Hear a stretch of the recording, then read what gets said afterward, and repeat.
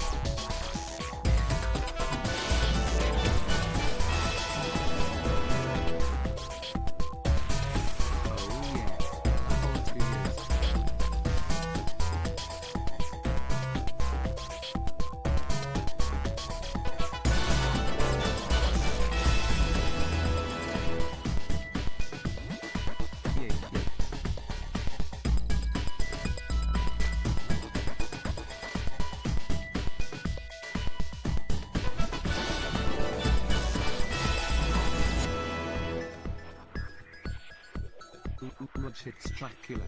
That horrid vampire man. Ooh.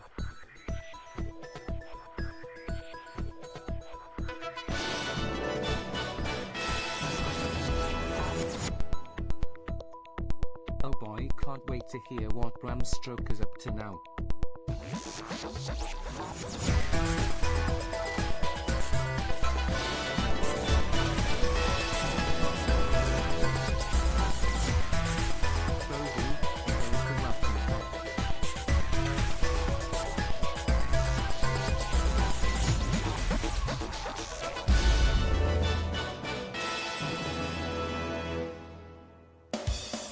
Bram Stoker's platoon.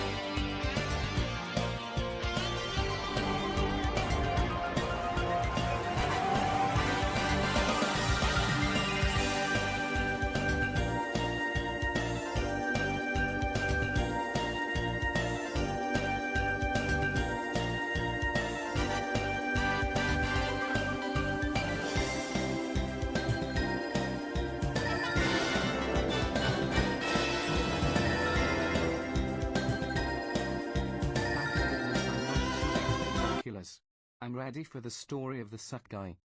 He is kind of a suck guy, isn't he? I just wanted everyone to hear the TTS say that.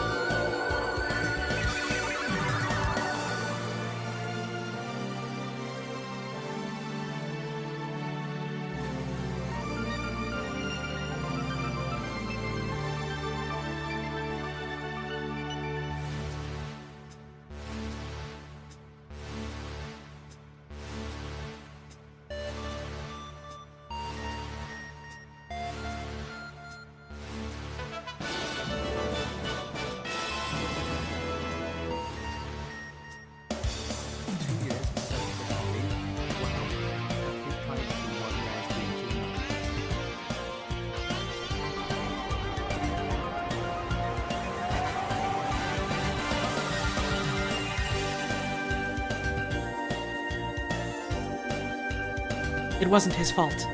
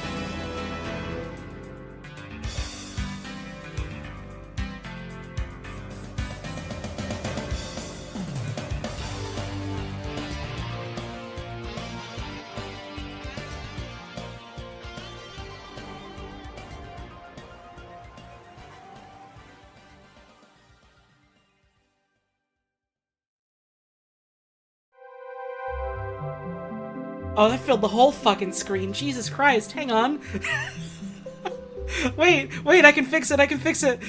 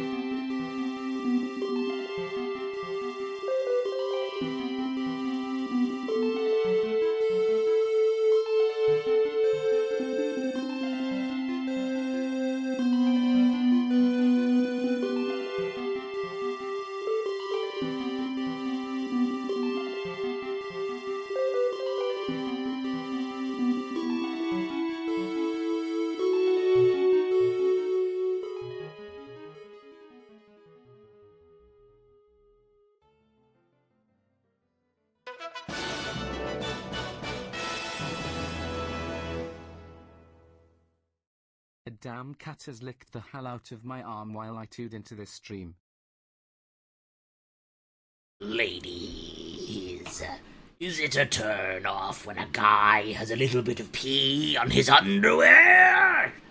Not a lot, like a nickel-sized amount from when he peed sitting down in the bar bathroom, and then when he stood up and pulled up his pants, a little more came out.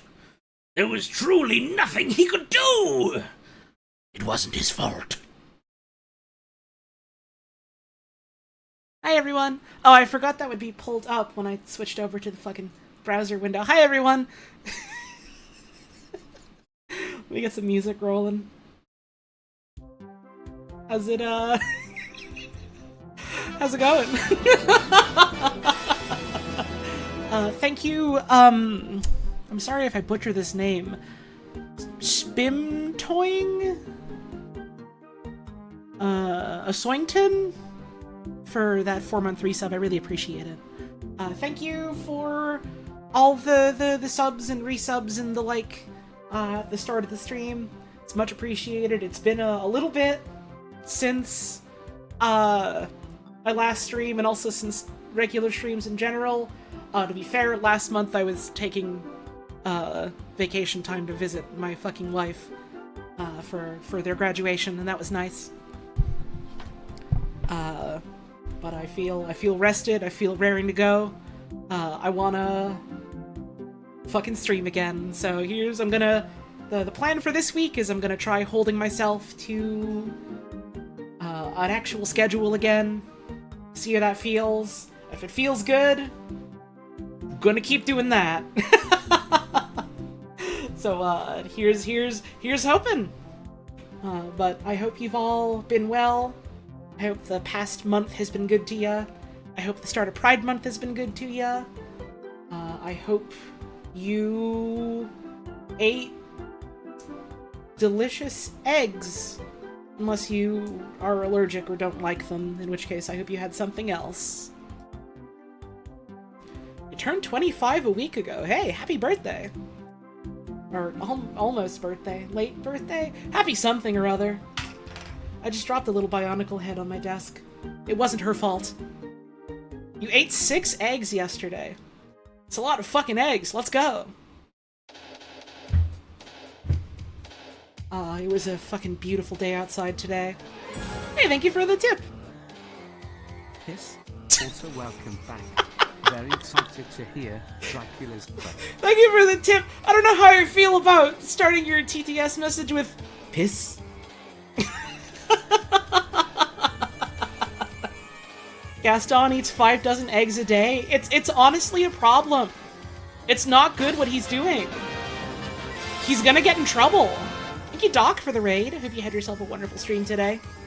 And thank you, Jagged203, for that resub. Coming up right now. There we go. I ate very good peanut sauce noodles. Hell yeah. You'll love to see it. You'll love to hear it. Can I show all the raiders the piss image? I was about to say, I don't want to spurn Doc's kindness for the raid he just gave me, but also I think he'd appreciate the piss image. Hang on. Hang on. Hang on.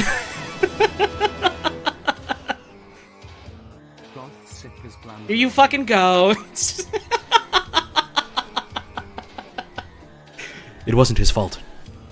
I've been torturing my partner with this, specifically just sending her the awful fucking emoticon guy on this image.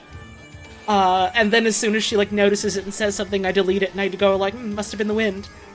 Must have been my imagination. Whose footprints are these? But it was a beautiful day today. And there's been a little bit of a heat wave here for, like, basically since I got back to Montreal.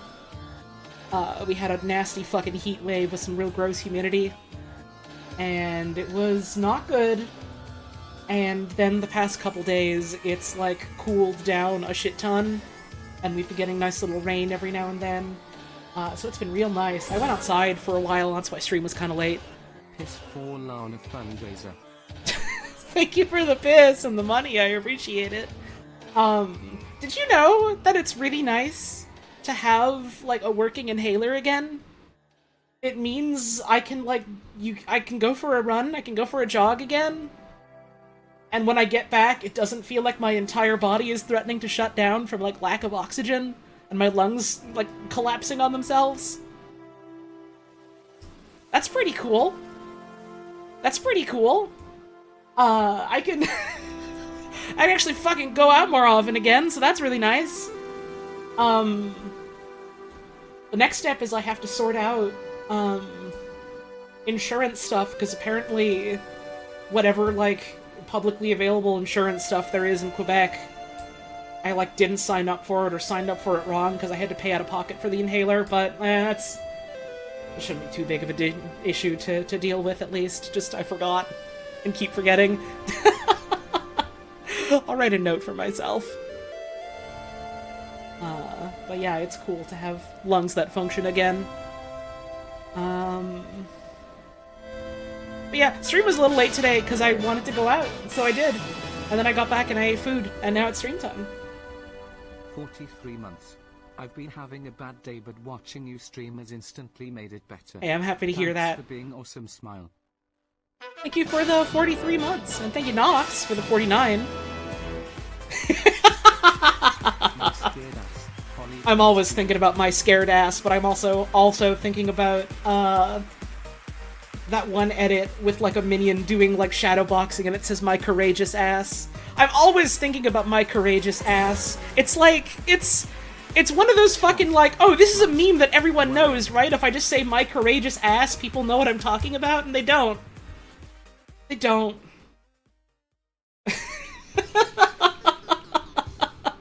What a shame.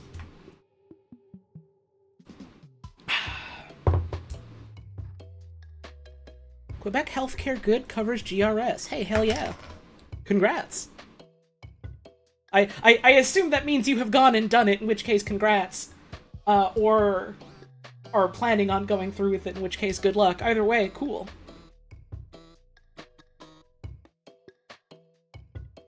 So yeah, it's been a nice day, and I'm excited to read Dracula. I assume folks have seen the stream schedule for the week. I'll posted it around the places when I post stuff. It's a little funny the week that I'm like, all right, let's get back to streaming. My partner is like, yep, all right, I'm very excited to do it. I'm gone next week though, so we're trying to cram as much as we can into this week as possible. I got streamed tonight, Tuesday, Wednesday, Friday, Saturday in the afternoon, and maybe Sunday. We'll see if I feel like it. If I'm not tired, I'm giving myself 5 days of work this week, so it's entirely possible Sunday comes around and I'm like, nah, fuck work, you know. We'll see. We'll see. Thank you, Calder Gaming, for that 33-month reset. Much appreciated. Gotta walk in the pleasantly breezy weather listening to Van Helsing. Justify pissing himself slightly. Let's go. Hell yeah. I can have the fucking windows open today. It's great. I've got, like, my little, like, room unit air conditioner just on fan mode. There's, like, a bit of a breeze coming through the window. It's fucking nice out. Who trying to chill? Get sucked by a Dracula?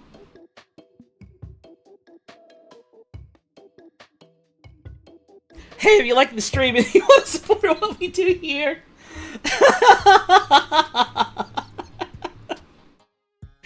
you can always subscribe to the channel. Subs, tips, bits, all that stuff. Never mandatory, no obligation, never feel like you have to. This is a show that I put on for free for the enjoyment of anyone, but tips are always very greatly appreciated. This is my job. It is at the moment my main source of income. And I'm able to say that because of the very generous support of viewers like you, so thank you all very much. It is always incredibly appreciated. I mean, it means a lot that people enjoy my goofy ass enough that they want to toss a couple of bones my way every now and then. Like that. I missed who that was from, but thank you very much.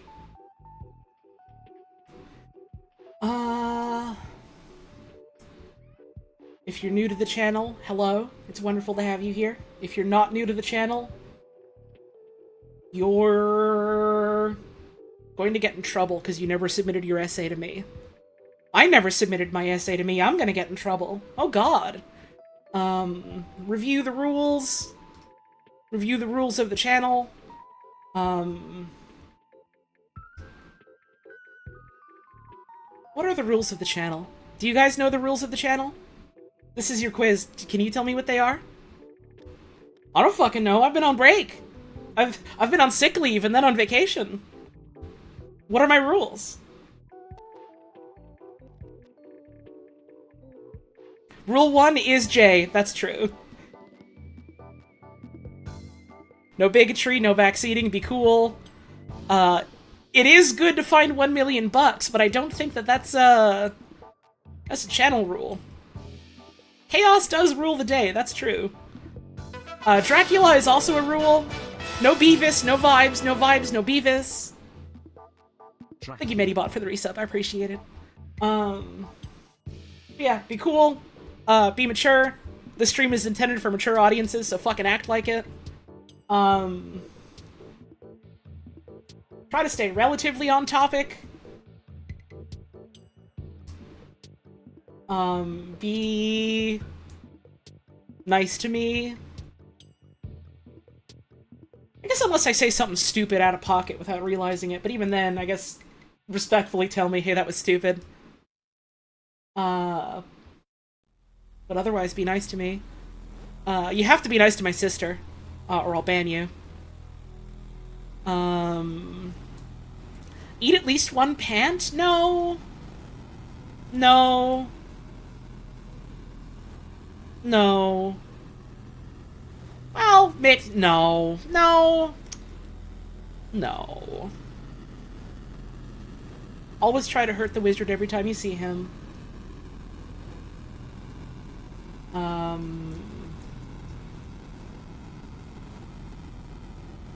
Treat me and all the other chatters and yourself like people, because we're all just people hanging out. And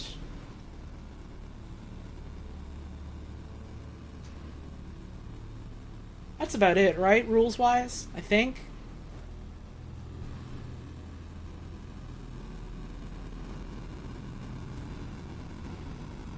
Be nice, try not to veer off topic. Free Palestine, you don't have to give me your money, etc., etc. I always feel like I'm fucking missing something whenever I go over the rules. It's a problem.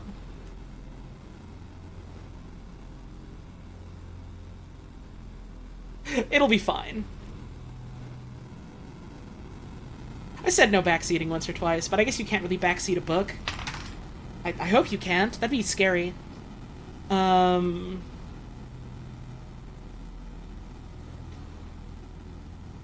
Oh yeah, not really related to the stream. We're about to start, don't worry. We are about to start. Not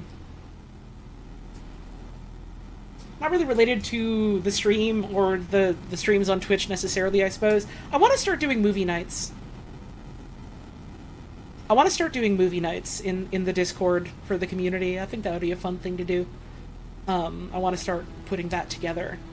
The problem is that I have to figure out what fucking movies I would want to watch. I'm not doing the fucking Gumby movie for the first movie night. That is a surefire way to go, okay, we're only ever doing one fucking movie night. That's how you have one movie night and then never have one again. I should probably fucking track down, like, a Dracula adaptation. And that could be, like, our first thing, because we're gonna finish this fucking book real soon. Here's my idea. Here's my movie night idea. I want to do it on Tuesdays. Because Trash Night is also on Tuesdays. And that's a good excuse for me to go, hey, no fucking stream today, we're watching Trash Night. So what if I just do movie nights on all the other Tuesdays? You know? That's my thinking. So probably somewhere around like 7:30 Eastern, 4:30 Pacific, something like that. Trash Night is primo. I've been like tuning into it more and more regularly recently, which has been a real good time.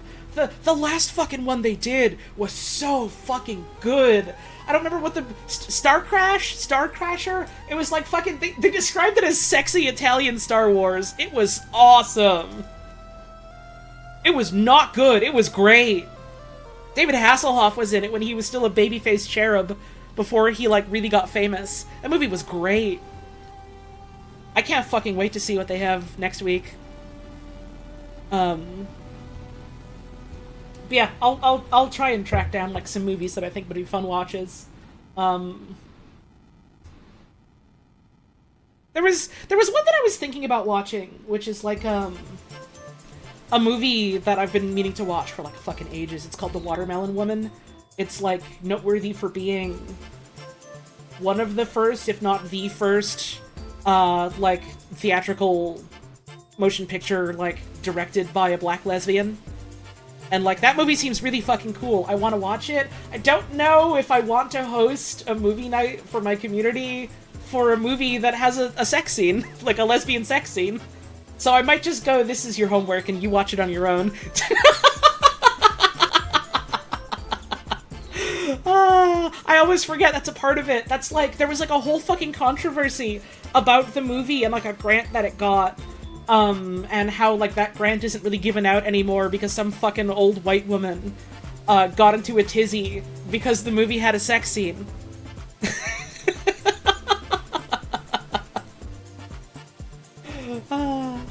That movie sounds like it's really fucking cool, though. I've been wanting to watch it forever. Also, fucking GDQ is soon. This is all the housekeeping stuff I can think of. Get it out of the way before I actually get into the reading. GDQ is soon. GDQ is like the end of the month. It starts like the 30th. June 30th. Yeah, already! It starts the 30th going on into July. That's fucking soon, dude. Yeah, it feels like it came really fucking fast this year. I guess it's not just me, huh? So I'm probably gonna do the usual, take that week off and do a side stream of that. Is Evo also in July? Wild. Gonna be in the Dawn Trail hole for GDQ, Godspeed. Hey, put it this way. If you're not, like, bogged down, like, going through quest stuff, if you're just doing side stuff or running roulettes or whatever, I'm sure watching the stream while that's pulled up would be good. There's a bunch of event stuff happening soon. It's wild. So it'll be a little funny being like, yep, we're gonna start doing movie nights, but also next week is Trash Night, and then the week after, maybe first movie night is GDQ. But I'll fucking figure it out. I'll figure it out. But it does always feel a little bit funny to be like, alright, here's like the first day of a thing that I'm doing. Alright, this is gonna be a regular thing. By the way, it's not happening next week. You thought I said Dontrell like Dontrell the Dolphin? That's a fucking name I haven't thought about in goddamn years. How do you know about Dontrell the Dolphin? I'm holding the gun to your head now. Speak! Fess up!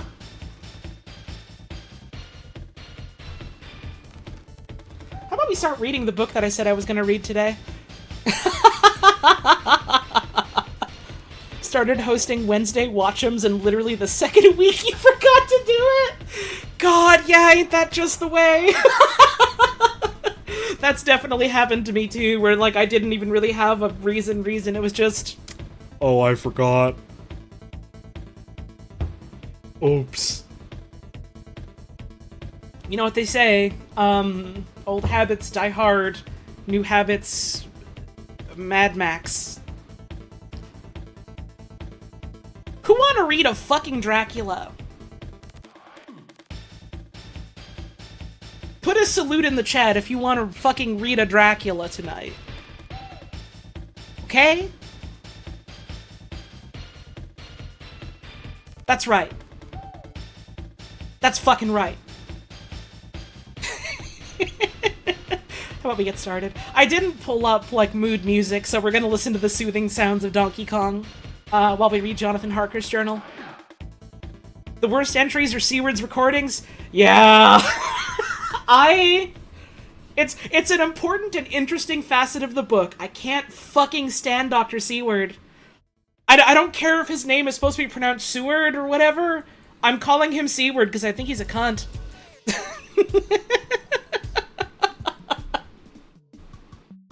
Alright. Here we are, chapter 20. What voice was I doing for Jonathan Harker? Oh, it was sort of a sensitive voice. I'm like a skittish little animal that'll run away.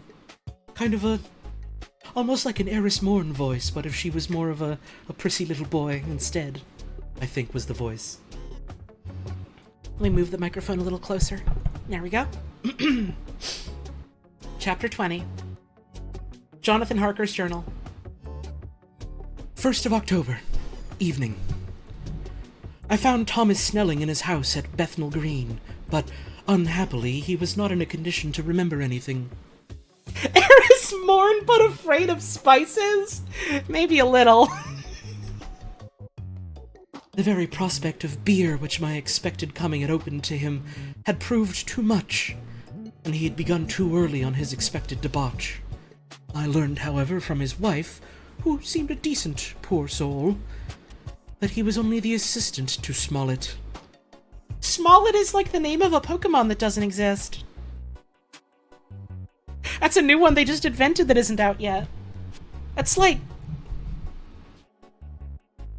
it's like a small wallet that evolves into Klefki. Another household item. That's my idea. Or it's like the coin Pokemon. And it's a little wallet. That's my ideas. It only idea. He was only the assistant of Smollett, who of the two mates was the responsible person. So I drove off to Walworth, and found Mr. Joseph Smollett at his home, and in shirt-sleeves, taking a late tea out of a saucer. He is a decent, intelligent fellow, distinctly a good, reliable type of workman, and with a headpiece of his own.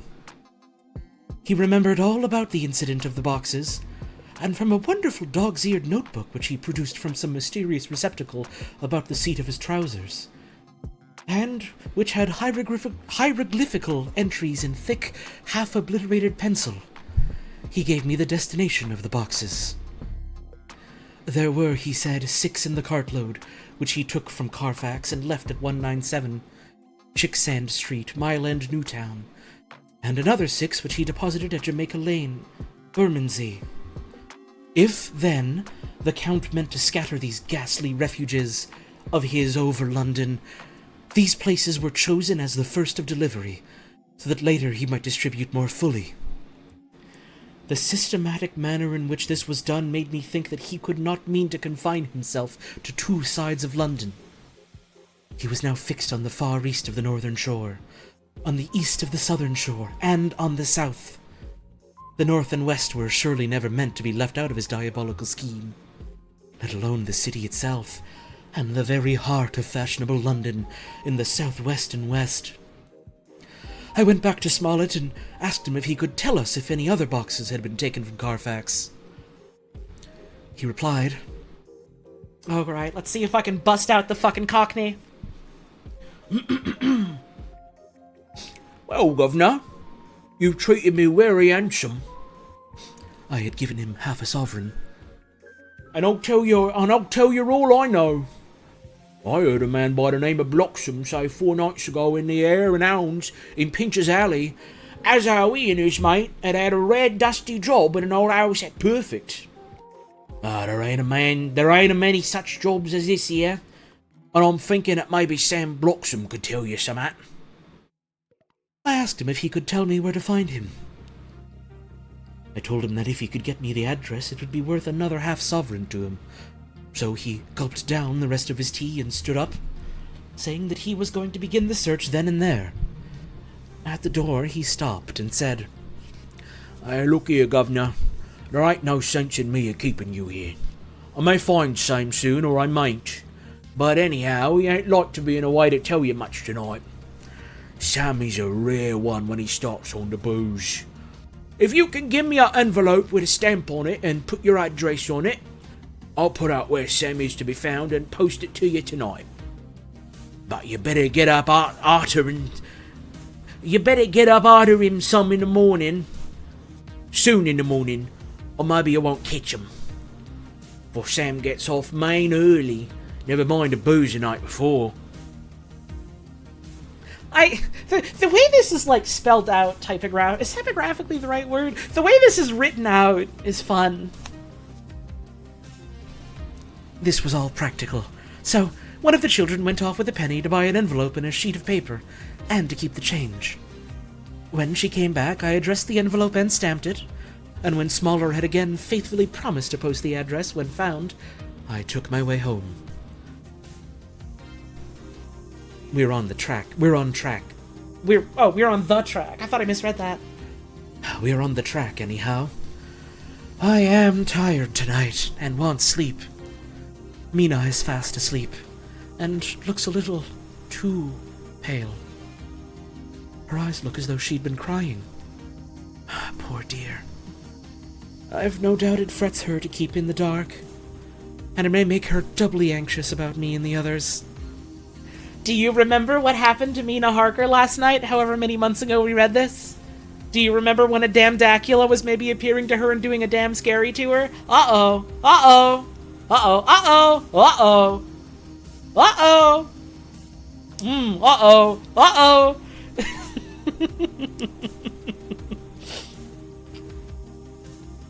But it is best as it is. Uh-oh, I don't think it is, Johnny boy. I don't think it is. Thank you, Shanghai Oh My, for the resub. Uh-oh. Uh-oh. Uh-oh. It is better to be disappointed and worried in such a way now than to have her nerve broken.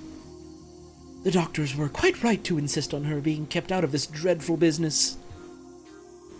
Knew there was a twist you were forgetting last time and heard Mina and went, oh fuck. Uh-huh. When I was like reviewing over the book, like, alright, where was I last time? What chapter are we starting on today? Chapter 20. What the fuck happened at the end of chapter 19? Right. Uh-oh. They're all underestimating how strong and tough and cool Mina Harker, true protagonist of the story, is. Because she's a damn girl. I wonder if this says anything about what the book is trying to say. Not what it's trying to say, what it is saying. I wonder if there's a theme here.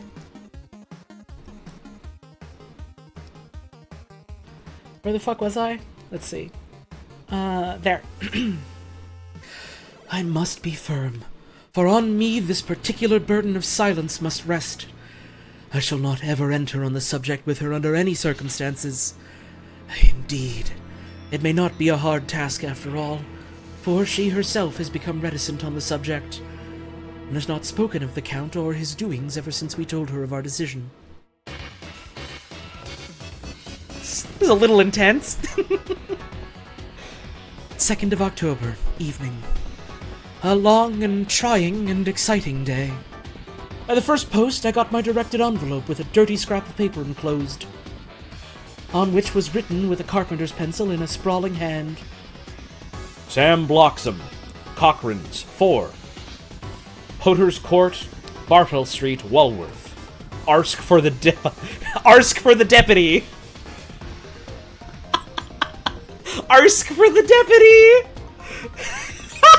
Let's go. That's awesome.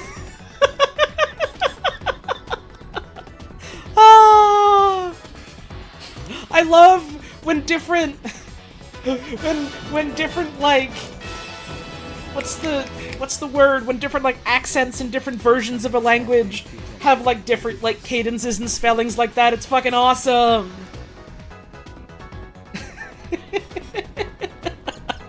This motherfucker's the deputy. Get his ass. Thank you, President Dark. Much appreciated. Language is fucking cool. Did you know? I don't know if anyone out here ever knew that, but language is quite cool. Actually. I got the letter in bed and rose without waking Mina. She looked heavy and sleepy and pale, and far from well. I determined not to wake her, but that, when I should return from this new search, I would arrange for her going back to Exeter. I think she would be happier in our own home, with her daily tasks to interest her, than in being here amongst us in an Okay, low-hanging fruit, I know. But they did just say daily tasks and amongst us, so you get one, okay? You get fucking one.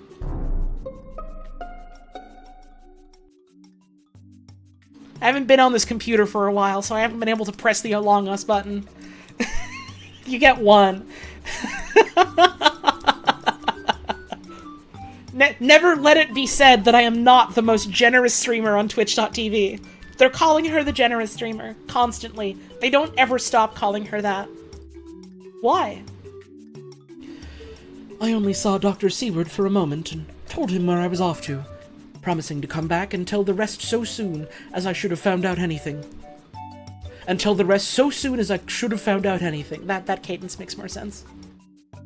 I drove to Walworth and found, with some difficulty, Potter's Court. Mr. Smollett's spelling misled me, as I asked for Potter's Court instead of Potter's Court. However, when I had found the court, I had no difficulty in discovering, Corcoran's lodging home. When I asked the man who came to the door for the deputy, he shook his head and said, "Oh, I don't know him. There ain't no such a person here. I never heard of him in all my bloomin' days. Don't believe there ain't nobody of that kind living here or anywheres." I took out Smollett's letter, and as I read it, it seemed to me that the lesson of the spelling of the name of the court might guide me. What are you?" I asked. "I'm the deputy," he answered. Been watching the Super Chess VODs? What's Super Chess? I don't know what that is. I saw at once that I was on the right track. Phonetic spelling had again misled me. A half-crown tip put the deputy's knowledge at my disposal, and I learned that Mr. Bloxam, who had slept off the remains of his beer on the previous night at Corcoran's, had left for his work at Poplar at 5 o'clock that morning. He could not tell me where that place of work was situated, but he had a vague idea that it was some kind of a new-fangled warehouse. And with this slender clue, I had to start for Poplar. It was 12 o'clock before I got any satisfactory hint of such a building, and this I got at a coffee shop, where some workmen were having their dinner. One of these suggested that there was being erected at Cross Angel Street a new cold storage building, and at this suited the condition of a new-fangled warehouse. I at once drove to it. An interview with a surly gatekeeper and a surlier foreman, both of whom were appraised with the coin of the realm, put me on the track of Bloxam. He was sent for on my suggesting that I was willing to pay his day's wages to his foreman, for the privilege of asking him a few questions on a private matter. He was a smart enough fellow, though rough of speech and bearing. There's a lot of surly motherfuckers in this chapter. I'm happy about it. Let's go. We do love a surly motherfucker. When I had promised to pay him for his information and given him an earnest, he told me that he had made 2 journeys between Carfax and a house in Piccadilly, and had taken from this house to the latter 9 great boxes, the main heavy ones, with a horse and cart hired by him for this purpose. I asked him if he could tell me the number of the houses in Piccadilly, to which he replied, Well, Governor, I forgets the number, but it was only a few doors from a big white church or something of the kind. Not long built. It was a dusty old house, too. Oh, not for no the dustiness of the house we took the blooming boxes from. How did you get into the houses if they were both empty? Oh, that was the old party what engaged me a-waiting in the house at Purfleet. He helped me to lift the boxes and put them in the dray. Oh, curse me, but he was the strongest chap I ever struck. And him an old fellow with a white monocle. One that thing you'd think he could throw a shadow. You think he couldn't throw a shadow. How this phrase thrilled through me. Why, he took up his end of the boxes like they was pounds of tea, and me a puffin' and a blowin' afore I could upend mine anyhow, and I'm no chicken either. And I'm no chicken neither is really, really good. How did you get into the house in Piccadilly? I asked. He was there too. He must have started off and got there afore me, for when I rung on the bell, he came out, opened the door himself and helped me to carry the boxes into the hole. The whole 9? I asked.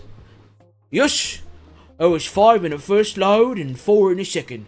It was main dry work, and I don't so well remember how I got home. I interrupted him. Were the boxes left in the hall? Yes, it was a big hole, and there was nothing else in it. I made one more attempt to further matters. You didn't have the key? You didn't have any key? Dracula's running around loading his own boxes for the movers. He's like fucking teleporting all over the place like, Yes, thank you. I took the express cart here. Let me help you with my boxes. It's very easy for me. Don't worry. I thank you for your cart. You're so kind to me. I take all of them off. It's nothing to me. it's just, this motherfucker is like doing shadow clone trick and being like, Look over there a second. Don't worry about it. and running to the distance and being like, I'm over here now. I'm scary. Ooh. Was that guy bothering you, King? Come to my house. It's easy. Dracula is so fucking funny a man. So fucking funny a man, the things that he is going through to do the things that he has to do. I never used no key nor nothing. The old gent, he opened the door himself and shut it again when I drove off. I don't remember the last time, but that was the beer. And you can't remember the number of the house? No, sir. But you needn't have no difficulty about that. It's a iron with a stone front with a bow on it, and I steps up to the door. I know them steps, having had to carry the boxes up with 3 loafers, what come round to earn a copper. The old gent give 'em shillings, and they seeing they got so much, they wanted more, but he took one of them by the shoulder and was like to throw him down the steps, till the lot of them went away cussing. I thought that with this description I could find the house, so, having paid my friend for his information, I started off for Piccadilly. I had gained a new, painful experience. The Count could, it was evident, handle the earth boxes himself.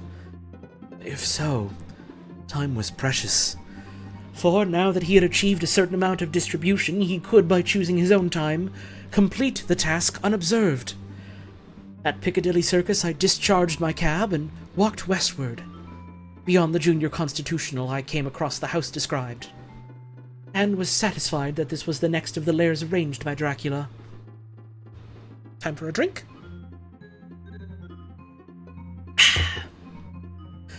The house looked as though it had been long and untenanted.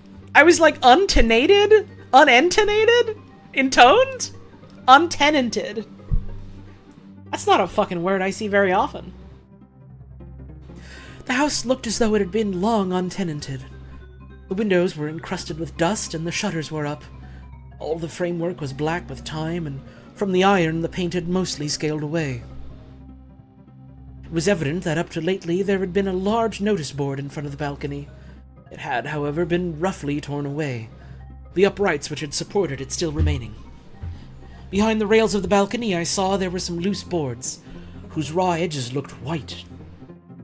I would have given a good deal to have been able to see the notice board intact, as it would, perhaps, have given some clue to the ownership of the house. I remembered my experience of the investigation and purchase of Carfax, and I could not but feel that if I could find the former owner, there might be some means discovered of gaining access to the house. Jonathan Harker using those big real estate words. Yeah, I suppose that is his damn job, huh?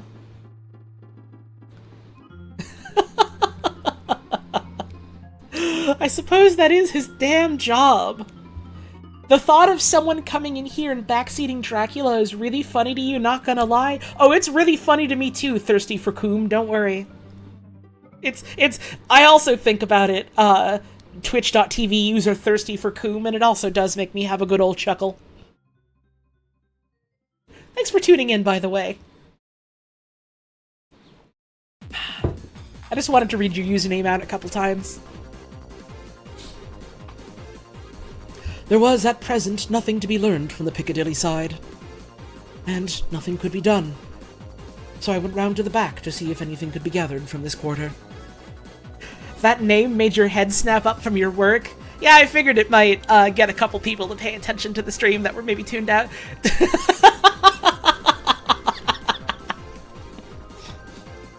You're normal? No, that's the cat from damn Garfield. That's the cat from damn Garfield. You're a person, I have to imagine. I'm assuming. The Mews were active. The Mews? What does that mean? Does anyone know? Does anyone have the context for what a Mew is in this context? The Piccadilly houses being mostly in occupation. I asked one or two of the grooms and helpers whom I saw around if they could tell me anything about the empty house. A group of houses. Huh. Interesting. Pokemon? No! No! Not true. One of them said that he heard it had lately been taken, but he couldn't say from whom. A friend group of houses. Huh. He told me, however, that up to very lately, there had been a notice board of for sale up, and that perhaps Mitchell, Sons and Candy, the house agents, could tell me something, as he thought I remembered seeing the name of that firm on the board. Thought he remembered seeing that name on the board. Thank you, the Rainy Devil, for the raid. I hope you had a wonderful stream today. I did not wish to seem too eager or to let my informant know or guess too much, so, thanking him in the usual manner, I strolled away. It was now growing dusk, and the autumn night was closing in, so I did not lose any time. Having learned the address of Mitchell, Sons and Candy from a directory at the Berkeley, I was soon at their office in Sackville Street! Sackville Street!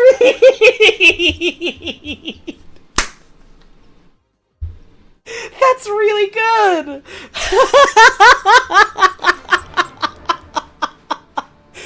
The names of places in England are so fucking funny! This is great!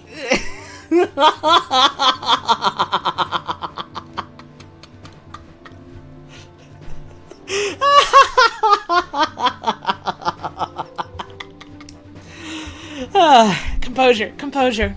Anyways. The gentleman who saw me was particularly suave in manner. Okay. But uncommunicative in equal proportion. Oh, okay. Having once told me that the Piccadilly house, which throughout our interview he called a mansion... This dude is the worst! That's awesome! I'm endeared to the side character that's going to be fucking nothing in the grander scheme of things now. This Ponzi motherfucker who keeps insisting that his real estate property is huge and very valuable.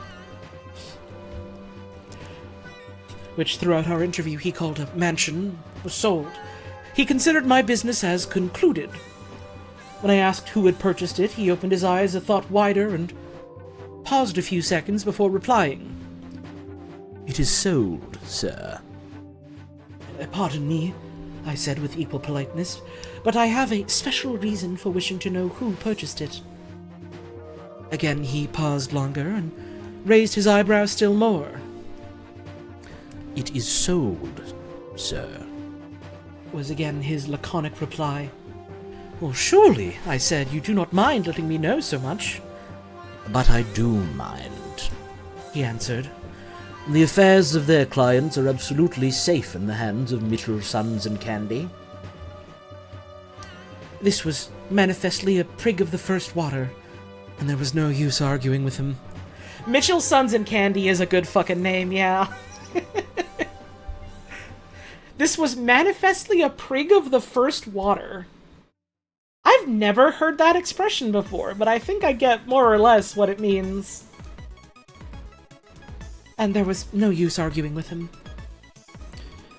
I thought I had best meet him on his own ground, so I said, "Your clients, sir, are happy in having so resolute a guardian of their confidence. I am myself a professional man." Here I handed him my card. Typically, you have someone or something perceived as undesirable or annoying, extreme or unsurpassed of their kind. I see. In this instance, I am not prompted by curiosity. I act on the part of Lord Godalming, who wishes to know something of the property which was, he understood, lately for sale. Now, these words put a different complexion on affairs. He's calling this man the most annoying motherfucker. Yeah. This man was a real dickhead. He said, "I would like to oblige you if I could, Mr. Harker, and especially would I like to oblige his lordship. We once carried out a small matter of renting some chambers from him when he was the Honourable Arthur Holmwood. If you would let me have his lordship's address, I will consult the house on the subject and will, in any case, communicate with his lordship by tonight's post. It will be a pleasure if we can so far deviate from our rules as to give the required information to his lordship." I wanted to secure a friend and not make an enemy, so I thanked him, gave him the address as Dr. Seward's, and came away. It was now dark, and I was tired and hungry. Got a cup of tea at the Aerated Bread Company and came down to Purfleet by the next train. The Aerated Bread Company is a good-ass name for a place. Also, I love Johnny Boy just being like, man, this dude's a right fucking dickhead. Can't stand him. Can't stand him one fucking bit. But he could be useful, and I don't want him to be a hater. So, I'll be so sweet and so professional with him. Anyways, we've aerated all of our bread here, and you can get a nice meal.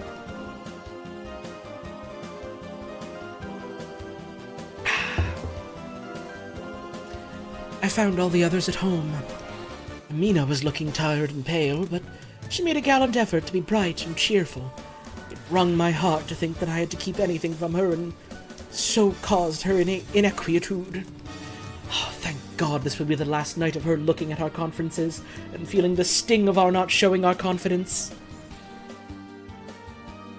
They were a huge chain of tea rooms. Huh, I'm sorry, I keep dropping my severed bionicle head on the table, and it's making a damn clattering. It's making a damn clattering.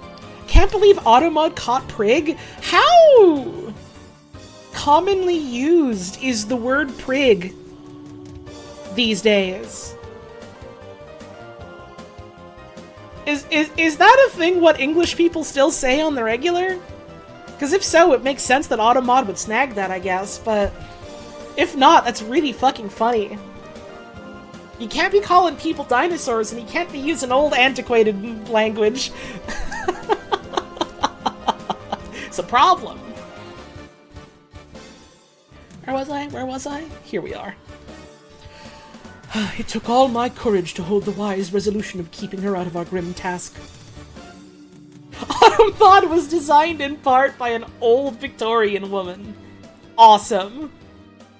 They literally used carbonated water in their bread. For cleanliness. Huh. Interesting. I really hope desperately that if someone is out there really trying to make, like, a modern-day adaptation of Dracula, they take note of that and they're like, alright, I was hungry for some grub after, out snooping so late at night. So I went and stopped by a No, it'd be still set in the fucking UK, I don't know. I stopped by a fucking Greg's or a Nando's or something.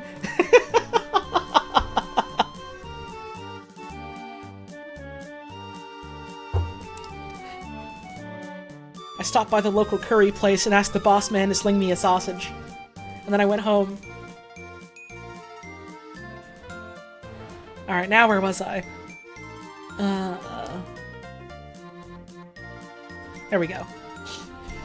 She seems somehow more reconciled, or else the very subject seems to have become repugnant to her, for when any accidental allusion is made, she actually shudders. I am glad we made our resolution in time, as with such a feeling as this, our growing knowledge would be torture to her. I could not tell the others of the day's discoveries till we were alone. So, after dinner, followed by a little music to save appearances even amongst ourselves, I took Mina to her room and left her to go to bed. The dear girl was more affectionate with me than ever, and clung to me as though she would detain me. Aww. But there was much to be talked of, and I came away. Oh, thank God the ceasing of telling things has made no difference between... Johnny boy, you fucking dipshit! You dipstick! Thank God that not talking to my wife and not letting her know how I'm doing and not letting her be a part of my life and my worries is going just fine. Ooh, it's not like this would manifest as a Dracula affliction. Ooh. This book owns. This book is fun. This is torture. This is great. You really live like this, Johnny? When I came down again, I found the others all gathered round the fire in the study. In the train, I had written my diary so far and simply read it off to them, as the best means of letting them get abreast of my own information. When I had finished, Van Helsing said, "This has been a great day's work, friend Jonathan. Doubtless we are on the track of the missing boxes. If we find them all in that house, then our work is near the end. But if there be some missing, we must search until we find them. Then shall we make one final coup and hunt the wretch to his real death." We all sat in silence a while, and at once Mr. Morris spoke. Mr. Morris is the cowboy, right? Just making sure I do the right voice. Mr. Morris is the cowboy. Well, good news for all fans of the cowboy. Say, how are we gonna get into that house?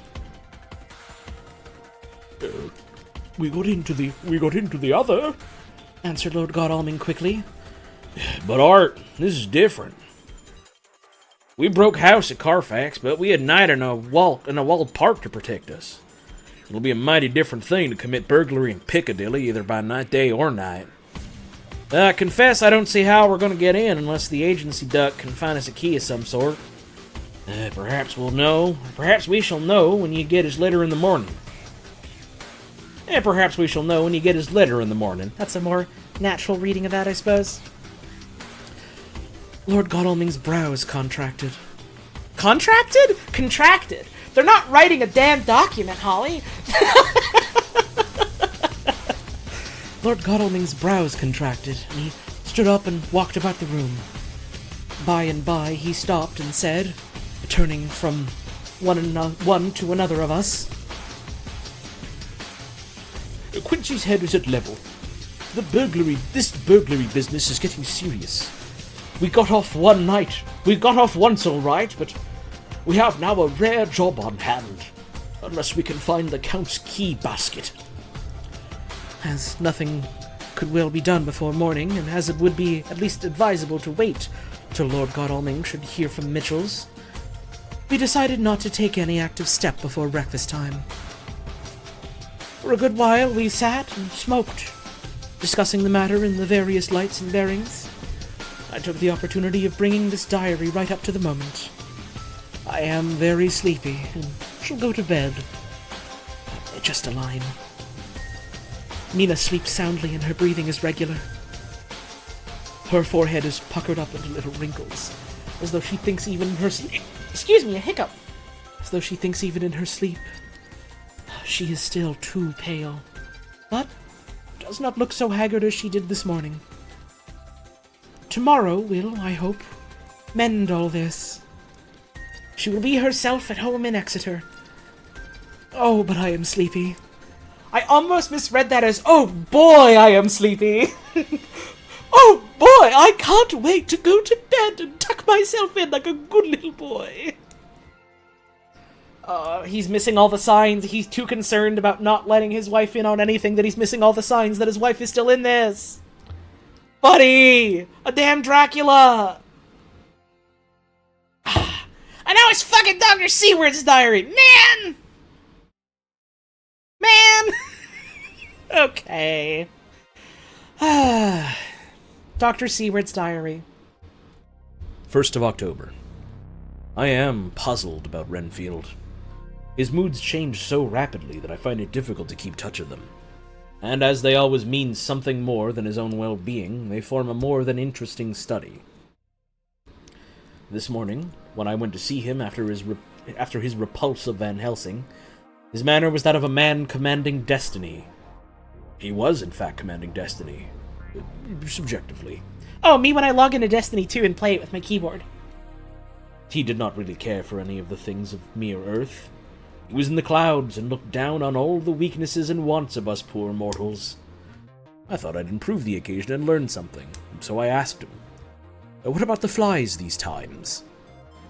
He smiled on me in quite a superior sort of way. Such a smile as would have become the face of Malvolio. Who the hell's Malvolio? That don't ring any bells for me.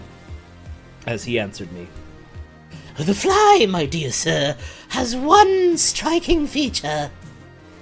Its wings are typical of the aerial powers of the psychic faculties. The ancients did well when they typified the soul as a butterfly. I thought I'd push his analogy to its utmost logically. Malvolio is a fictional character in William Shakespeare's comedy Twelfth Night. Ah. His name means ill will in Italian. Awesome. I've never seen, Twelfth Night. There's a lot of Shakespeare that I haven't seen. I'd like to someday, but I don't really know many theater productions. And I don't really know if there are any, like, good recordings of those, or if there are any good movies. I've seen a couple Shakespeare things, and I liked them. I suppose I could also just read the, like, transcript of the play, but that's never quite the same, you know? Anyhow. I thought I'd push his analogy to its utmost logically, so I said quickly, "Oh, is it a soul you're after now, is it? Oh, it is a soul you are after now, is it?" His madness foiled his reason, and a puzzled look spread over his face, shaking his head with a decision which I had but seldom seen in him. He said, Oh no, I want no souls. Life is all I want. Here he brightened up. I am pretty indifferent about it at present. Life is all right. I have all I want. You must get a new patient, doctor, if you wish to study zoophagy. Well, this puzzled me a little, so I drew him on. And then you command life. You're a god, I suppose. He smiled with an ineffably benign superiority. Oh, no.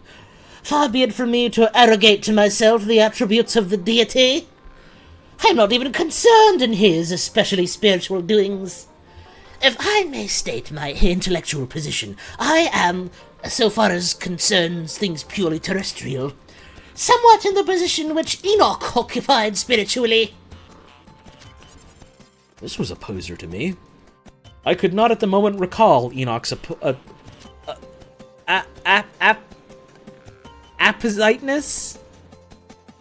Appositeness? Appositeness? A poisonous? You know what the word is, you can see it on your screen. So I had to ask a simple question, though. I felt that by so doing I was lowering myself in the eyes of the lunatic. And why with Enoch? Because he walked with God. I could not see the analogy, but did not like to admit it. So I harked back to what he had denied. So you don't care about life and you don't want souls. Why not? I put my question quickly and somewhat sternly, on purpose to disconcert him. The effort succeeded. For an instant, he unconsciously relapsed into his old servile manner, bent low before me, and actually fawned upon me as he replied, Oh, I don't want any souls, indeed, I don't. I couldn't use them if I had them. They would be no manner of use to me. I couldn't eat them, or... He suddenly stopped, and the old cunning look spread over his face like a wind sweep on the surface of the water. And, doctor, as to life, what is it, after all? When you've got all you require, and you know you will never want, that is all. I have friends, good friends, like you, Dr. Seward. This was said with a leer of an inexpressible cunning. I know that I shall never lack the means of life. I think that through the cloudiness of his insanity, he saw some antagonism in me. For he at once fell back on the last refuge of such as he, a dogged silence. After a short time, I saw that for the present it was useless to speak to him. He was sulky, and so I came away. Later in the day, he sent in for me. Ordinarily, I would not have come without special reason, but just at present I am so interested in him that I would gladly make an effort. Besides, I am glad to have anything to help pass the time. Harker is out, following up clues, and so are Lord Godalming and Quincy. Van Helsing sits in my study, poring over the record prepared by the Harkers. For a second, you thought I called him Dr. Seward? I am calling him Dr. Seward. Because he fucking sucks and I hate him. He's the worst guy. That's why I'm pronouncing his name like that. You did in fact think that, because that's what I'm doing. Correct. It's working. Where the fuck was I? He seems to think that by accurate knowledge of all details, he will light upon some clue. He does not wish to be disturbed in the work. Without cause. I would have taken him with me to see the patient, only I thought that after his last repulse, he might not care to go again. Wait, how is it actually pronounced? I don't fucking know. It might actually be C-word. But I'm choosing to do that regardless.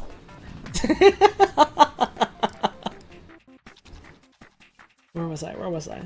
There we go. There was also another reason. Renfield might not speak so freely before a third person as when he and I were alone. I found him sitting out in the middle of the floor on his stool, pose which is generally indicative of some mental energy on his part. When I came in, he said at once, as though the question had been waiting on his lips, What about souls? I have to go on break for a sec, actually. It's break time. I'm just looking at the timer now.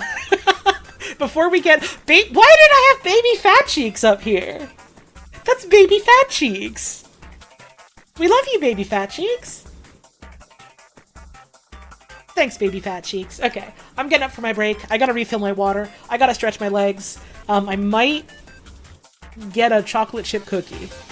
I haven't decided, but, it's break time. We've been sitting for an hour. Go and get up, have a stretch, walk around a bit, do some squats, whatever it is. Just get away from your screen for a bit. Maybe get a drink, maybe get a snack. We'll be back in like 3 minutes or so.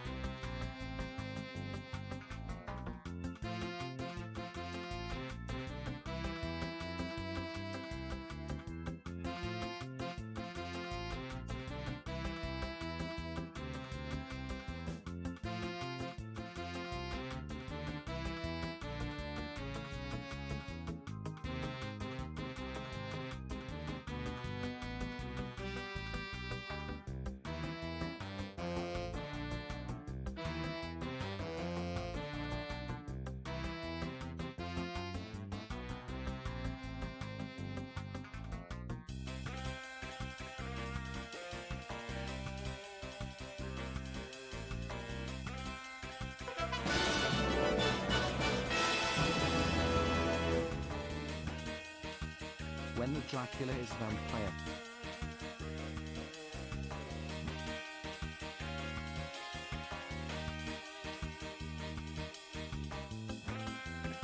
Alright, I'm back. Oh, Mario Sunshine music. I might start playing Sunshine soon. There's a lot of old subathon goals that I really want to start going through very soon, alongside the, like, couple unfinished stream series that me and Puz had, and other things sprinkled in every now and then.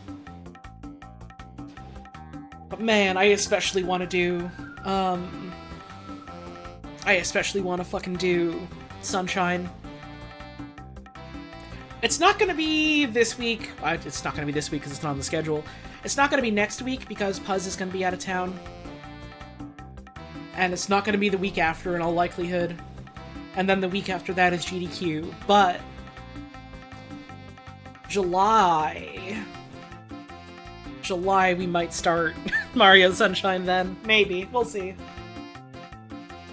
You know how this tends to go, where I'm like, yeah, I'd like to start this soon, and then it doesn't end up happening because other things happen or whatever. If you've been watching these streams with any amount of regularity, you know how it is, but I'd like to, so hopefully.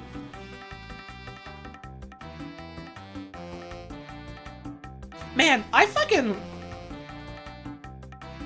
fucking great today after, like, taking my inhaler and going for that jog. It wasn't like a long jog because I'm still like a little out of shape as far as cardio goes. But like, I have energy and I can breathe normally. I'm like able to sit here and read a damn book for a while out loud and I feel fine and not exhausted. Is this how normal people feel when they exercise?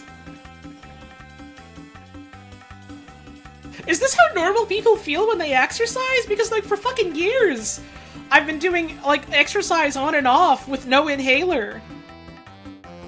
And it mostly just makes me feel worse. Like, is this it?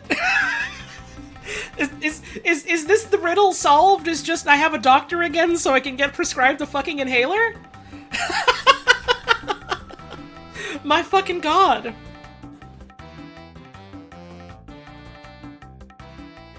That's cool.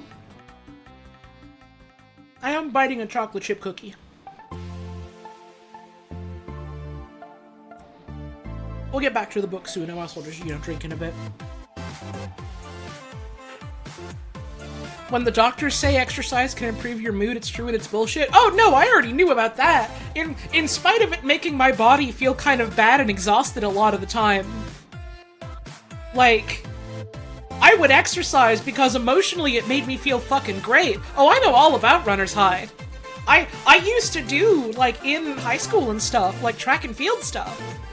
Before, like, my breathing issues got worse. I know all about the mental effects. That's why I kept trying to keep up with regular exercise, but, like, now I also physically feel good. It's weird. It's weird. It's all coming together now.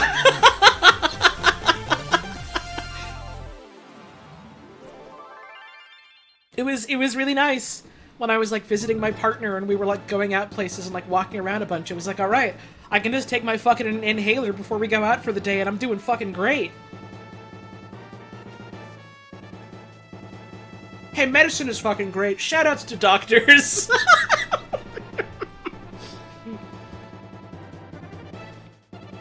That's pretty cool.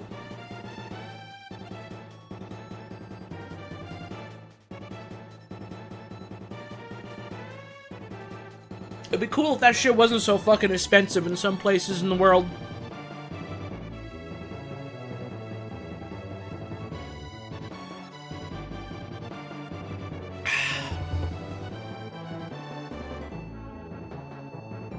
I'm gonna blow my nose real quick. Give me a sec.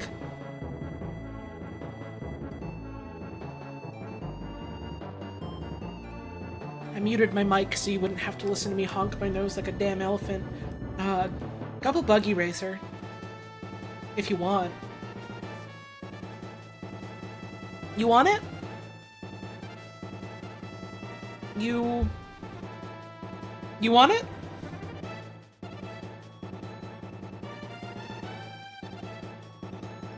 Do you want it?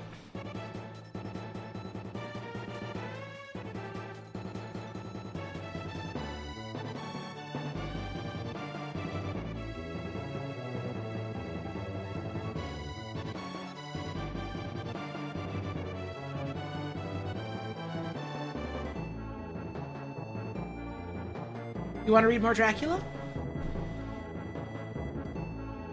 You wanna... you wanna read the book that we're here to read tonight? You wanna go back to that?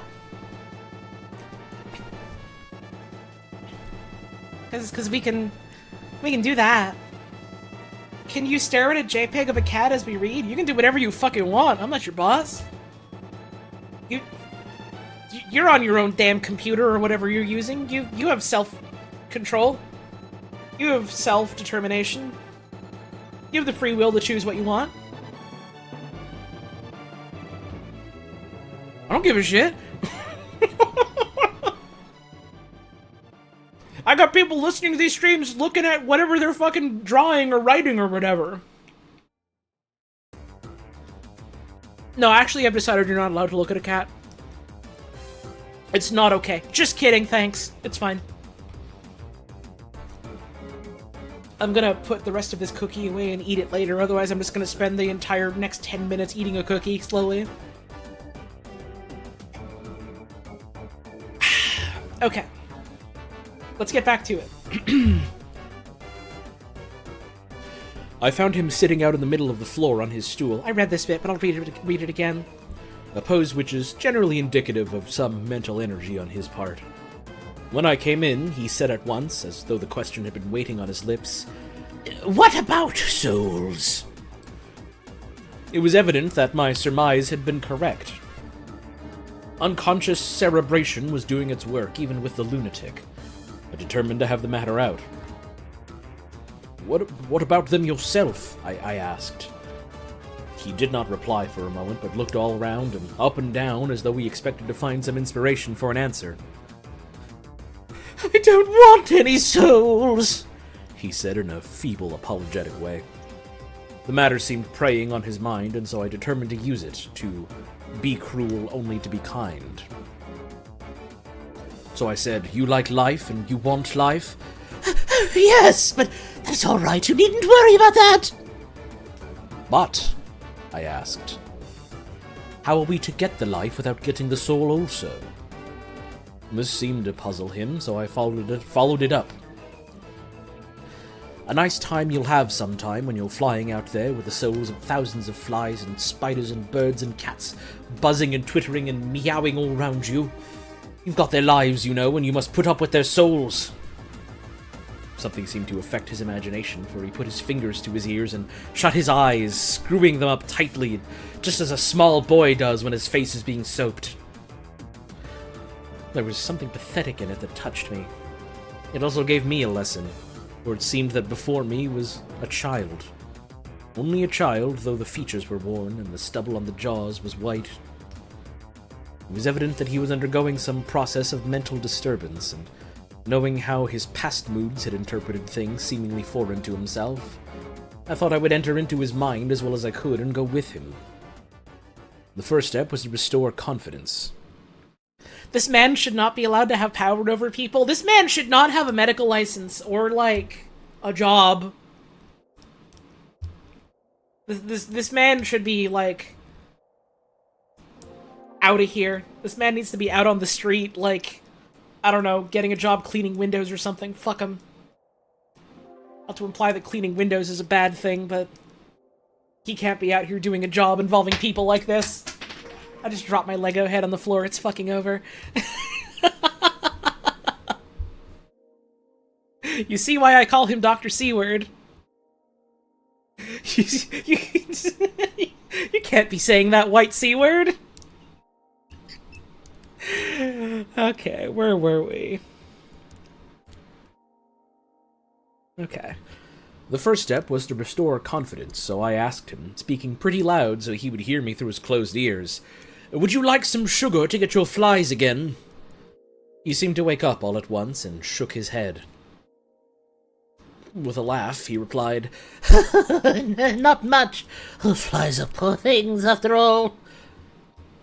After a pause, he added, But I don't want their souls buzzing round me, all the same. "Oh, spiders," I went on. Blue spiders! What's the use of spiders? There isn't anything in them to eat, or... He stopped suddenly, as though reminded of a forbidden topic. So, I thought to myself, this is the second time he has suddenly stopped at the word drink. What does it mean? Renfield seemed himself aware of having made a lapse, for he hurried on, as though to distract my attention from it.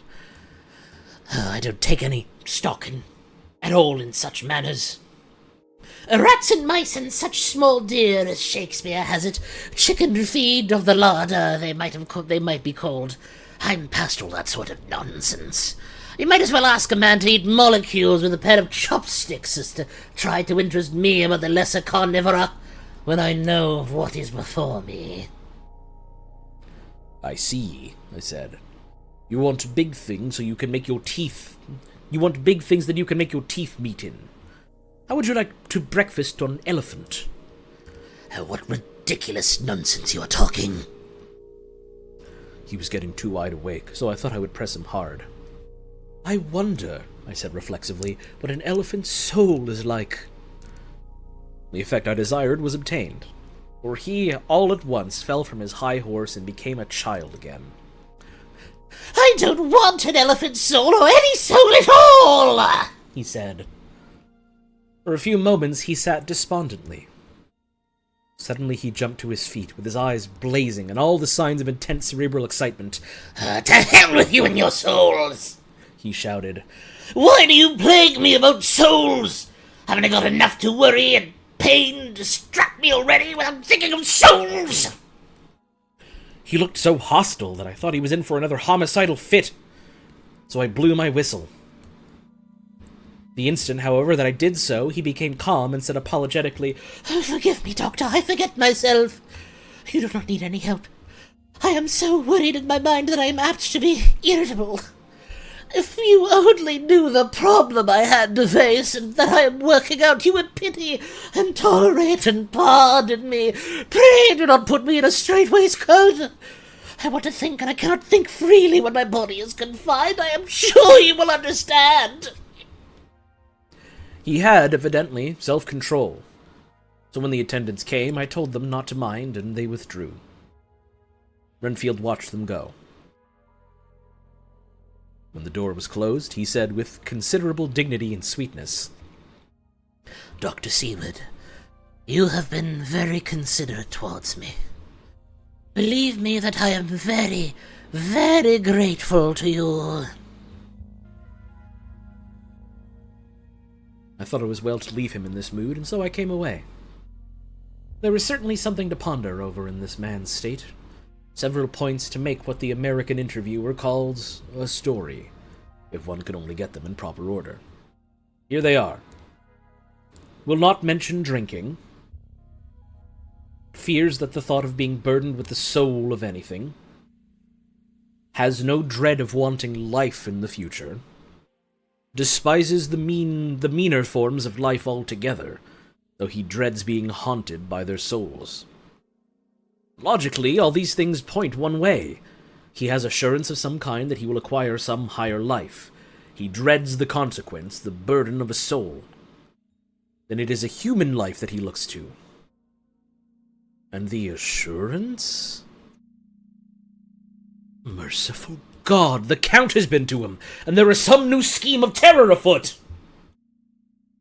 Later, I went after my round to Van Helsing and told him my suspicion. He grew very grave, and after thinking the matter over for a while, asked me to take him to Renfield. I did so.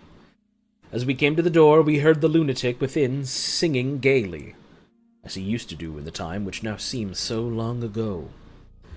When we entered, we saw with amazement that he had spread out his sugar as of old, the flies lethargic with the autumn were beginning to buzz into the room. We tried to make him talk of the subject of our previous conversation, but he would not attend. He went on with his singing, just as though we had not been present. He had got a scrap of paper and was folding it into a notebook. We had to come away as ignorant as we went in. His is a curious case indeed. We must watch him tonight. Letter. Mitchell, Sons, and Candy to Lord Godalming. Did my music stop? Hang on. No, this is just a very, very long and quiet song. I'm gonna skip to a different one. This song is 11 seconds long. Sure. Letter. Mitchell, Sons, and Candy. Mitchell, Sons, and Candy! Woohoo! To Lord Godalming. 1st of October. My lord, we are at all times only too happy to meet your wishes. We beg, with regard to the desire of your lordship, expressed by Mr. Harker on your behalf, to supply the following information concerning the sale and purchase of number 347 Piccadilly. The original vendors are the executors of the late Mr. Archibald Winter Suffield. The purchaser is a foreign nobleman, Count de Ville, who effected the purchase himself, paying the purchase money in notes, quote, over the counter, if your lordship will pardon us using so vulgar an expression. Beyond this, we know nothing whatever of him. We are, my lord, your lordship's humble servants, Mitchell, Sons, and Candy. Count de Ville. Count de Ville.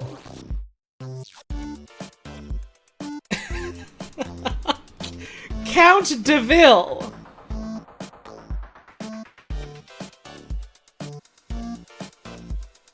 Count de Ville.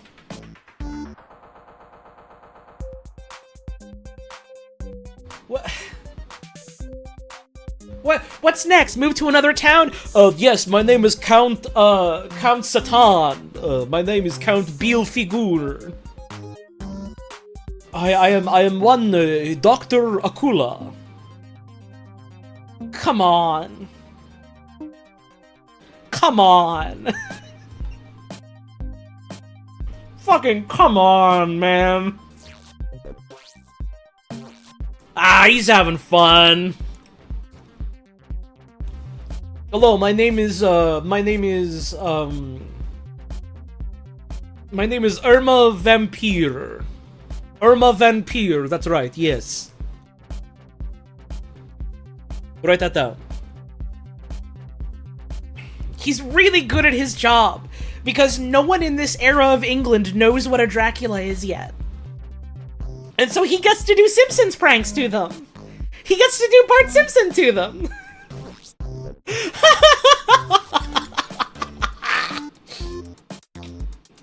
Almost done this chapter, that's cool. Dr. Seward's diary. Oh man, I thought we were free. 2nd of October. I placed a man in the corridor last night and told him to make an accurate note of any sound he might hear from Renfield's room, and gave him instructions that if there should be anything strange, he was to call me. After dinner, when we had all gathered round the fire in the study, Mrs. Harker having gone to bed, we discussed the attempts and discoveries of the day. Harker was the only one who had any result, and we are in great hopes that his clue may be an important one. Before going to bed, I went round to the patient's room and looked in through the observation trap. He was sleeping soundly, and his heart rose and fell with regular respiration. This morning, the man on duty reported to me that a little after midnight he was restless and kept saying his prayers somewhat loudly. I asked him if that was all. He replied that it was all he heard. There was something about his manner so suspicious that I asked him point blank if he had been asleep. He denied sleep, but admitted to having dozed for a while. It is too bad that men cannot be trusted unless they are watched. Yeah, you might know a thing or two about that, huh, Dr. Seward? Today, Harker is out following up his clue, and Art and Quincy are looking after horses. Godalming thinks that it would be well to have horses already in readiness, always in readiness. For when we get the information which we seek, there will be no time to lose. We must sterilize all the imported earth between sunrise and sunset. We shall thus catch the Count at his weakest, and without a refuge to fly to. Van Helsing is off to the British Museum looking up some authorities on ancient medicine. The old physicians took account of things which their followers do not accept, and the professor is searching for witch and demon cures which may be useful to us later. It is charming that they keep calling him Art, yeah. I sometimes think we must all be mad. We must be all mad, that we shall wake to sanity in strait waistcoats. Later, we have met again. Oh shit, thank you, Ty, for the raid. Hope you had a wonderful stream today. We are, just about done with chapter 20 of Dracula. It's been a good time. I've been reading through this book real fucking slow, but I've never actually read this book before, so it's been a good time. I hope folks enjoy reading a book, because that's what we're doing tonight. Later, we have met again. We seem at last to be on the track, and our work of tomorrow may be the beginning of the end. I wonder if Renfield's quiet has anything to do with this. His moods have so followed the doings of the Count, that the coming destruction of the monster may be carried to him in some subtle way. If we could only get some hint as to what passed in his mind between the time of my argument with him today and his resumption of fly-catching, it might afford us a valuable clue. He is now seemingly quiet for a spell. Is he? That wild yell seemed to come from his room. The attendant came bursting into my room and told me that Renfield had somehow met with some accident. He'd heard him yell, and when he went to him, found him lying on the face of the floor, all covered in blood. I must go at once. Unironically really like Dracula. It's been a really fun read so far, yeah. I wanted to pick it up and read it, because I was like, people call it one of the damn classics, but I've never actually experienced it for myself. It's a good time. It's an interesting time. Someone just got fucking Dracula at point blank. And it's a problem. Chapter 21. Dr. Seward's Diary. Yo, Teffy! Thank you for the 40-month resub! Hey, how's Mr. Harker doing? Really fucking bad at the moment! He's too caught up in his Dracula hunt and so convinced that he has to keep his fucking wife out of it for her own sake that he's ignoring the fact that, one, she could help and wants to help, and two, the fact that she's succumbing to a Dracula sickness. He's fucking up big style. It's no good.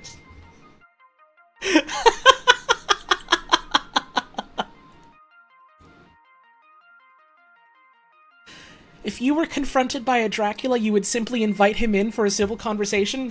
You're done. Frame 4, you're done. It's over. Amateur mistake. You don't invite him in. You stay at the door. You go for the command grab. It literally works every time. What happens next is up to you. Dr. Seward's Diary. 3rd of October. Let me put down with exactness all that happened, as well as I can remember it, since last I made an entry. Not a detail that I can recall must be forgotten. In all calmness, I must proceed. When I came to Renfield's room, I found him lying on the floor on his left side in a glittering pool of blood. When I went to move him, it became at once apparent that he had received some terrible injuries. There seemed none of that unity of purpose between the parts of the body which marks even lethargic sanity. As the face was exposed, I could see that it was horribly bruised, as though it had been beaten against the floor.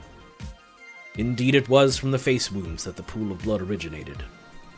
The attendant who was kneeling beside the body said to me as we turned him over, "I think, sir, his back is broken.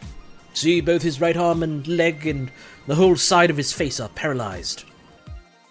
How such a thing could have happened puzzled the attendant beyond measure. He seemed quite bewildered, and his brows were gathered in as he said, "I can't understand the two things. He could mark his face like that by beating his own head on the floor. I saw a young woman do it once at the Eversfield Asylum before anyone could lay hands on her. And I suppose he might have broken his neck by falling out of bed, if he got in an awkward kink. But for the life of me, I can't imagine how the two things occurred. If his back was broke, he couldn't beat his head. And if his face was like that before the fall out of bed, there would be marks of it." I said to him, "Go to Dr. Van Helsing and ask him to kindly come here at once. I want him without an instant's delay." The man ran off, and within a few minutes, the professor in his dressing gown and slippers... Oh no, he's out here in his fucking slippies! It was urgent! in his dressing gown and slippies appeared. When he saw Renfield on the ground, he looked keenly at him a moment and then turned to me. I think he recognized my thought in my eyes, for he said very quietly, manifestly for the ears of the attendant, "Ah, a sad accident. He will need very careful watching, and so much attention. I shall stay with you myself, but I shall first dress myself. If you will remain, I shall in a few minutes join you." The patient was now breathing stertorously.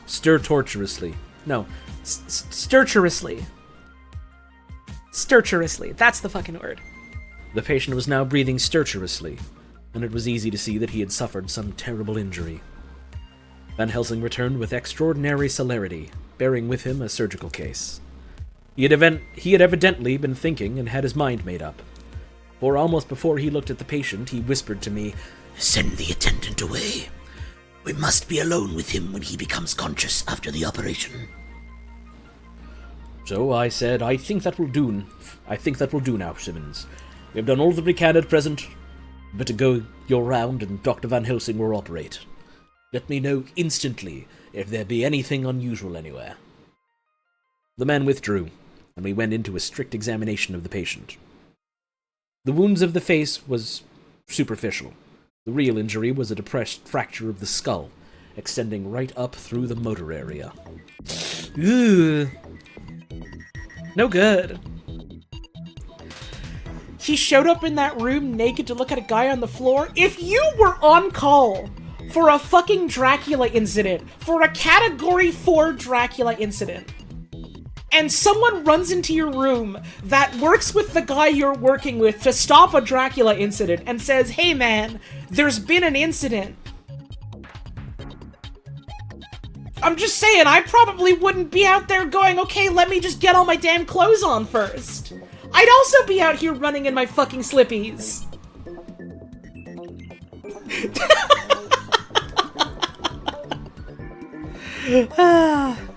The professor thought a moment and said, "We must reduce the pressure and get back to normal conditions, as far as can be. The rapidity of the suffusion shows the terrible nature of his injury.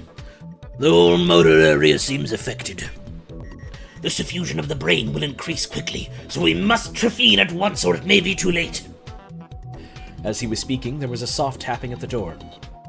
I went over and opened it and found in the corridor without Arthur and Quincy in pajamas and slippers. Even they're out here in their slippies. The former spoke. "I heard your man call up Dr. Van Helsing and tell him of an accident. So I woke up Quincy, or rather called for him as he was not asleep. Things are moving too quickly and too strangely for sound sleep for any of us these times. I've been thinking that tomorrow night I will not see things as they have been. We'll have to look back and forward a little more than we have done. May we come in?" I nodded and held the door open till they had entered, then I closed it again. When Quincy saw the attitude and state of the patient and noted the horrible pool on the floor, he said softly, "My God, what's happened to him? Poor devil." For those just tuning in, not familiar with Dracula, Quincy Morris is a cowboy that most film adaptations of Dracula omit for some fucking reason. Because they're not brave.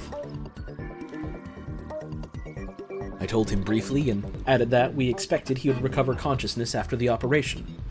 For a short time, at all events. He went at once and sat down on the edge of the bed with Godalming beside him.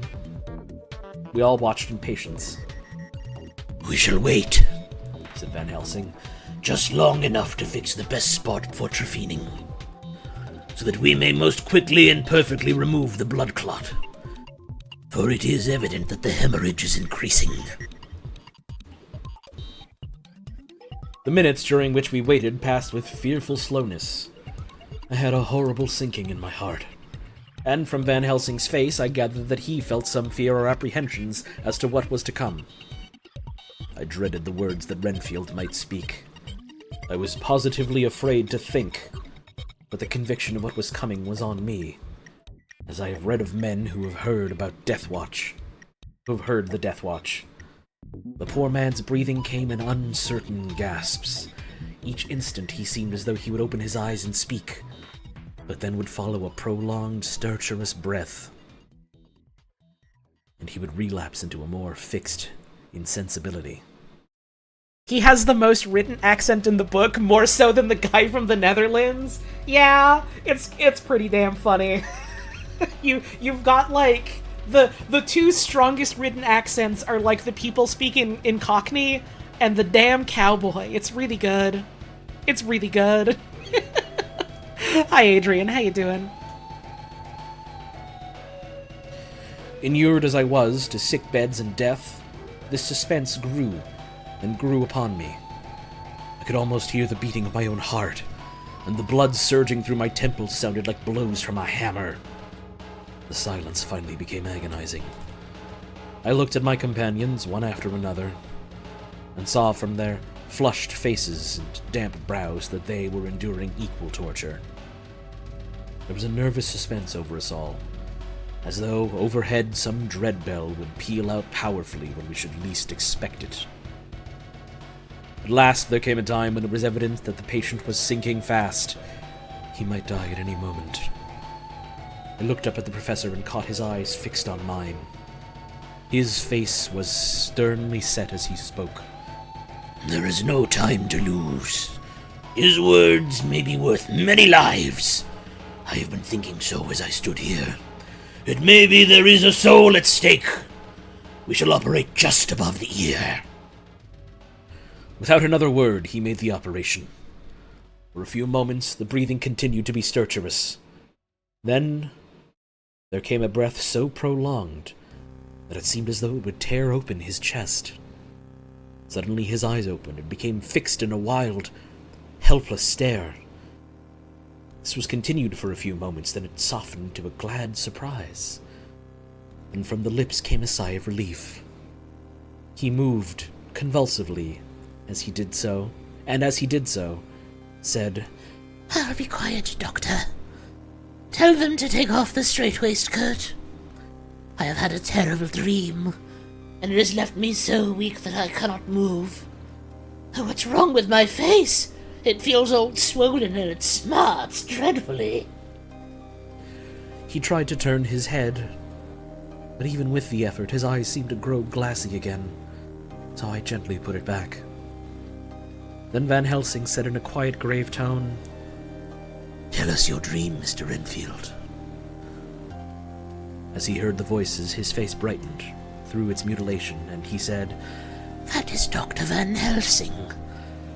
How good it is of you to be here. Give me some water, my lips are dry, and I shall try to tell you. I dreamed. He stopped and seemed fainting. I called quietly to Quincy, The brandy! It is in my study, quick! He flew and returned with a glass, the decanter of brandy and a carafe of water. We moistened the parched lips, and the patient quickly revived. It seemed, however, that his poor injured brain had been working in the interval, for when he was quite conscious, he looked at me piercingly with an agonized confusion which I shall never forget, and said, I must not deceive myself. It was no dream, but all a grim reality. Then his eyes roved round the room as they caught sight of the two figures sitting patiently on the edge of the bed. He went on, If I were not sure already, I would know from them. For an instant his eyes closed, not with pain or sleep, but voluntarily, as though he were bringing all faculties to bear. When he opened them, he said hurriedly and with more energy than he had yet displayed, Quick, Doctor, quick, I am dying! I feel that I have but a few minutes, and then I must go back to death. Or worse! Wet my lips with brandy again. I have something I must say before I die, or before my poor crushed brain dies anyhow. Thank you. It was that night after you left me, when I implored you to let me go away. I couldn't speak then, for I felt my tongue was tied. But I was as sane then, except in that way, as I am now. I was in an agony of despair for a long time after you left me. It seemed hours. Then there came a sudden peace to me. My brain seemed to become cool again, and I realized where I was. I heard the dogs bark behind our house, but not where he was. As he spoke, Van Helsing's eyes never blinked, but his hand came out and met mine and gripped it hard. He did not, however, betray himself.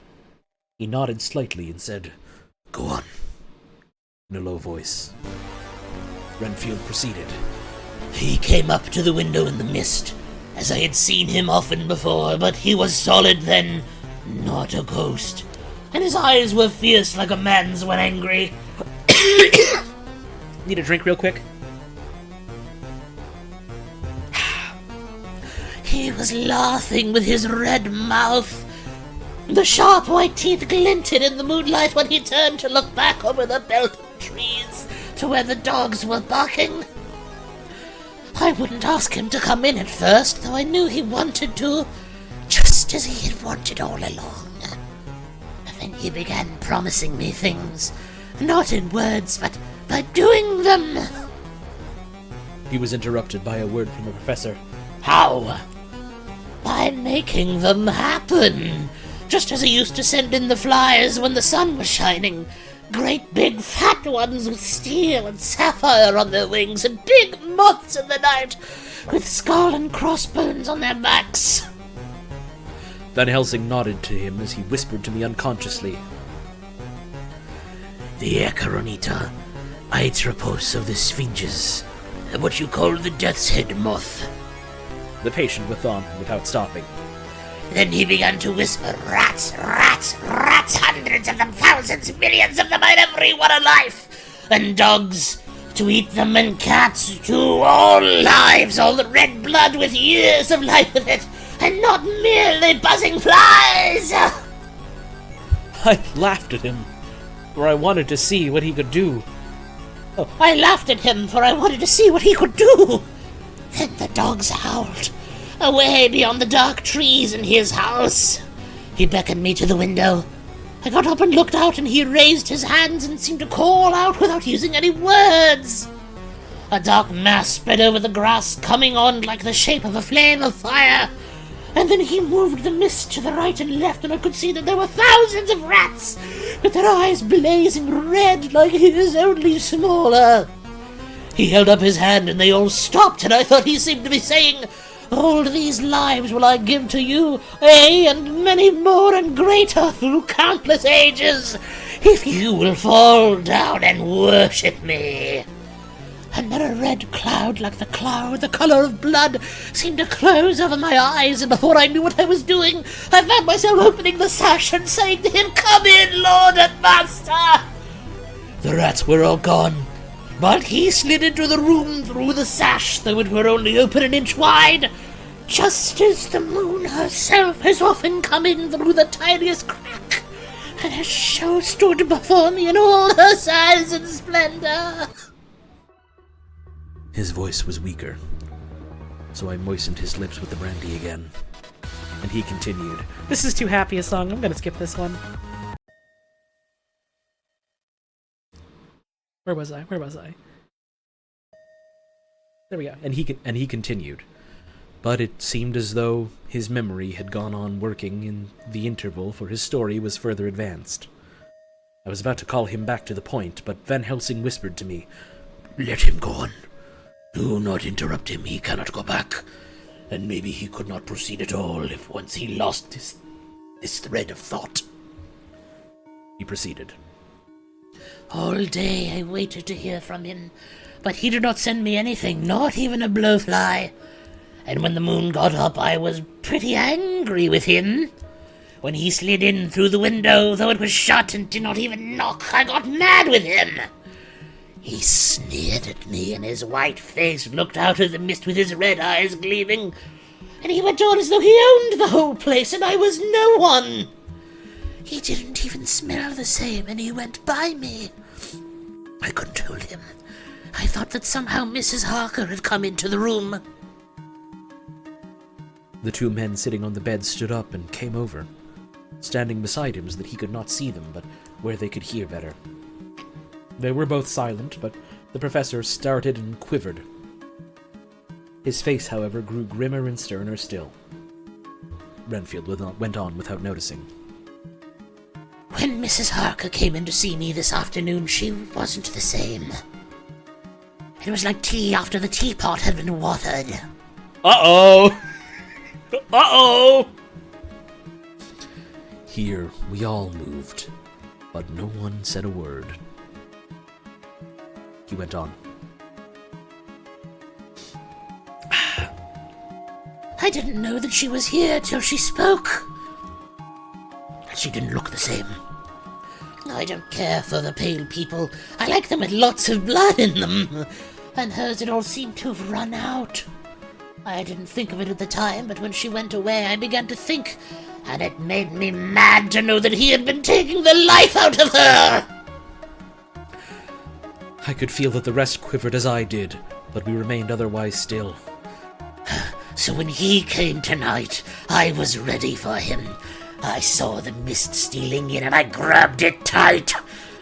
I had heard that madmen have unnatural strength, and as I knew I was a madman, at times anyhow, I resolved to use my power. I and he felt it too, for he had come out of the mist to struggle with me. I held tight and I thought I was going to win, for I didn't mean him to take any more of her life till I saw his eyes. They burned into me, and my strength became like water.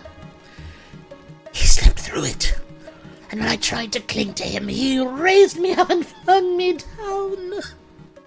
There was a red cloud before me and a noise like thunder, and the mist seemed to steal away under the door. I do kind of, I like that we get to have Renfield badass moment because he's like, wow, this one person was actually very nice to me. I have to kill Dracula for her. Dude, Renfield fucking owns.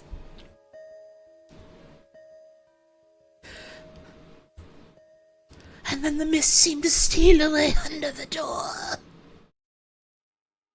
His voice was becoming fainter and his breath more stertorous.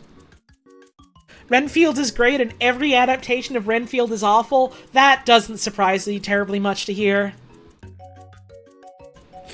Van Helsing stood up instinctively. Oh, we know the worst now, he said.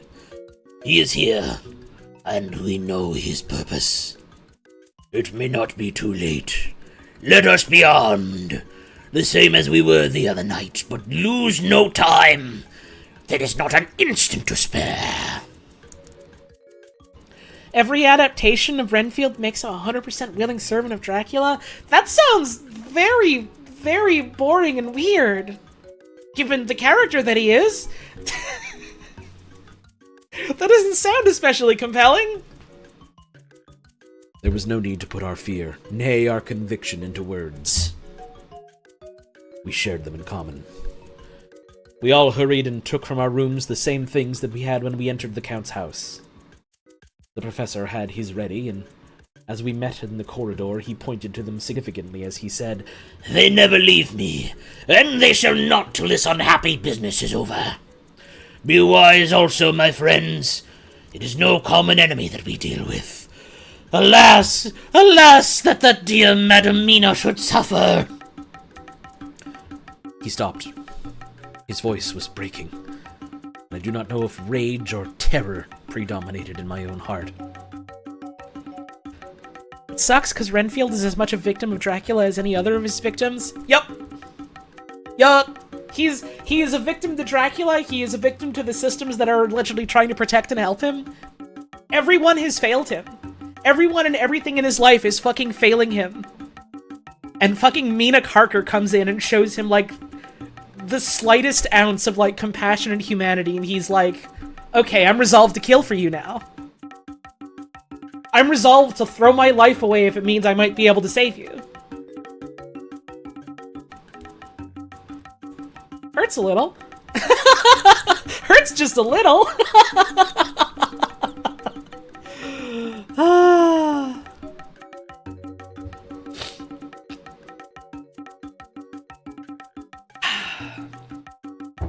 More and more proof that Mina Harker is the real main character of the book? Yup! Yup! Okay. Where were we? Rage or terror, right. Outside the Harker's door, we paused. Art and Quincy held back, and the latter said, Should we disturb her? We must. said Van Helsing grimly. If the door be locked, I shall break it in. May that not frighten her terribly? It is unusual to break into a lady's room. Is that not widely known? Is what not widely known? That Mina Harker is the main character? I mean, there are many main characters to the book. It is a story with multiple main characters. It is very central upon Mina Harker and people around her, though. I don't know what's widely known or not about Dracula, because I never fucking read it till now. I don't know a dang thing. I'm just reading it and seeing what I feel. I'm biting into a cookie.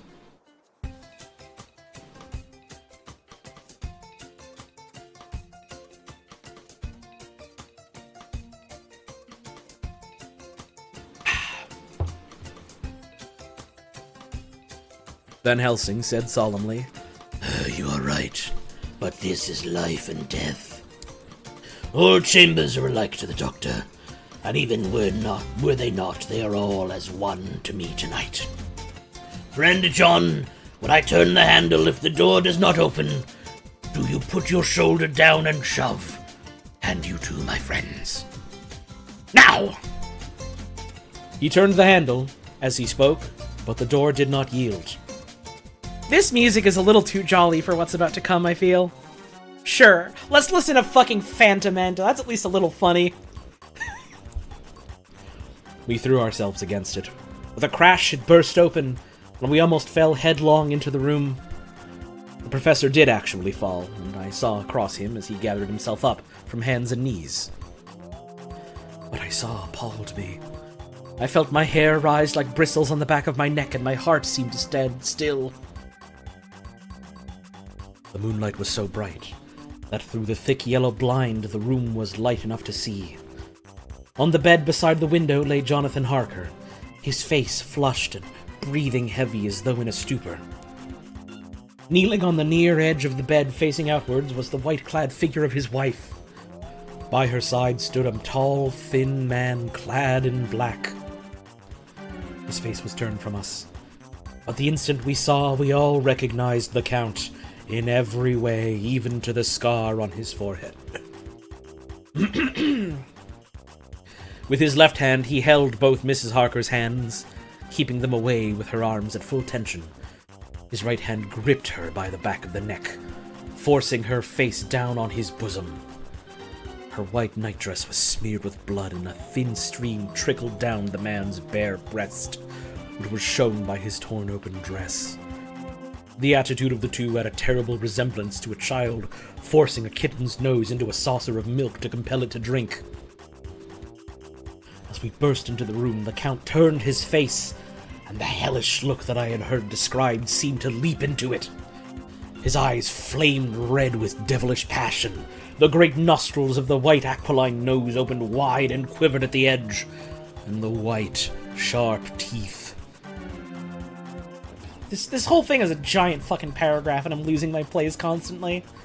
And the white, sharp teeth behind the full lips of the blood-dripping mouth, champed together like those of a wild beast.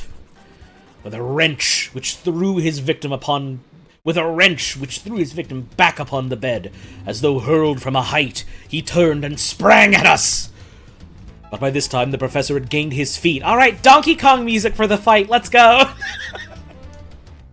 But by this time, the professor had gained his feet and was holding towards him the envelope which contained the sacred wafer. The Count suddenly stopped just as poor Lucy had done outside the tomb and cowered back. Further and further back he cowered, as we, lifting our crucifixes, advanced. The moonlight suddenly failed as a great black cloud sailed across the sky, and when the gaslight sprang up under Quincy's match, we saw nothing but a faint vapor. This, as we looked, trailed under the door, which with the recoil from its bursting open had swung back to its old position. Van Helsing, Art, and I moved forward to Mrs. Harker, who by this time had drawn her breath and with it had given a scream so wild, so ear-piercing, so despairing that it seemed to me now will ring in my ears till my dying day. For a few seconds she lay in her helpless attitude and disarray. Her face was ghastly, with a pallor which was accentuated by the blood which smeared her lips and cheeks and chin. From her throat trickled a thin stream of blood. Her eyes were mad with terror, and she put before her face her poor crushed hands, which bore on their whiteness the red mark of the Count's terrible grip. And from behind them came a low, desolate wail, which made the terrible scream seem only the quick expression of an endless grief. Van Helsing stepped forward and drew the coverlet gently over her body, whilst Art, looking at her face for an instant despairingly, ran out of the room. Van Helsing whispered to me, "Jonathan is in a stupor such as we know the vampire can produce. We can do nothing with poor Madam Mina for a few moments till she recovers herself. I must wake him." He dipped the end of a towel in cold water, and with it began to flick him on the face, his wife all the while holding her face between her hands and sobbing in a way that was heartbreaking to hear. I raised the blind and looked out the window. There was much moonshine, and as I looked I could see Quincy Morris run across the lawn and hide himself in the shadow of a great yew tree. It puzzled me to think why he was doing this, but at the instant I heard Harker's quick exclamation as he woke to partial consciousness and turned to the bed. On his face, as there well might be, was a look of wild amazement. He seemed dazed for a few seconds, and then a full consciousness seemed to burst upon him all at once, and he started up. His wife was aroused by the quick movement and turned to him, with her arms stretched out, as though to embrace him. Instantly, however, she drew them in again, and putting her elbows together, held her hands before her face, and shuddered till the bed beneath her shook. "In God's name, what does this mean?" Harker cried out. "Dr. Seward, Dr. Van Helsing, what is it? What has happened? What is wrong? Mina, dear Mina, what is it? What does that blood mean? My God, has it come to this?" And raising himself to his knees, he beat his hands wildly together. "Good God, help us! Help her! Oh, help her!" With a quick movement, he jumped from bed and began to pull on his clothes, all the man in him awake at the need for an instant exertion. "What has happened? Tell me about it!" he cried without pausing. "Dr. Van Helsing, you love Mina, I know. Oh, do something to save her. It cannot have gone too far yet. Guard her while I look for him!" His wife, through her terror and horror and distress, saw some sure danger to him. Instantly forgetting her own grief, she seized hold of him and cried out, "No! No, Jonathan, you must not leave me. I have suffered enough tonight. God knows that the dread of his harming you. You must stay with me. Stay with these friends who will watch over you." Her expressions became frantic as she spoke, and he yielded to her. And he yielding to her, she pulled him down sitting on the bed and clung to him fiercely. Van Helsing and I tried to calm them both. The professor held up his little golden crucifix and said with wonderful calmness, "Do not fear, my friends. We are here. and whilst this is close to you, no foul thing can approach. You are safe for tonight, and we must be calm and take counsel together. She shuddered and was silent, holding down her head on her husband's breast. When she raised it, his whole white nightrobe was stained with blood where her lips had touched, and where the thin open wound in her neck had sent forth drips. The instant she saw it, she drew back with a low wail, and whispered amidst choking sobs, Unclean! Unclean! I must touch him or kiss him no more. Oh, that it should be that it is I who am now his worst enemy and whom he may have most cause to fear. To thus he spoke out resolutely, Nonsense, Mina. It is a shame to me to hear such a word. I would not hear it of you, and I shall not hear it from you. May God judge me by my deserts and punish me with the most bitter suffering than ever this hour, if by any act or will of mine anything ever come between us. He put out his arms and folded her to his breast, and for a while she lay there sobbing. He looked at us over her bowed head, with eyes that blinked damply above his quivering nostrils. His mouth was set as steel. After a while, her sobs became less frequent and more faint, and then he said to me, speaking with a studied calmness, which I felt tried his nervous power to the utmost, And now, Dr. Seward, tell me all about it. Too well I know the broad fact. Tell me all that has been. I told him exactly what had happened, and he listened with seeming impassiveness, but his nostrils twitched and his eyes blazed as I told how the ruthless hand of the Count had held his wife in that terrible and horrible position, with her mouth to the open wound in his breast. It interested me, even at the moment, to see that, while the face of White set passion worked convulsively over the bowed head, the hands tenderly and lovingly stroked the ruffled hair. Just as I had finished, Quincy and Godalming knocked at the door. They entered in obedience to our summons. Van Helsing looked at me questioningly. I understood him to mean if we were to take advantage of their coming to divert, if possible, the thoughts of the unhappy husband and wife from each other, and from themselves. So, on nodding acquiescence to him, he asked them where they had seen or what they had seen or done. To which Lord Godalming answered, I could not see him anywhere in the passage or in any of our rooms. I looked in the study, but though he had been there, he had gone. He had, however...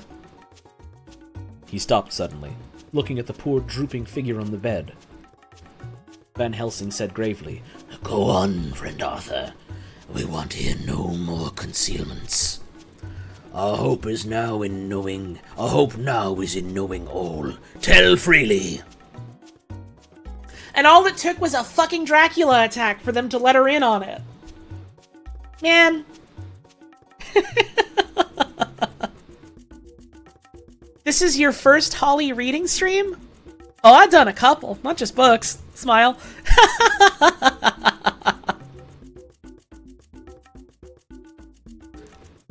So Art went on. He had been there, and though it could have only been for a few seconds, he made rare hay of the place. All the manuscript had been burned, and the blue flames were flickering amongst the white ashes. The cylinders of your phonograph the cylinders of your phonograph too were thrown on the fire, and the wax had helped the flames. Here I interrupted. Oh, thank God there is the other copy in the safe. His face lit up a moment, but fell again as he went on. I ran downstairs then, but could see no sign of him. I looked into Renfield's room, but there was no trace there except... Again he paused. Go on, said Harker hoarsely. So he bowed his head and, moistening his lips with his tongue, added, Except that the poor fellow is dead. Mina Harker raised her head, looking from one to the other of us. She said so solemnly, God's will be done. I could not but feel that Art was keeping back something, but as I took it, that was with a purpose. Oh, no, she only said God's will be done, my bad. gods, it'll be done. I could not but feel that Art was keeping back something, but as I took it that it was with a purpose, I said nothing. Van Helsing turned to Morris and asked, And you, friend Quincy, have you any to tell? And we'll see what he has to tell after our break. I went to the wrong tab. Baby fat cheeks. It's break time. We've been sitting for another hour. Time to get up, have a stretch, pace around for a bit. Your legs will thank me when you're in your 50s. Or maybe when you're in your 30s. I don't goddamn know. Get up, have a stretch, get a drink or a snack if you haven't in a while. I'm gonna get more water. I'm gonna finish eating this single cookie. And I'll be back in like 3 minutes. You should really get up. I'm just running ads for a bit. You don't want to sit here for 3 minutes and watch 3 minutes of ads. It's fucking ads. Go away. Step away from your computer for a sec. You gotta!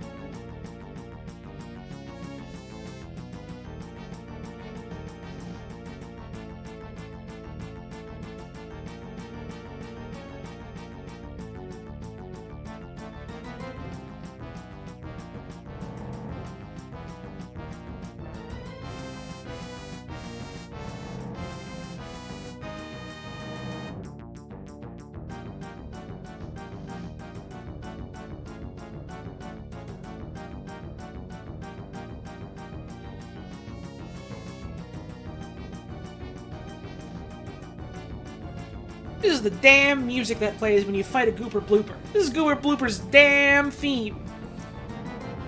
This is his damn theme when he comes and he gets you. It's just goddamn. This is damn music. It's just goddamn. His damn Gooper Blooper. And we all know it when it happens, and it's getting gunk all over the place, and it stinks! And you gotta clean it up. Mario! Mario, you gotta clean it up now! Come on! He's not cleaning it up. Why isn't he cleaning it? Mario, clean it up! You gotta fucking clean it up! The goop all over the place, the gunk. Clean the fucking city now! Fuck you so much. Welcome. Welcome to Isle Delfino. You have booked a vacation or had a vacation booked To get fucked in the ass! Fuck you, Mario! Fuck you so much! I gotta watch that fucking video again. Hi everyone! I'm back from my break! How's it going? I hope everyone's doing well. It's starting to get a little darker outside, so I've turned the light on in my room. I got myself a nice warm cup of tea to help keep the throat feel all good. I think it's just some green tea, but I added some honey and a little bit of lemon. And that'll be nice. Chocolate peanut butter ice cream. That sounds good. That sounds good as fuck, that does. I love chocolate ice cream. And peanut butter ice cream. But also peanut butter in general. This song is going to be too loud style for reading. This is fine, I guess. It's Dungeons & Dreadmore. Did I have anything I wanted to say before we get back to it? No, I don't think so. Peanut butter cookie? Let's fucking go! I had a peanut butter cookie earlier today! Those things are awesome. You get a whole fucking big-ass jar of peanut butter, make a big batch of peanut butter cookies, put those fucking things in the freezer. Oh, they'll keep. Oh, they'll keep. Thank you, Wesley, for the 47-month resub at Tier 2. Very kind of you. Very much appreciated. Thanks for stopping on by. I don't think I had anything else I wanted to say. I had my pace along. I got my drink. I looked outside. I didn't see any birds, but I saw lots of birds earlier today, so that's okay. The bird debt has been paid for the day. How about we get back to it? Nope, that's the little bit of pee image. There we go. I keep forgetting. I keep fucking forgetting. I just have, like, this is just a fucking browser view window that is just looking at my browser. And so if I have another tab open in my browser, it's going to show you what's in the other tab. It wasn't his fault. Again, I'd just like to remind you, there was truly nothing he could do. Oh, it wasn't his fault is cut off. Oh well, but it wasn't his fault. It wasn't his fault.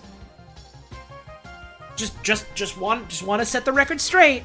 Friendly reminder, ladies. He really needs us to understand. Listen, girl talk here, speaking woman to woman. He needs us to know that it wasn't his fault. There was nothing he could do about it. Do you want to go back to reading Dracula? Because I think I might. I think I might just want to. Thank you, Solinum Core, for watching my streams 5 times in a row and posting that fucking dog from Sox's stream that goes, "Arr, arr, arr," or whatever that... I'm not gonna try and emulate the dog screaming because my neighbors would get mad and want to kill me. And I generally don't want my neighbors to hate me. Okay. Back to, our regularly scheduled cowboy update. And you, friend Quincy, have you any to tell? A little, he answered. There may be much eventually, but at present I can't say. I thought it well to know, if possible, where the Count would go when he left the house. I did not see him, but I saw a bat rise from Renfield's window and flap westward. I expected to see him in some shape go back to Carfax, but he evidently sought some other lair. He will not be back tonight, for the sky is reddening in the east and the dawn's close. We must work tomorrow. He said the latter words through his shut teeth. We must work tomorrow. For a space of perhaps a couple minutes, there was silence, and I could fancy that I could hear the sound of our hearts beating. Then Van Helsing said, placing his hand very tenderly on Mrs. Harker's head, And now, Madam Mina. Poor dear, dear Madam Mina. Tell us exactly what happened. God knows that I do not want you to be pained. But it is need that we all know.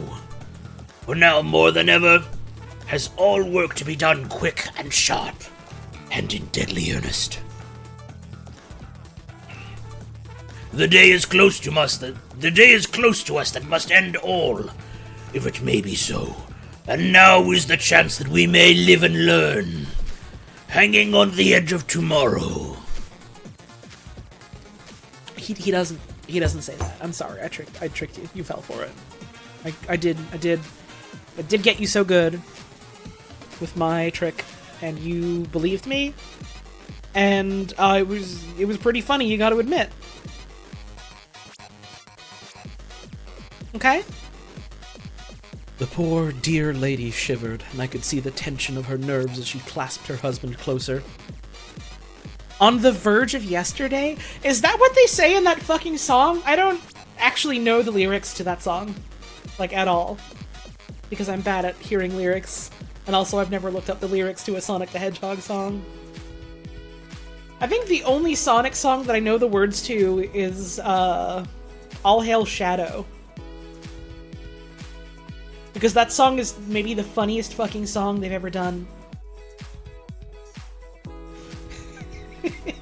Obliterating everything that's not your friend. When there's nothing left to lose, you win! Oh, I also think about, that part, Doc, because there was... Years and years ago, I fancied myself a really bad idea, which was like, it was an edit that I had in mind that I could never make because I didn't know how to just, like, separate specific parts of the vocals and not any of the instrumentals from that song. And it was like... I think the name I had for it in my head was, Live and Learn, Suffering from a Really, Really Bad Fever Mix. And the song starts up and the lyrics go, "Can you feel?" And then the lyrics cut off. Until they go to, "But you can hardly swallow." Because you're sick and your throat is all fucked up. And then no more lyrics again until, "Live." And that was it. And I could never make it. And I feel like I've brought up this idea a couple times, but no one else has ever made it. That's okay. The world's not ready for it yet. Maybe someday. Anyways, Mina Harker's doing damn bad. Mina Harker's doing damn bad, by the way, if you forgot. I forgot a little. I was thinking about Live and Learn.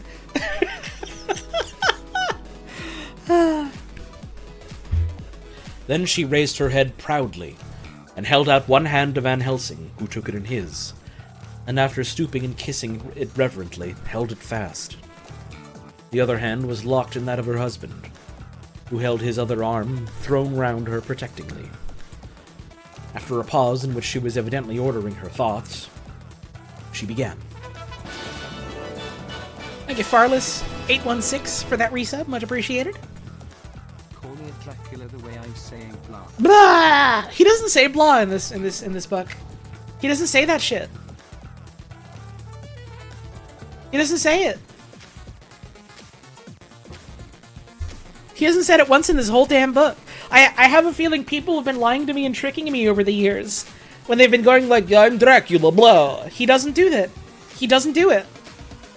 He hasn't done it yet, and we're running out of chapters. Some people are gonna get in fucking trouble if I'm done this book and he doesn't say that shit. They're gonna get report. Anyways, Mina Harker.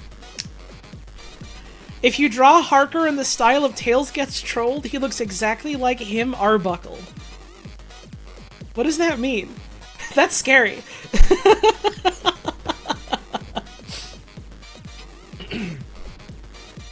I took the sleeping draught which you had so kindly given me, but for a long time it did not act.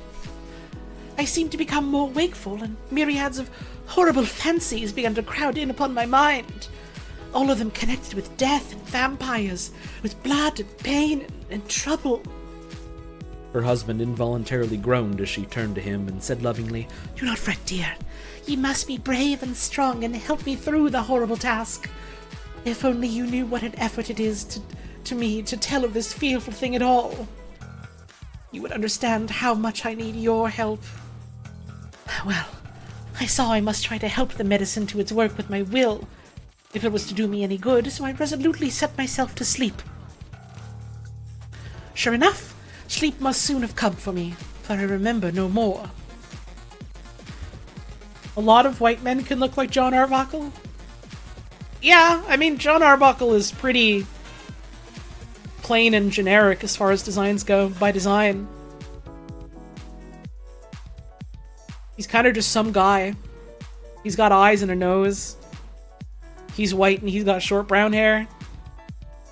That's casting a really wide net over quite a few people in the United States, let alone the rest of the world.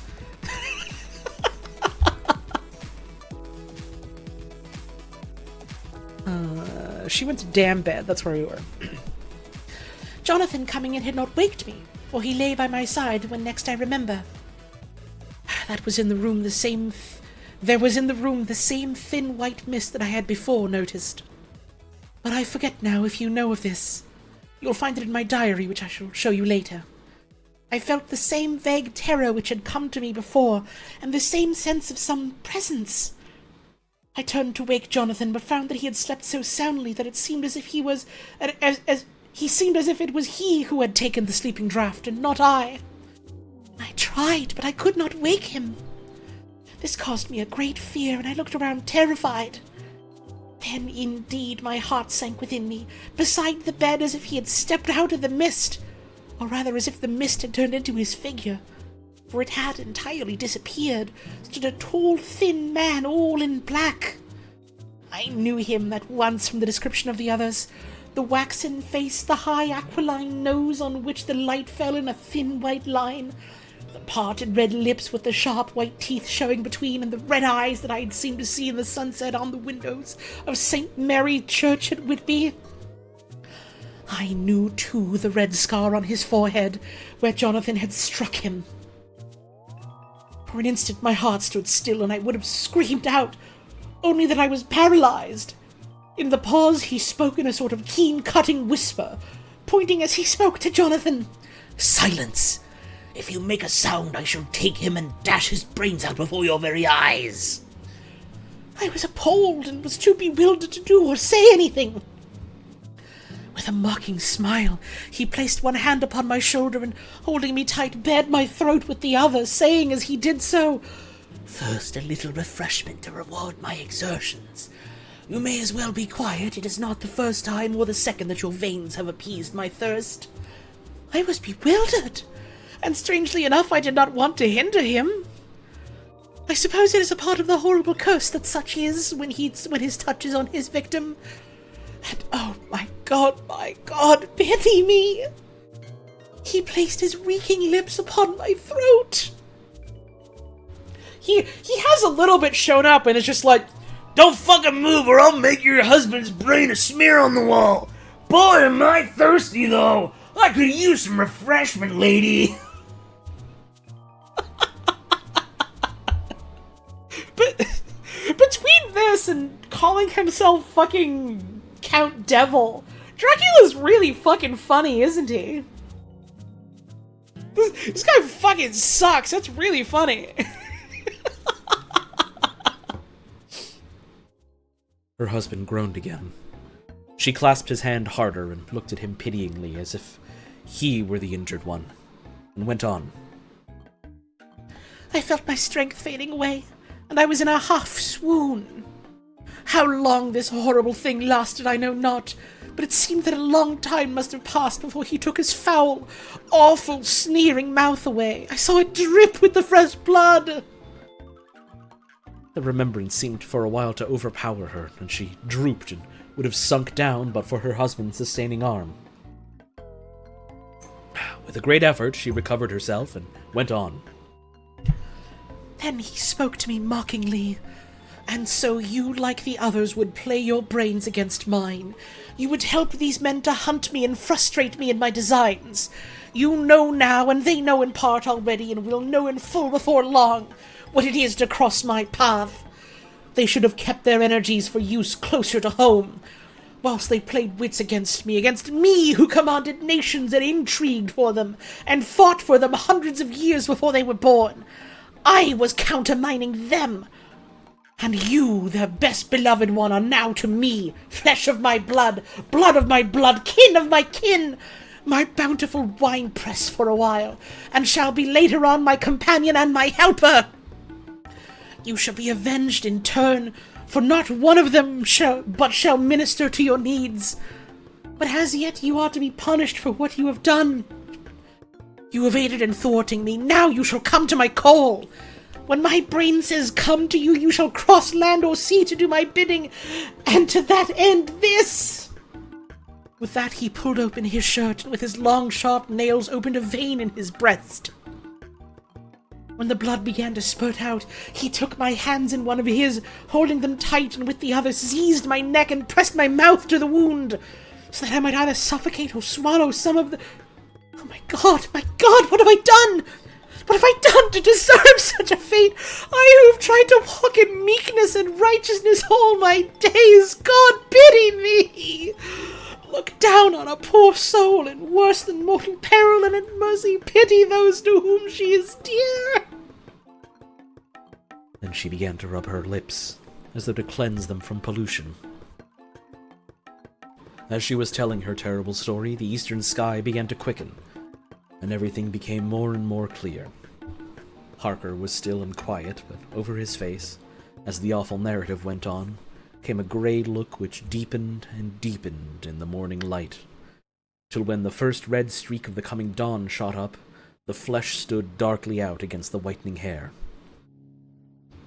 We have arranged that one of us is to stay within call of the unhappy pair, till we can meet together and arrange about taking action.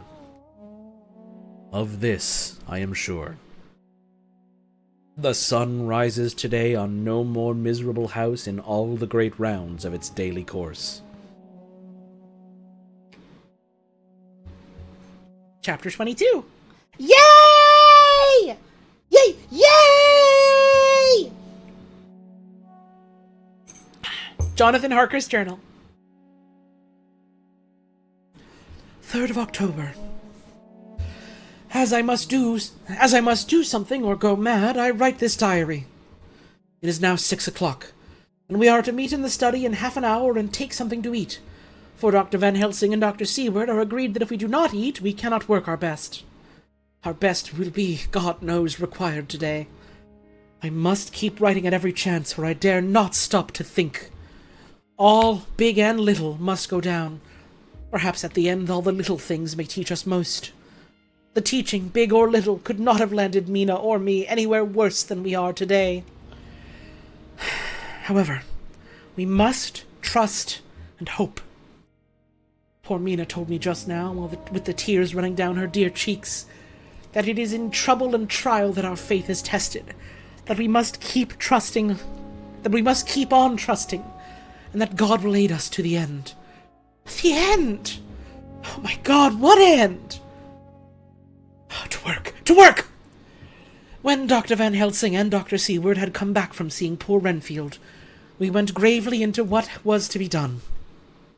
First, Dr. Seward told us that when he and Dr. Van Helsing had gone down to the room below, they had found Renfield lying on the floor, all in a heap. His face was all bruised and crushed in, and the bones of the neck were broken. Dr. Seward asked the attendant who was on duty in the passage if he had heard anything.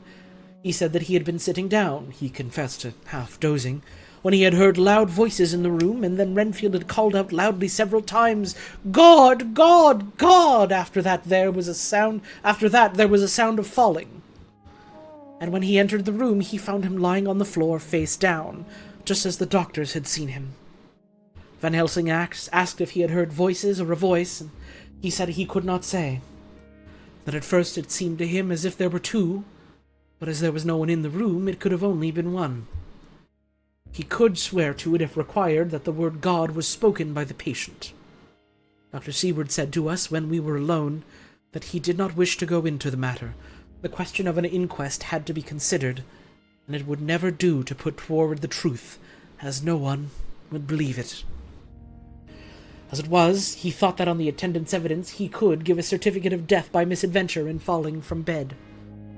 In case the coroner should demand it, there would be a formal inquest, to the same result, necessarily to the same result. When the question began to be discussed as to what should be our next step, the very first thing we decided was that Mina should be in full confidence, that nothing of any sort, no matter how painful, should be kept from her. Fucking finally! Jesus Christ, dickheads!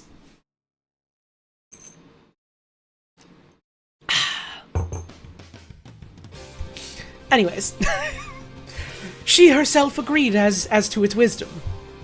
It was pitiful to see her so brave and yet so sorrowful, and in such a depth of despair. This is the song of her being brave. This is the song of her being brave. "There must be no concealment," she said. "Alas, we have had too much already. And besides, there is nothing in all the world that can give me more pain than I have already endured, than I suffer now. Whatever may happen, it must be of new hope or of new courage to me." Van Helsing was looking at her fixedly as she spoke, and said, suddenly but quietly, "But dear Madam Nina, are you not afraid, not for yourself, but for others from yourself after what has happened?"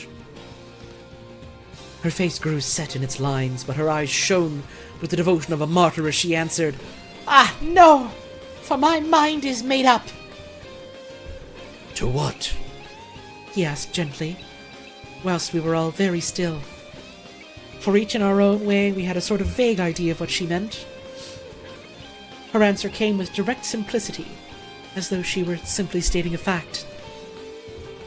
"Because if I find in myself, and I shall watch keenly for it, a sign of harm to any I love, I shall die!" "You would not kill yourself?" "Yeah?" he asked hoarsely. "I would! If there were no friend who loved me, who would save me such a pain, and so desperate an effort!" She looked at him meaningly as she spoke.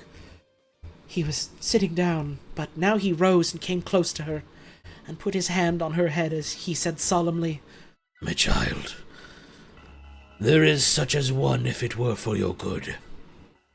For myself, I could hold it in my account with God to find such an euthanasia for you. Even at this moment, if it were best. Nay, were it safe. But, my child..." For a moment he seemed choked, and a great sob raised in his throat. He gulped it down and went on. "There are here some who would stand between you and death. You must not die. You must not die by any hand, but least of all by your own. Until the other, who has fouled your sweet life, is true dead, you must not die. For if he is still with the quick undead, your death would make you even as he is. No, you must live. You must struggle and strive to live. Though death would seem a boon unspeakable, you must fight death itself. Though he come to you in pain or in joy, by the day or the night, in safety or in peril, on your living soul I charge you that you do not die, nay, no think of death till this great evil be past. The poor dear grew white as death, and shock and shivered, as I have seen a quicksand shake and shiver at the incoming of the tide. We were all silent. We could do nothing. At length she grew more calm, and turning to him, sweetly, but oh so sorrowfully, as she held out her hand, "I promise you, my dear friend, that if God will let me live, I shall strive to do so, till, if it may be in his good time, this horror may have passed away from me." She was so good and brave that we all felt our hearts were strengthened to work and endure for her, and we began to discuss what we were to do. I told her that she was to have all the papers in the safe, and all the papers or diaries and phonographs we might hereafter use, and was to keep the record as she had done before. She was pleased with the prospect of anything to do, if pleased could be used in connection with so grim an interest. As usual, Van Helsing had thought ahead of everyone, and was prepared with an exact ordering of our work. It is perhaps well, He said, but at our meeting after our visit to Carfax, we decided not to do anything with the earth boxes that lay there. Had we done so, the Count must have guessed our purpose and would doubtless have taken measures in advance to frustrate such an effort with regard to the others. But now, he does not know our intentions and our knowledge as to the dispositions that, when we have examined the house in Piccadilly, we may track the very last of them. Today, then, is ours, and in it rests our hope. The sun that rose on our sorrow this morning guards us in its course. Until it sets tonight, that monster must retain whatever form he has now. He is confined within the limitations of his earthly envelope.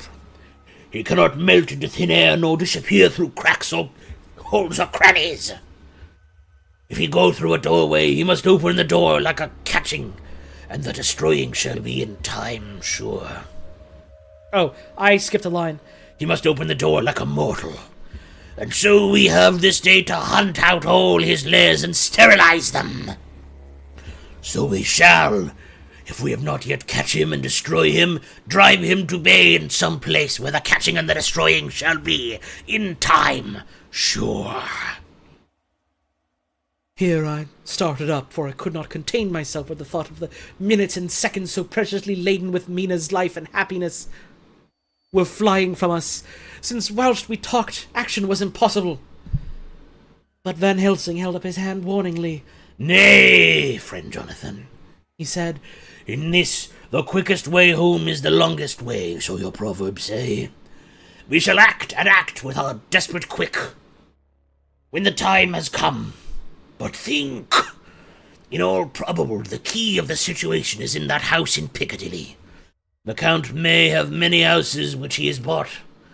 Of them, he will have deeds of purchase, keys, and other things. He will have paper that he write on. He will have his book of checks. There are many belongings that he must have somewhere. Why not in this place so central, so quiet? Will he come and go by the front or the back at all hour, when in the very vast of the traffic there is none to notice? We shall go there, and search that house, and when we learn what it holds, then we do what our friend Arthur called, in his phrases of hunt, stop the earth. And so we run down our old fox. So, is it not?" "Then let us come at once!" I cried. "We are wasting the precious, precious time!" The professor did not move, but simply said, "And how are we to get into that house in Piccadilly?" "Anyway!" I cried. "We shall break in if need be!" "And your police, where will they be, and what will they say?" I was staggered, but I knew that if he wished to delay, he had good reason for it. So I said as quietly as I could, "Don't wait more than need be. You know I am sure what torture I am in." Ah, my child, that I do. And indeed there is no wish of me to add to your anguish. But just think, what can we do until all the world be at movement? Then will come our time. I have thought and thought, and it seems to me that the simplest way is the best of all. Now, we wish to get into the house, but we have no key. Is it not so? I nodded. Now suppose that you were in truth the owner of that house and could not still get in, and think there was to you no conscience of the housebreaker. What would you do? I should get a respectable locksmith and set him to work to pick the lock for me. And your police, they would not interfere, would they not? They would interfere, would they not? Oh, no!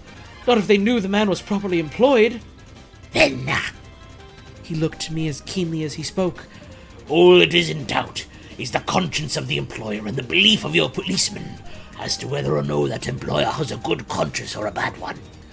Your police must indeed be zealous men and clever, oh, so clever, in reading the heart, that they trouble themselves in such matter.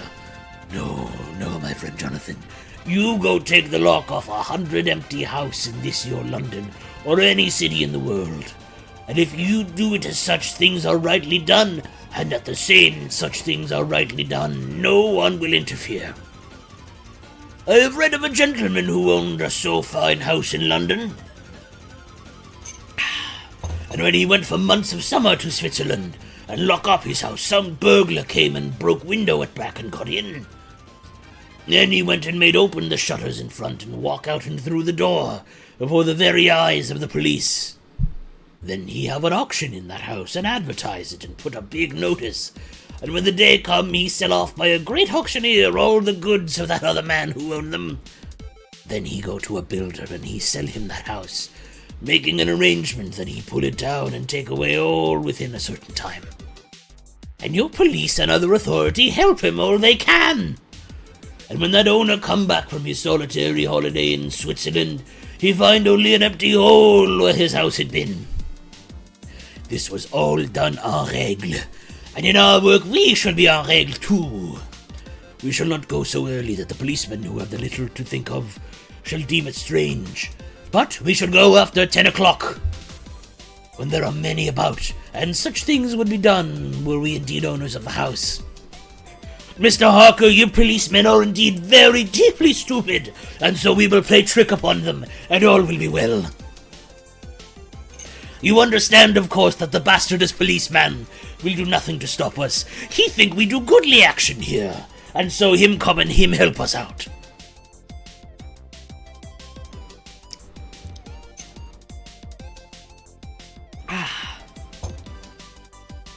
I could not but see how right he was, and the terrible despair of Mina's face became relaxed a thought.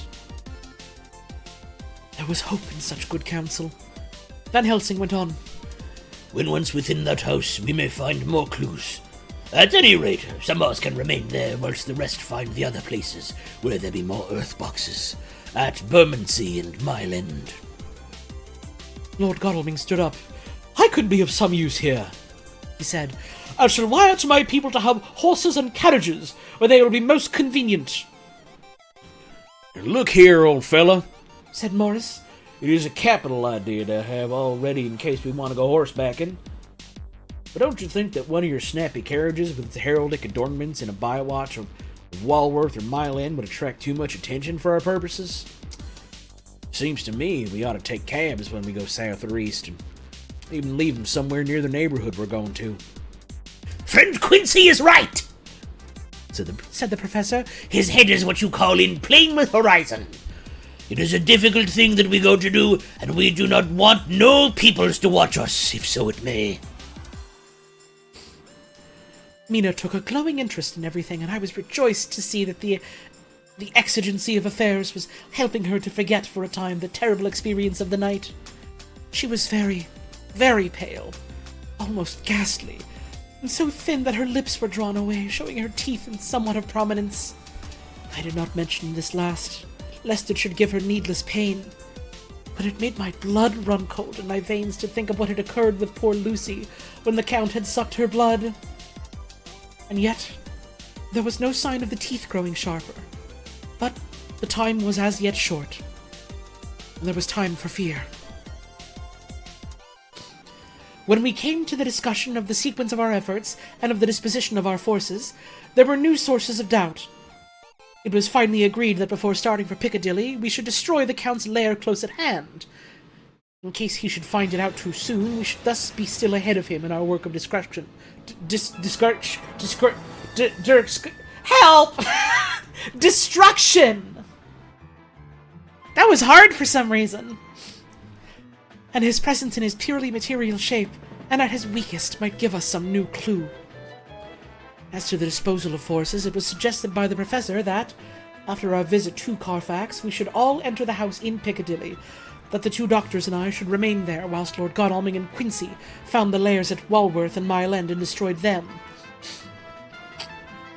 It was possible, if not likely, the Professor urged, that the Count might appear in Piccadilly during the day, and that if so we might be able to cope with him then and there. At any rate, we might be able to follow him in force. To this plan I strenuously objected, and so far as my going was concerned, for I said that I intended to stay and protect Mina.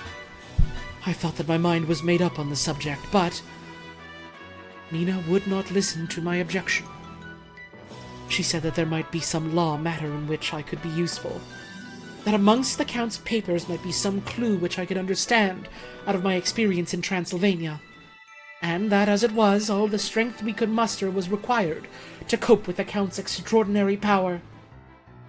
I had to give in, for Mina's resolution was fixed. She said that it was the last hope for her that we should all work together. As for me, she said, I have no fear.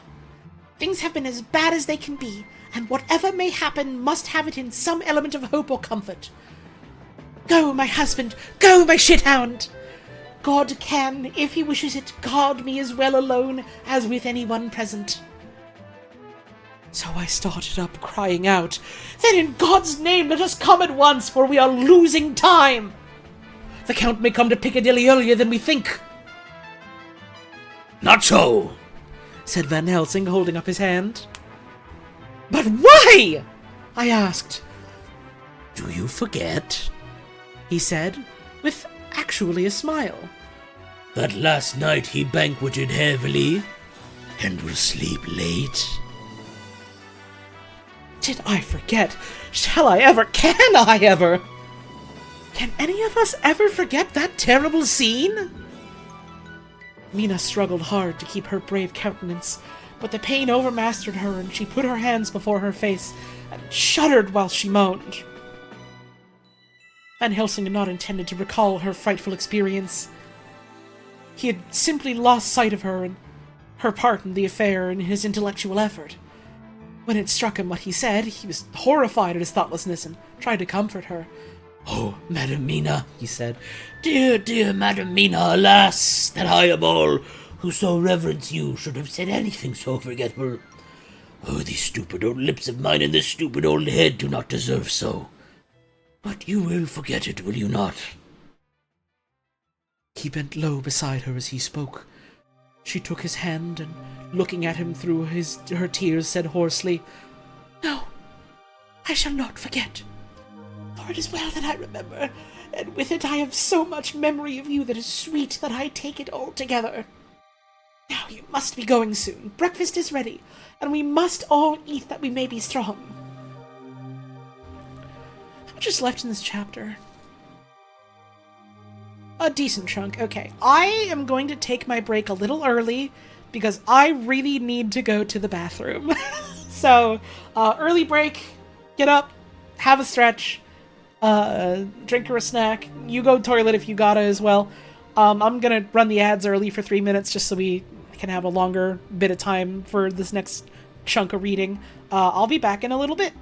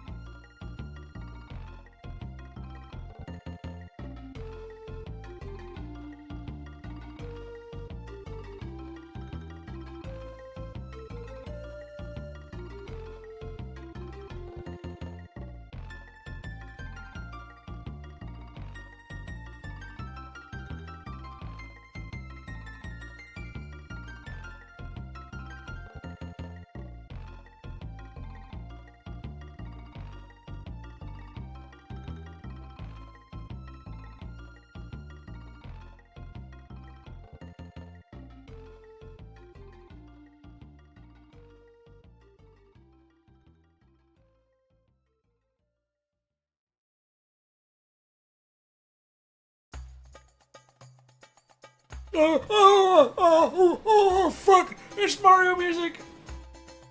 They're playing more Mario music at me! I should have gone and gotten more tea, actually. I'm gonna be right back again.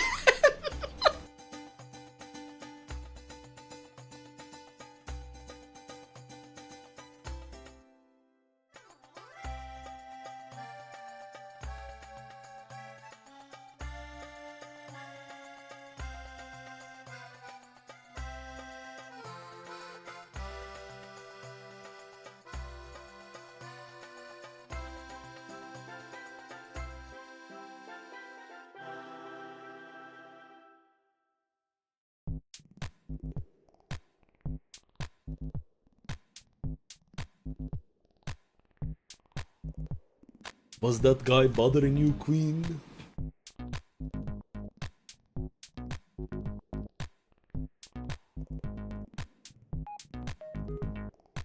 Grandpa Coffee update. Crying like he's being tortured because you won't let him downstairs to be trampled in the kitchen while people are cooking. That's so sad. It's so sad how that has to happen. You really should let him downstairs so that he can be flattened by a steamroller. You should let him do that. I guess for the sake of folks that maybe don't keep up with all of the different animals posted in the animals channel on my Discord, Coffee is a dog. Coffee is a dog and is not in fact this poster's grandpa.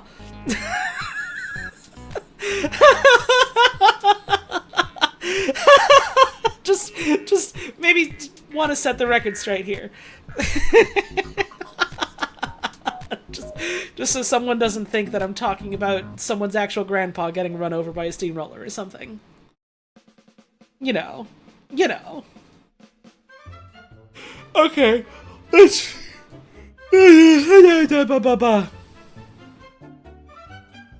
get back to it. I'm raring to go. I want to read more of this book because, like, I'm close to the end. Like, we're gonna finish chapter 22. We got chapter 23, which isn't super long. Then, you know, 24, 25, and 26 are real fucking humdingers, but, like... And 27. Okay. It's 27 chapters total. I keep thinking that it's 26. It's not. The fuck was I?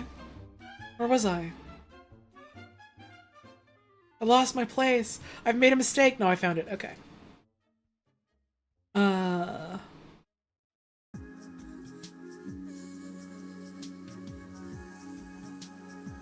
There we go. Let's keep reading. I have some friends that might be streaming tonight around like 11:30.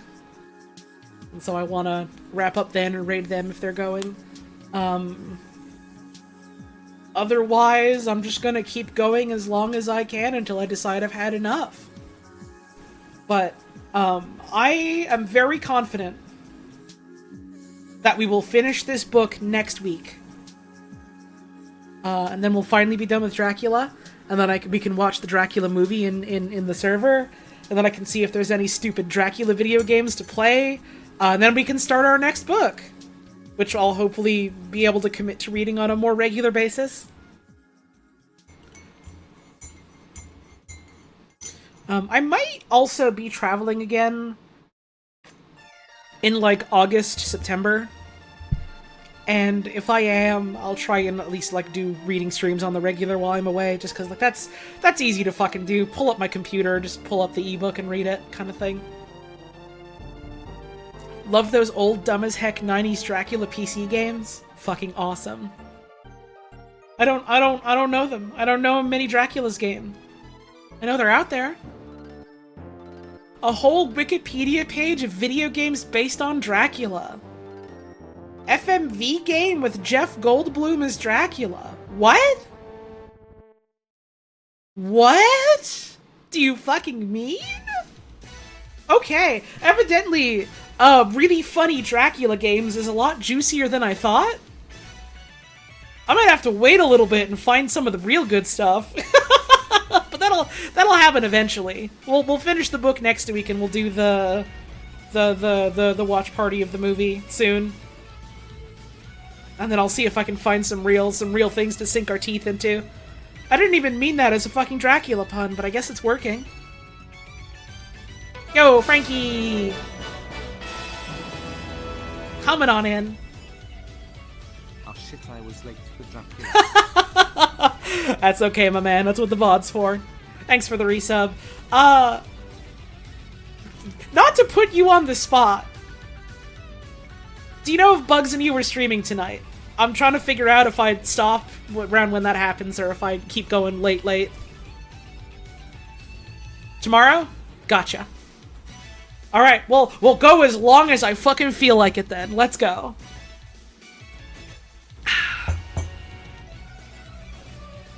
Yeah, crack my fucking knuckles. Where were we? Breakfast was a strange meal to us all. We tried to be cheerful and encourage each other, and Mina was the brightest and most cheerful of us. When it was over, Van Helsing stood up and said, "And now, my dear friends, we go forth to our terrible enterprise. Are we all armed, as we were on that night when first we visited our enemy's lair, armed against ghostly as well as carnal attack?" We all assured him. "Then it is well. Now, Madam Mina, you are in any case quite safe here until the sunset, and before then we shall return. If we shall return. But before we go, let me see you armed against personal attack. I have myself, since you came down, prepared your chamber by the placing of things of which we know, so that he may not enter. Now let me guard yourself. On your forehead I touch this piece of sacred wafer in the name of the Father, the Son, and..." There was a fearful scream which almost froze our hearts to hear. As he had placed the wafer on Mina's forehead, it had seared it, had burned into the flesh as though it had been a piece of white-hot metal. My poor darling's brain had told her the significance of the facet quickly, as her nerves received the pain of it, and the two so overwhelmed her that her overwrought nature had its voice in that dreadful scream.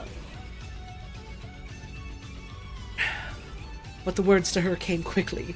The echo of the scream had not ceased to ring on the air when... Sorry, I'm gonna retake that one. The echo of the scream had not ceased to ring on the air when there came the reaction, when she sank on her knees on the floor in an agony of abasement, pulling her beautiful hair over her face as the leper of his old mantle. As the leper of old his mantle, she wailed out, "Unclean! Unclean! Even the Almighty shins my polluted flesh! I must bear this mark of shame upon my forehead until the judgment day!" They all paused. I had thrown myself beside her in agony of helpless grief, and putting my arms around her tight.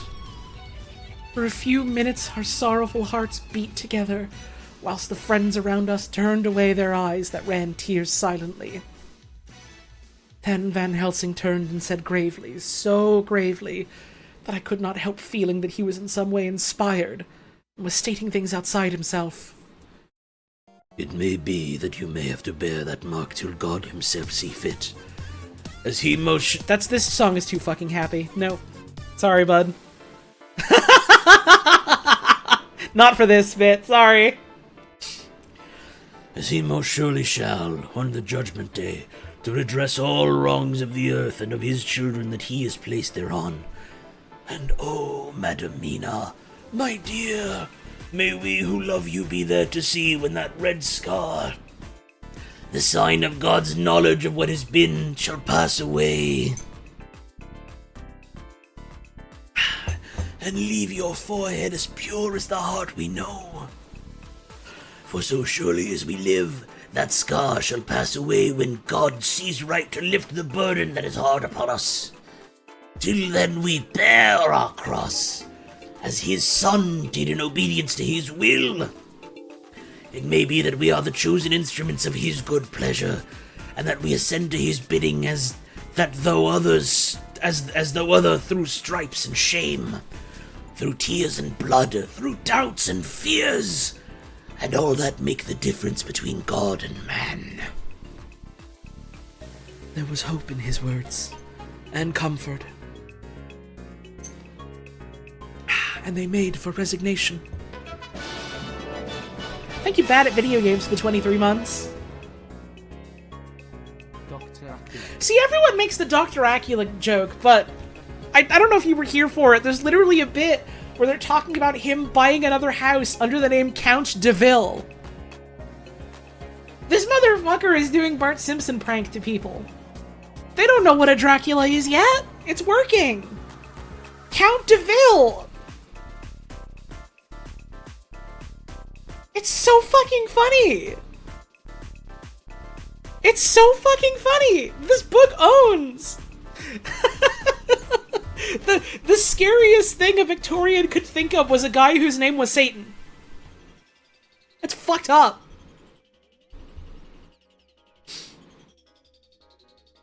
Where were we? Here. Mina and I both felt so, and simultaneously we each took one of the old man's hands and bent over and kissed it. Then, without a word, we all knelt down together, and, all holding hands, swore to be true to each other. We men pledged ourselves to raise the veil of sorrow from the head of her, whom, each in his own way, we loved, and we prayed for help and guidance in this terrible task which lay before us. It was then time to start. So I said farewell to Mina, a parting which neither of us shall forget to our dying day, and we set out. Well, an immigrant whose name was Satan. Listen, I know, like, an entire major component of this book is, like, talking about and preying on, like, feelings at the time of the feeling of the other, the foreigner, the strange, the out there, the different. You know damn well if there was some poor white guy from the UK whose name was Satan, they would also be like, something's wrong with you, you are the mark of the devil. You know? They'd still be doing that shit. It'd be different, but they'd still be doing that shit.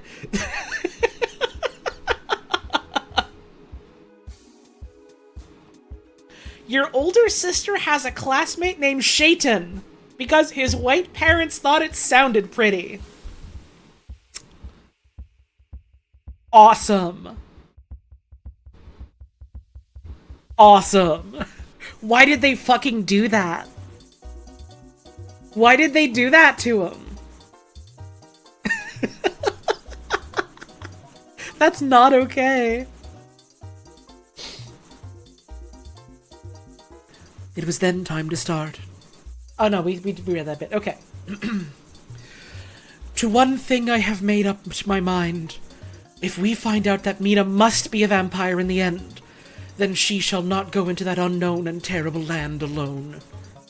I suppose it is thus that in old times one vampire meant many, just as their hideous bodies could only rest in sacred earth. So the holiest love was the recruiting sergeant for their ghastly ranks. Cruella de Vil is further proof of the principle Holly describes. It's a little different, but she was also rich, so she got away with it. She was rich and not a foreigner. I think. I haven't watched that damn movie in years. Savage oppressed from Star... You can't fucking start talking about Star Wars names in here. We can't get into that. We can't get into Darth Vader the Invader and Darth Sidious the Insidious. And, like, Darth Tyrannus the Tyrant, etc., etc., Darth Icky the Icky. We can't be doing that. We can't be doing that. Can we talk about Darth Fowl? Yeah, but his name is spelled like Fawell.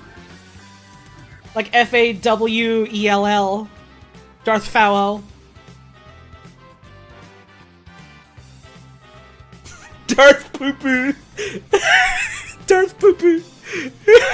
We can't! We have to stop! Right now! Or it's never going to stop! You can't be talking about Elon Sleazebagano here! We're never gonna end! We're never gonna finish this fucking book! I want to finish it next week! We're never gonna get there if we don't stop!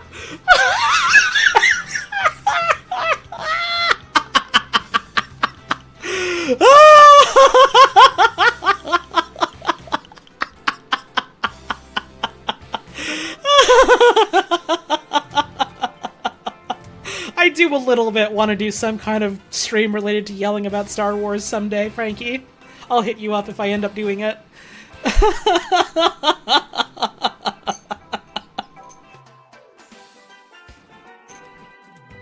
Bring you on as the hater? Oh, buddy, don't you worry. I'm a Star Wars fan and I'm a hater.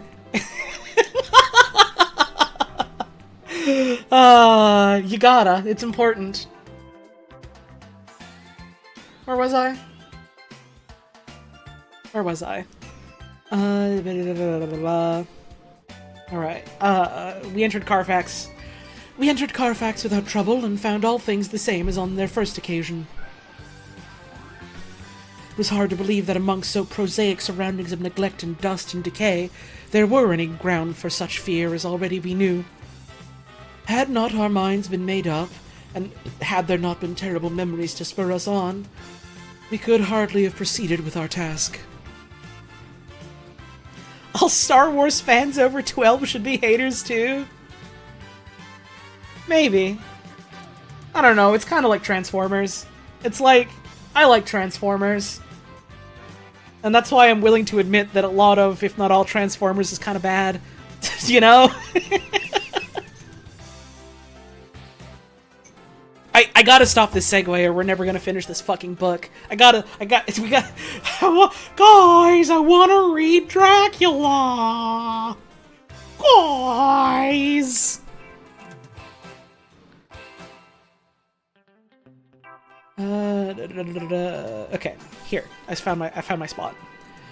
Had not our minds been made up, and had there not been terrible memories to spur us on, we could hardly have proceeded with our task. We found no papers or any signs of use in the house, and in the old chapel the great boxes looked just as we had seen them last. Dr. Van Helsing said to us solemnly as we stood before them, And now, my friends, we have a duty here to do.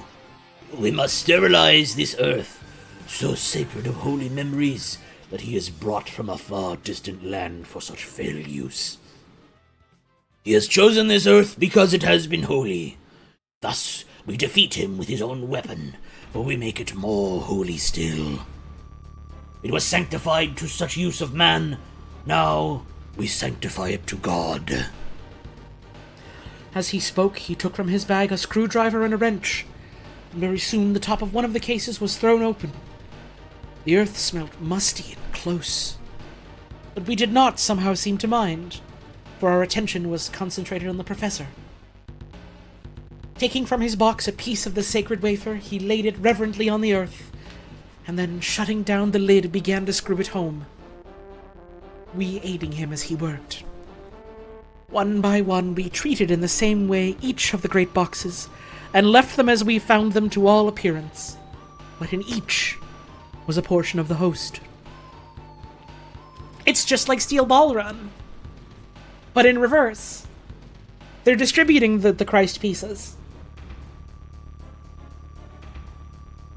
When we closed the door behind us, the professor said solemnly, So much is already done. If it may be that with all the others we can be so successful, then the sunset of this evening may shine on Madam Mina's forehead all white as ivory, and with no stain. As we passed across the lawn on our way to the station to catch our train, we could see the front of the asylum. I looked eagerly, and in the window of my own room saw Mina. I waved my hand to her and nodded to tell that our work there was successfully accomplished. She nodded in reply to show that she understood.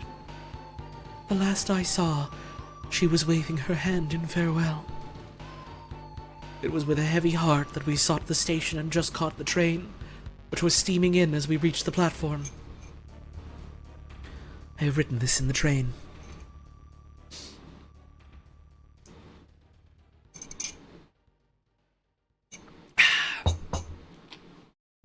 Piccadilly, 12:30 o'clock. Just before we reached Fenchurch Street, Lord Godalming said to me, Quincy and I will find a locksmith. You had better not come with us in case there should be any difficulty, for under the circumstances it wouldn't seem so bad for us to break into an empty house. But you are a solicitor, and the Incorporated Law Society might tell you that you should have known better. I demurred as to my not sharing any danger even of odium, but he went on, Besides, it will attract less attention if there are not too many of us. My title will make it all right with the locksmith, and with any policeman that may come along. You had better go with Jack and the Professor and stay in the Green Park, somewhere in sight of the house. And when you see the door opened and the smith has gone away, do you all come across. We shall be on the lookout for you and shall let you in. Never imagined you'd be listening to Dracula over Umihara Kawase OST. This is the Mother compilation song from Smash Bros. Melee. I don't think I've ever listened to any music from Umihara Kawase, now that I think about it. That's the game, what, with the girl with a big fishing rod, right? That's the fishing rod game? Or am I thinking of something else? It is? Fuck yeah. I have wanted to play those. I don't know if they're any good, but I still want to play them. Just to try fishing rod. Okay, I left off on the whippy dip going, we'll unlock the door. The advice is good, said Van Helsing. So we said no more. Godalming and Morris hurried off in a cab, and we following in another. At the corner of Arlington Street, our contingent got out and strolled into the Green Park. My heart beat as I saw the house on which so much of our hope was centered, looming up grim and silent in its deserted condition amongst its more lively and spruce-looking neighbors. We sat down on a bench, within good view, and began to smoke cigars, so as to attract as little attention as possible. What? Why would smoking a cigar attract less attention? I guess because, like, it makes you seem like you're out there, like, having an intentional break rather than just, like, I don't know, just fucking sitting there, which is also an intentional break, though? I don't know. I don't know enough about English social niceties of the era.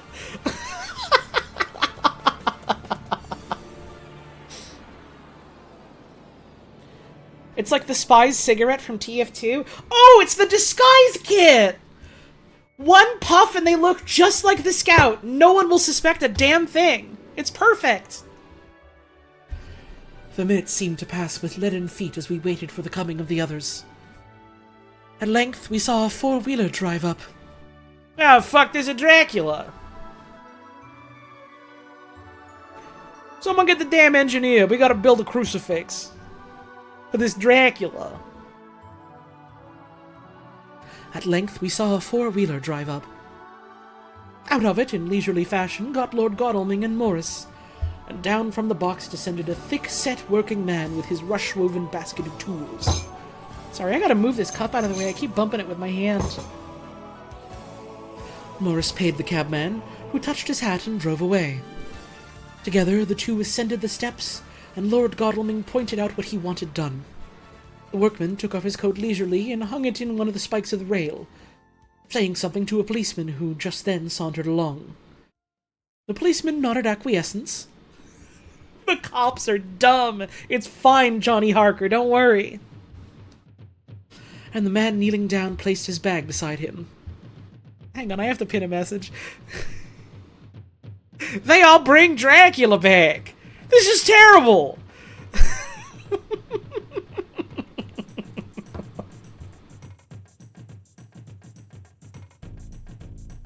Right, the policeman, okay.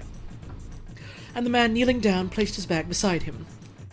After searching through it, he took out a selection of tools, which he produced to lay beside him in orderly fashion. Then he stood up, looked into the keyhole, blew into it, and, turning to his employers, made some remark. Lord Godalming smiled, and the man lifted a good-sized bunch of keys. Selecting one of them, he began to probe the lock, as if feeling his way with it. After fumbling about for a bit, he tried a second and then a third. All at once the door opened under a slight push from him, and he and the two others entered the hall. We sat still. My own cigar burnt furiously. But Van Helsing's went cold altogether. We waited patiently as we saw the workman come out and bring in his bag. Then he held the door partly open, steadying it with his knees, whilst he fitted a key to the lock. Then he finally handed to Lord Godalming, who took out his purse and gave him something. The man touched his hat, took his bag, put on his coat, and departed. Not a soul took the slightest notice of the whole transaction.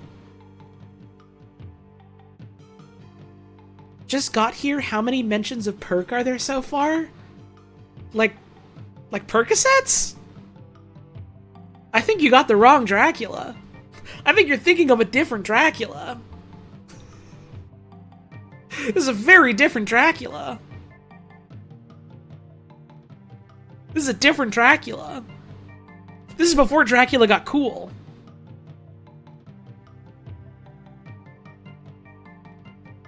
I keep getting distracted by a future line. let me fucking get to it so I can read it.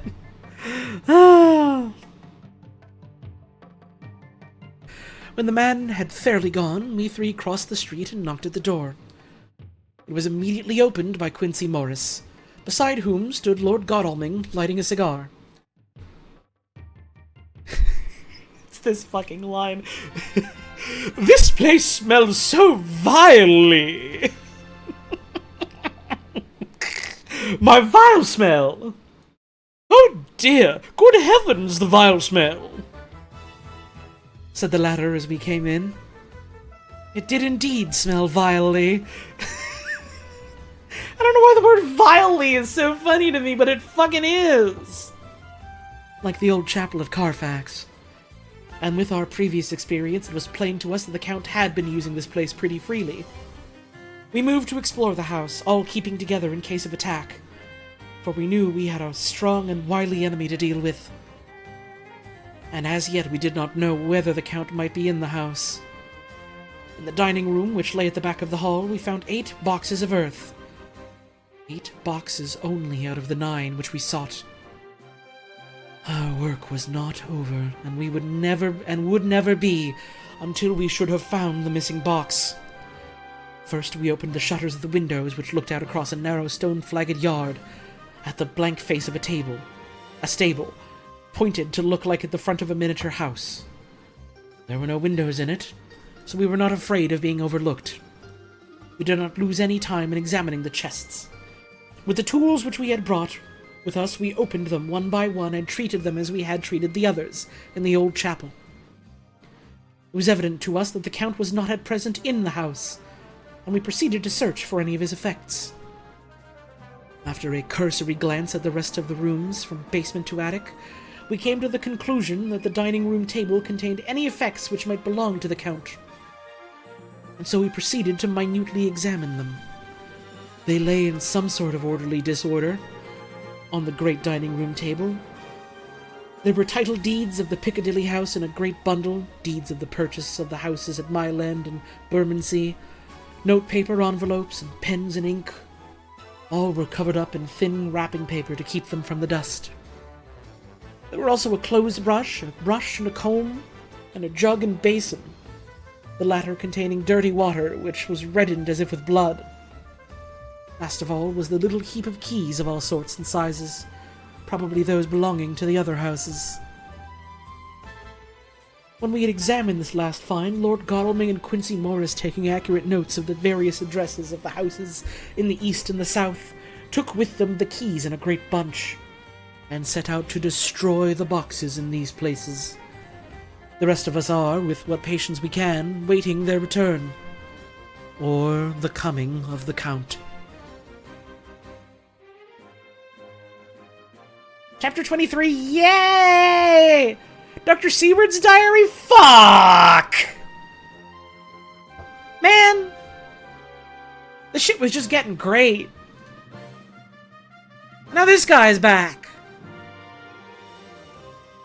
Why? Give me Johnny Harker's diary again.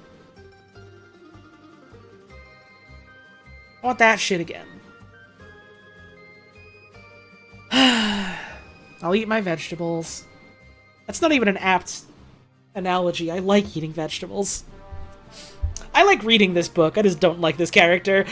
I don't mean to imply I hate these sections or whatever. I just really do not like the character, which is... I don't know if that's the point, but it kind of feels like it to some degree. 3rd of October. The time seemed terribly long whilst we were waiting for the coming of Godalming and Quincy Morris.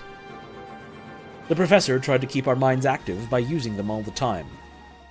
I could see his beneficent purpose by the side glances which he threw from time to time at Harker. The poor fellow is overwhelmed in a misery that is appalling to see. Last night he was a frank, happy-looking man with a strong, youthful face, full of energy and with dark brown hair. Today he is a drawn, haggard old man whose white hair matches well with the hollow, burning eyes and grief-written lines of his face. His energy is still intact. In fact, he's like a living flame. This may yet be his salvation, for if all goes well, it will tide him over the despairing period. He will then, in a kind of way, wake again to the realities of life. Poor fellow. I thought my own trouble was bad enough, but this... The professor knows this well enough and is doing his best to keep his mind active. What he has been saying was, under the circumstances, of absorbing interest. So well as I can remember, here it is. I have studied over and over again, since they came into my hands, all the papers relating to this monster, and the more I have studied, the greater seems the necessity to utterly stamp him out. All through there are signs of his advance, not only of his power, but of his knowledge of it. As I learned from the researchers of my friend Arminus of Budapest, he was in life a most wonderful man, soldier, statesman, and alchemist, which latter was the highest development of the science knowledge of the time.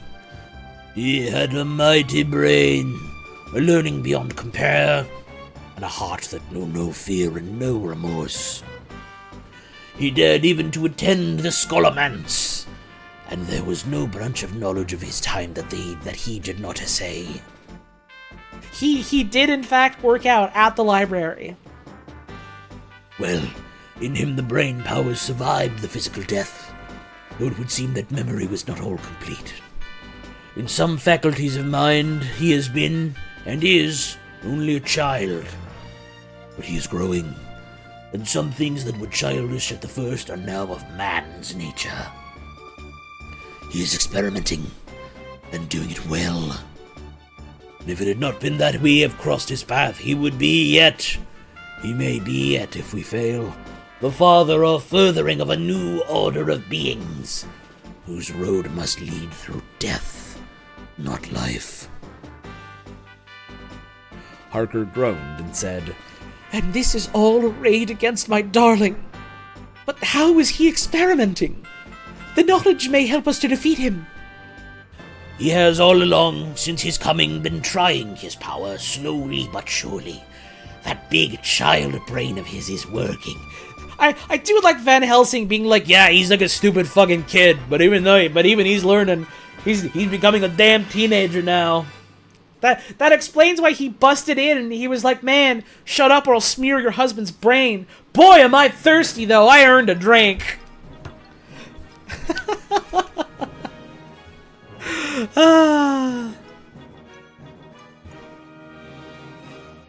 Let's see.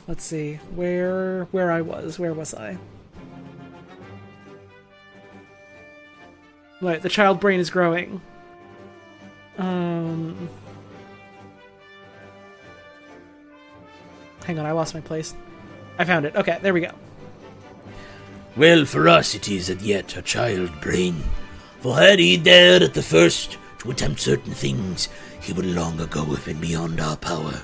However, he means to succeed, and a man who has centuries before him can afford to wait and to go slow.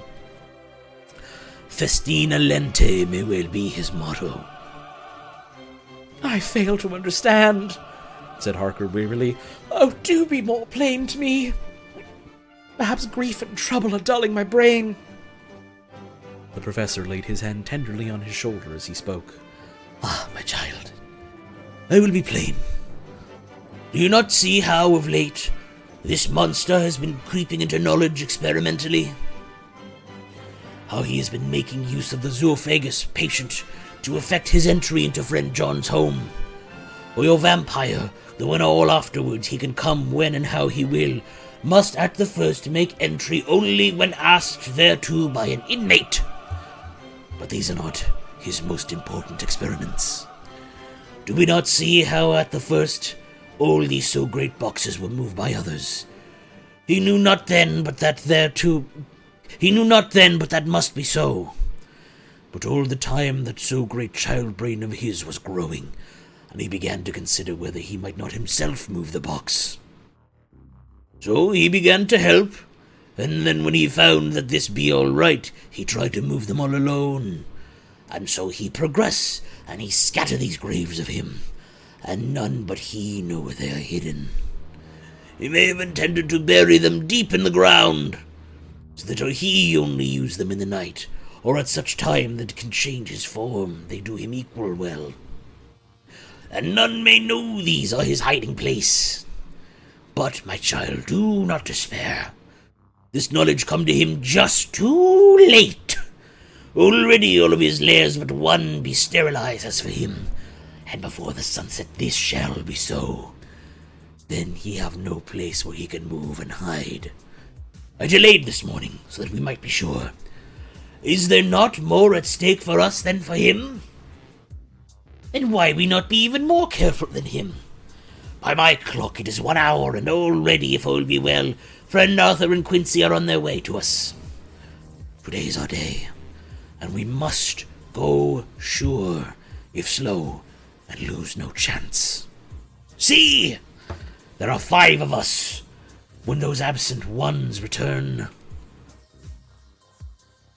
Whilst he was speaking, we were startled by a knock at the hall door, the double postman's knock of the telegraph boy.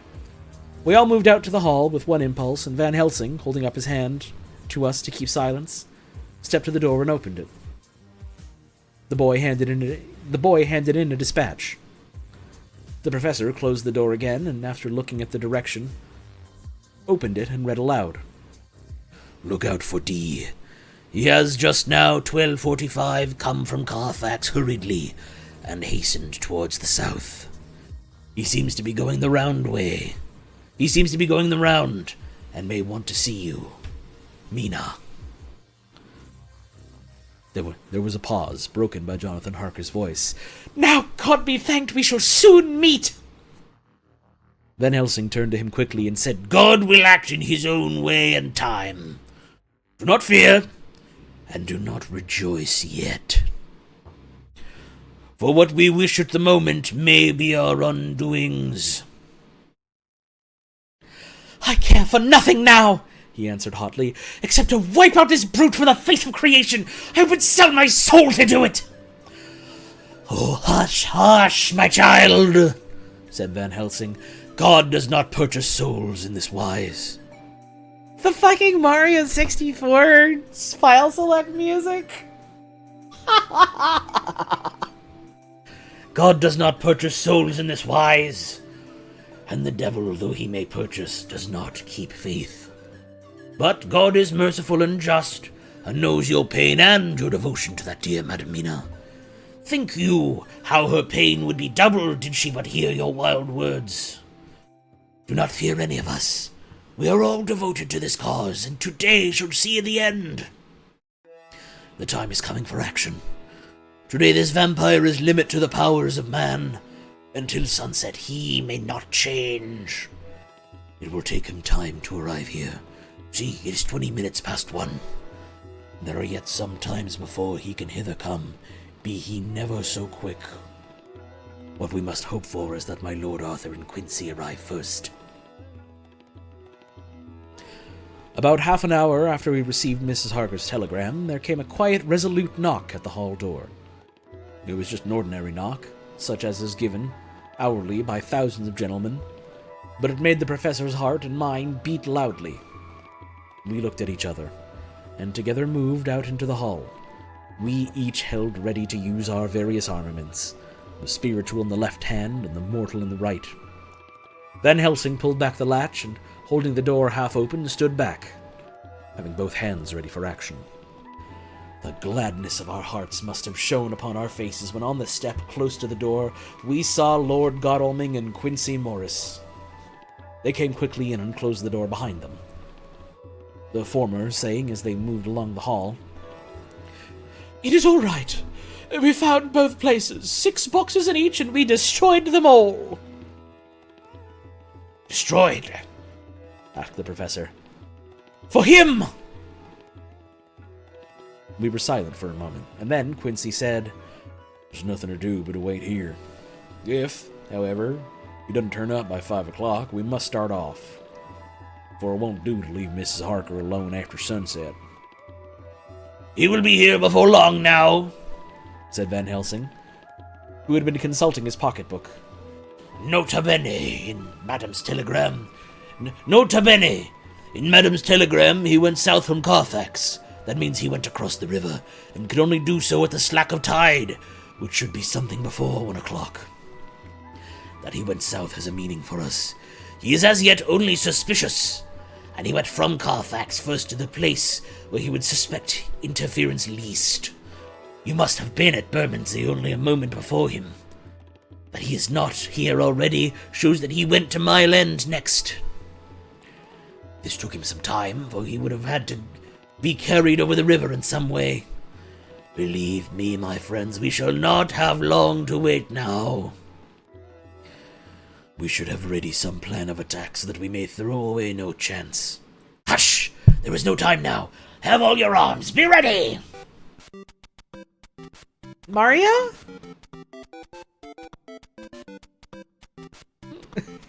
He held up a warning as he spoke, for we all could hear a key softly inserted into the lock of the hall door.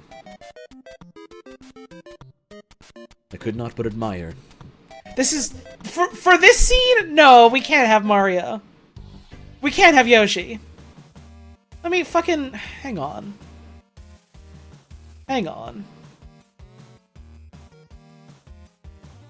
Hang on.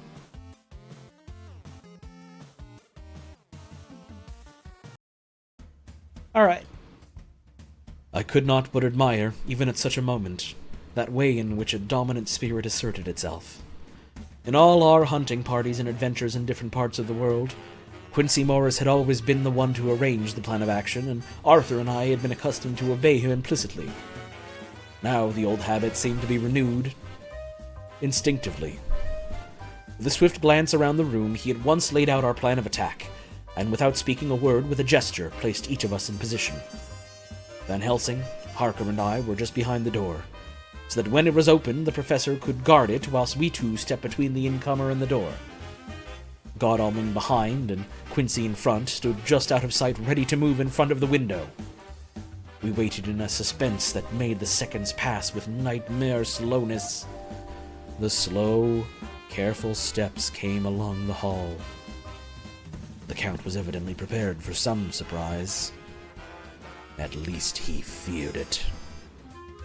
Suddenly, with a single bound, he leaped into the room, winning a way past us before any of us could raise a hand to stay him. There was something so panther-like in the movement, something so unhuman, that it seemed to sober us all from the shock of his coming. The first to act was Harker, who with a quick movement threw himself before the door leading into the room in the front of the house. As the Count saw us, a horrible sort of snarl passed over his face, showing the teeth long and pointed.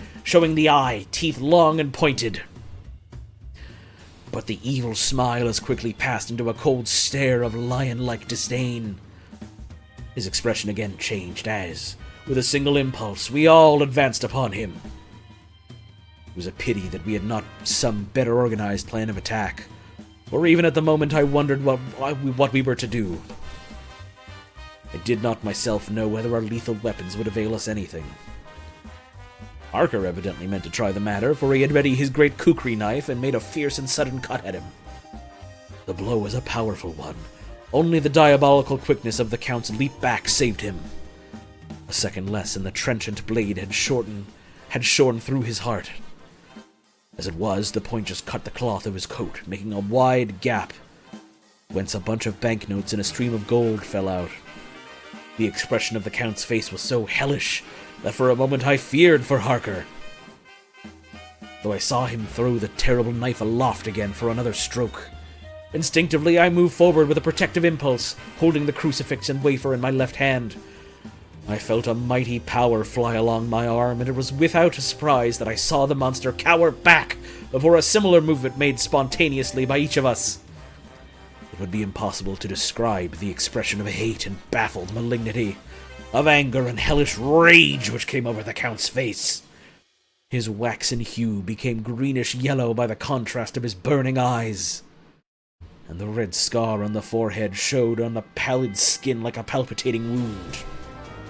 The next instant, with a sinuous drive, he swept under Harker's arm, ere his blow could fall, and grasping a handful of money from the floor, dashed across the room, threw himself at the window. Amid the crash and glitter of the falling glass, he tumbled into the flagged area below. Through the sound of the shivering glass, I could hear the ting of the gold as some of the sovereigns fell on the flagging. We ran over and saw him spring unhurt from the ground. He, rushing up the steps, crossed the flagged yard and pushed open the stable door. There he turned and spoke to us. You think to baffle me, you with your pale faces all in a row, like sheep in a butcher's. You shall be sorry yet, each one of you. You think you have left me without a place to rest, but I have more! My revenge is just begun! I spread it over centuries, and time is on my side. You girls that you all love are mine already, and through them you and others shall yet be mine. My creatures to do my bidding and to be my jackals when I want to feed. Bah! With a contemptuous sneer, he passed quickly through the door, and we heard the rusty bolt creak as he fastened it behind him. A door beyond opened and shut. The first of us to speak was the professor, as, realizing the difficulty of following him through the stable, we moved towards the hall. That's not a bleh. He goes bah. That's different. That's different. It's different. It's not the fucking same. We have learned something much. Notwithstanding his brave words, he fears us. He fear time, he fear want. For if not, why he hurry so? His very tone betray him, or my ears deceive. Why take that money? You follow quick. You are hunters of wild beast, and understand it so. For me, I make sure that nothing here may be of use to him, if so that he return. As he put the money remaining into his pocket, took the tithe deeds in the bundle as Harker had left them, and swept the remaining things into the open fireplace, where he set fire to them with a match. Godalming and Morris had rushed out into the yard, and Harker had lowered himself from the window to follow the Count. He had, however, bolted the stable door. And by the time they had forced it open, there was no sign of him. Van Helsing and I tried to make inquiry at the back of the house, but the mews was deserted and no one had seen him depart. It was now late in the afternoon, and sunset was not far off. How long is the rest of this chapter? Let's finish this chapter and see how we're feeling. I'll probably want to do at least a little more, but let's at least finish this chapter and see how we're feeling. Hang on. Alright. It was now late in the afternoon, and sunset was not far off. We had to recognize that our game was up. With heavy hearts, we agreed with the professor when he said, Let us go back to Madam Mina. Poor dear Madam Mina. All we can do just now is done, and we can there at least protect her. But we need not despair. There is but one more earth box, and we must try to find it. When that is done, all may yet be well. I could see that he spoke as bravely as he could to comfort Harker. The poor fellow was quite broken down. Now and again he gave a low groan which he could not suppress. He was thinking of his wife. Let's not play this one now. Let me put the shuffle back on. Okay, sure. Flat zone. With sad hearts, we came back to my house, where we found Mrs. Harker waiting for us. with an appearance of cheerfulness which did honor to her bravery and unselfishness. When she saw our faces, her own became as pale as death. For a second or two, her eyes were closed as if she were in secret prayer. And then she said cheerfully, I can never thank you all enough. Oh, my poor darling. As she spoke, she took her husband's grey head in her hands and kissed it. Oh, lay your poor head here and rest it. All will yet be well, dear. God will protect us if he so will it in his good intent. The poor fellow groaned. There was no place for words in his sublime misery. We had a sort of perfunctory supper together, and I think it cheered us all up somewhat. It was, perhaps, the mere animal heat of food. The mere animal heat of food to hungry people. I don't know why that sentence tripped me up so much. For none of us had eaten anything since breakfast, or the sense of companionship may have helped us. But anyhow, we were all less miserable and saw the morrow was not altogether without hope. True to our promise, we told Mrs. Harker everything which had passed, and although she grew snowy white at times when danger seemed to threaten her husband, and red at others when his devotion to her was manifested, she listened bravely and with calmness. When we came to the part where Harker had rushed at the Count so recklessly, she clung to her husband's arm and held it tight, as though her clinging would protect him from any harm that might come.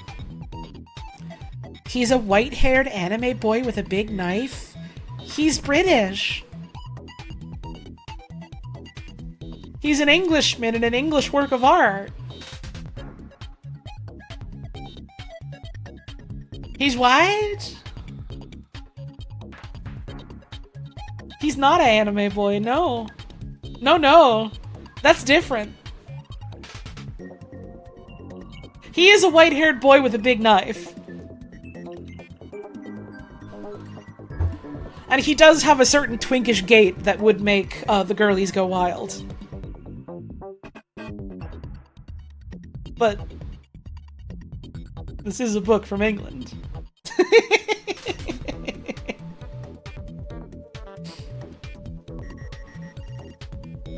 She said nothing, however, till the narration was all done, and matters had been brought up right to the present time. Then, without letting go her husband's hand, she stood up amongst us and spoke. Oh, that I could give any idea of the scene, of that sweet, sweet, good woman in all the radiant beauty of her youth and animation, with the red scar on her forehead, of which she was conscious and which we saw with grinding of our teeth, remembering whence and how it came, her loving kindness against our grim hate, her tender faith against all our fears and doubtings, and we, knowing that so far as symbols went, she, with all her goodness and purity and faith, was outcast from God. Jonathan, she said, and the words sounded like music on her lips. It was so full of love and tenderness. Jonathan, dear, and you all are my true friends. I want you to bear something in mind through all this dreadful time. I know that you must fight, that you must destroy even as you destroyed the false Lucy, so that the true Lucy might live hereafter. But it is not a work of hate. That poor soul who has wrought all this misery is the saddest case of all. Just think what will be his joy when he too is destroyed in his worser part, that his better part may have spiritual immortality. You must be pitiful to him too, though it may not hold your hands from his destruction. As she spoke, I could see her husband's face darken and draw together, as though the passion in him were shriveling his being to its core. Instinctively, the clasp on his wife's hand grew closer, till his knuckles looked white. She did not flinch from the pain which I knew she must have suffered, but looked at him with eyes that were more appealing than ever. As she stopped speaking, he leapt to his feet, almost tearing his hand from hers as he spoke. May God give it to him. May God give him into my hand just for long enough to destroy that earthly life of him, which we are aiming at. If beyond it I could send his soul forever and ever to burning hell, I would do it! Oh, hush! Oh, hush, in the name of God, of the good God! Don't say such things, Jonathan, my husband. You will crush me with fear and horror. Just think, my dear. I have been thinking all this long, long day of it, that perhaps someday I too may need such pity, and that some other like you, and with equal cause for anger, may deny it to me. Oh, my husband, indeed, I would have spared you such a thought, had there been another way, but I pray that God may not have treasured your wild words, except as the heartbroken wail of a very loving and sorely stricken man. Oh God, let these poor white hairs go in evidence of what he has suffered, who all his life has done no wrong, and on whom so many sorrows have come. We men were all in tears now. There was no resisting them, and we wept openly. She wept too, to see that her sweeter counsel had prevailed. Her husband flung himself on his knees beside her, and putting his arms round her, hid his face in the folds of her dress. Van Helsing beckoned to us, and we stole out of the room, leaving the two loving hearts alone with their God. Before they retired, the professor fixed up the room against any coming of the vampire, and assured Mrs. Harker that she might rest in peace. She tried to school herself to the belief, and manifestly for her husband's sake, tried to seem content.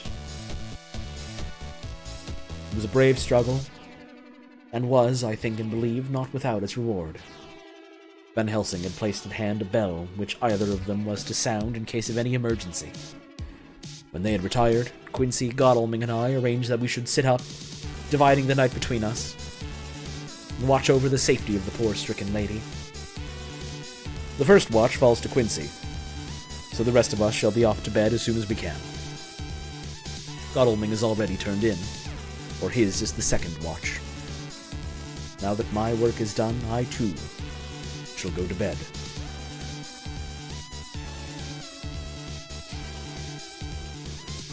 They all love Lucy so much, and Lucy has so much kindness in her heart, and she is the first one. One of the first. I feel like Van Helsing also does this, but she is like one of the first to pity Dracula.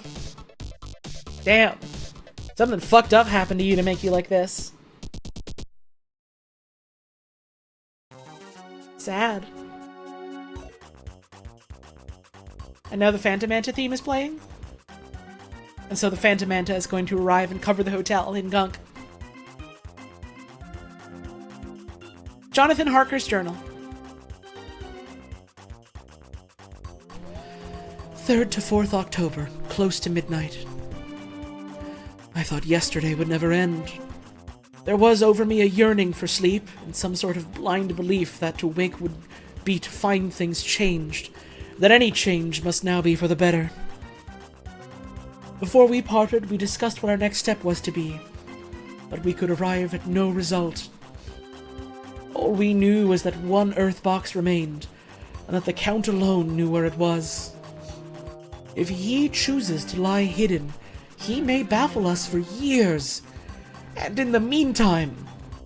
The thought is too horrible, I dare not think of it even now. This I know, that if ever there was a woman who was all perfection, that one is my poor wronged darling. I love her 1,000 times more for her sweet pity of last night. A pity that made my own hate of the monster seem despicable. Surely God will not permit the world to be the poorer by the loss of such a creature. This is hope to me. We're all drifting reefwards now, and faith is our only anchor. Oh, thank God Mina is sleeping, and sleeping without dreams. I fear what her dreams might be like, with such terrible memories to ground them in. She has not been so calm within my seeing since the sunset. Then, for a while, there came over her face a repose, which was like spring after the blasts of March. I thought at the time that it was the softness of the red sunset on her face. but somehow now I think it has a deeper meaning. I am not sleepy myself, though I am weary. Oh, weary to death. However, I must try to sleep, for there is tomorrow to think of, and there is no rest for me until... later. I must have fallen asleep, for I was awakened by Mina, who was sitting up in bed with a startled look on her face. I could see easily, for we did not leave the room in darkness. She had placed a warning hand over my mouth, and now she whispered in my ear, "Hush! There is someone in the corridor." I got up softly, and crossing the room gently opened the door. Just outside, stretched on a mattress, lay Mr. Morris, wide awake. He raised a warning hand for silence as he whispered to me, Hush. Go back to bed. It's all right. One of us will be here all night. We don't mean to take any chances. His look and gesture forbade discussion, so I came back and told Mina. She sighed, and positively a shadow of a smile stole over her poor, pale face as she put her arms around me, and said softly, "Oh, thank God for good, brave men." With a sigh, she sank back again to sleep. I write this now as I am not sleepy, though I must try again. 4th of October. Morning. Ooh, we're close, okay. Once again during the night I was wakened by Mina. This time we had all had a good sleep, for the grey of the coming dawn was making the windows onto sharp oblongs, and the gas flame was like a speck rather than a disc of light. She said to me hurriedly, "Go, call the professor. I want to see him at once." Why? I asked. "I have an idea. I suppose it must have come in the night and matured without my knowing it. He must hypnotize me before the dawn, and then I shall be able to speak. Go, quick, dearest. The time is getting close." I went to the door. Dr. Seward was resting on the mattress, and seeing me, he sprang to his feet. Is anything wrong? He asked in alarm. No, I replied, but Mina wants to see Dr. Van Helsing at once. I will go, he said, and hurried into the professor's room. In 2 or 3 minutes later, Van Helsing was in the room in his dressing gown. What about his slippers, though? What about his slippies? Was he in his cutie widow's whippies? That's critical. We need to know, and they're not telling us. I guess not if they're not mentioning it. And Mr. Morris and Lord Godalming were with Dr. Seward at the door asking questions. When the professor saw Mina smile, a positive smile ousted the anxiety of his face. He rubbed his hands as he said, "Oh, my dear Madam Mina, this is indeed a change. See, friend Jonathan, we have got our dear Madam Mina as of old back to us today." Then turning to her, he said cheerfully, "And what am I to do for you? For at this hour, you do not want me for nothings." "I want you to hypnotize me," she said. "Do it before the dawn, for I feel that then I can speak and speak freely. Be quick, for time is short." Without a word, he motioned her to sit up in bed. Looking fixedly at her, he commenced to make passes in front of her. "Van Helsing, you can't leave the slippers behind. They'll be converted by Dracula. That's right. Dracula's gonna get his nasty little feet in those things, and they're gonna start sucking anything pretty soon. It'll be damn bad." Where was I? There we go. Okay.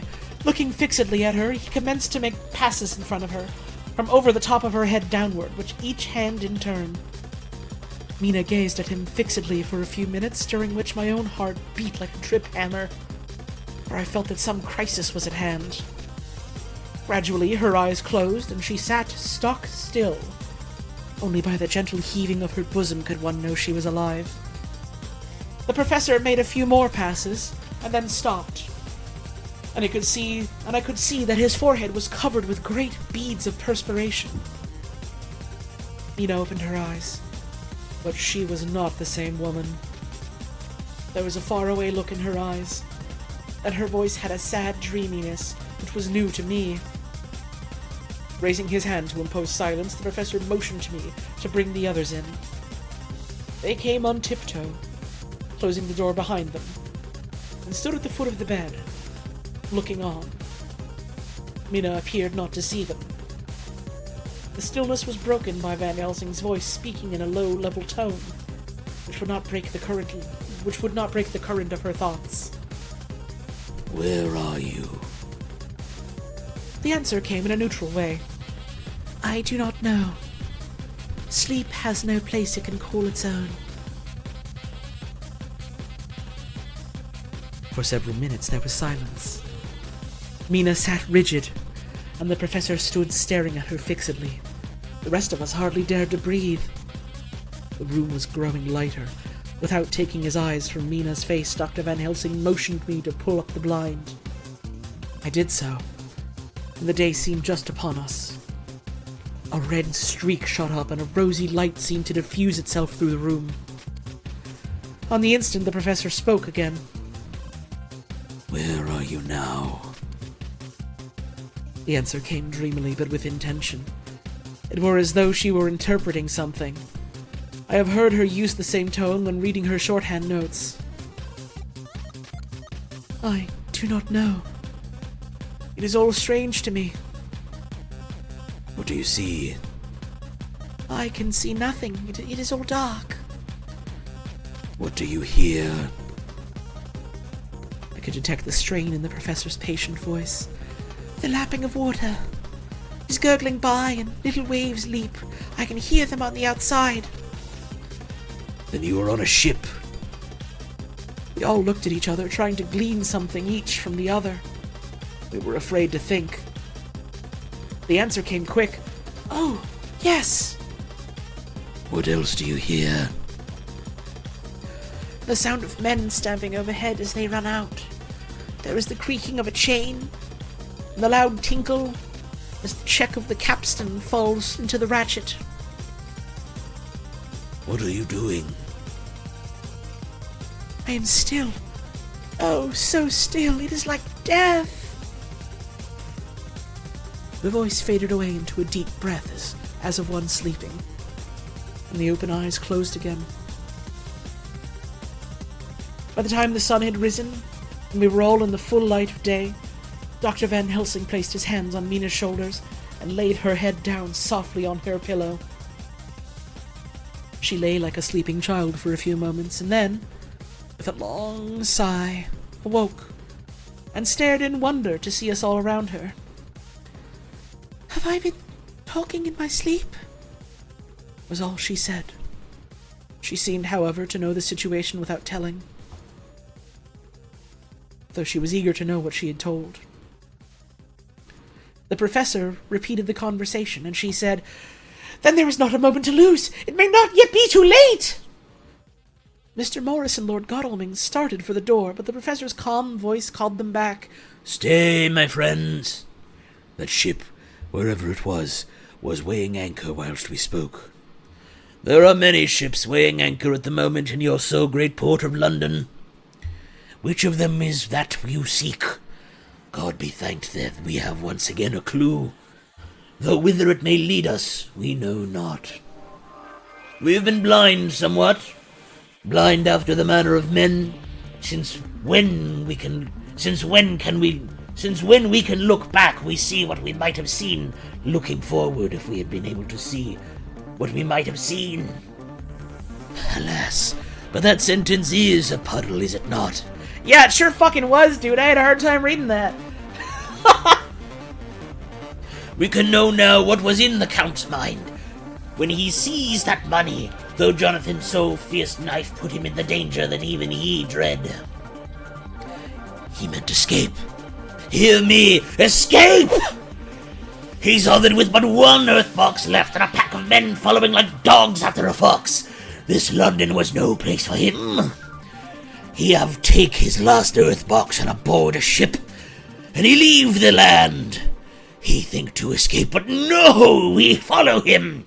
Tally-ho, as friend Arthur would say, when we put his red frock. Our old fox is wily, oh, so wily, and we must press follow with wile. I too am wily, and I think his mind in a little while. In meantime we may rest in peace, for there are waters between us which he do not want to pass, and which he could not if he would, unless the ship were to touch the land, and then only at full or slack tide. See! And the sun is just rose, and all day to sunset is to us. Let us take bath and dress and have breakfast, which we all need, and which we can eat comfortably, since he be not in the same land with us. Mina looked at him appealingly, and as she said, But why need we seek him further when he has gone away from us? He took her hand and patted it as he replied, Ask me nothings as yet. When we have had breakfast, then I answer all questions. He would say no more. I have fucking hiccups! Help! And we separated to dress. After breakfast, Mina repeated her question. He looked at her gravely for a minute and then said sorrowfully, Because, my dear Madam Mina, now more than ever must we find him, even if we have to follow him to the jaws of hell. She grew paler as she asked faintly, Why? Because, He answered solemnly, he can live for centuries, and you are but mortal woman.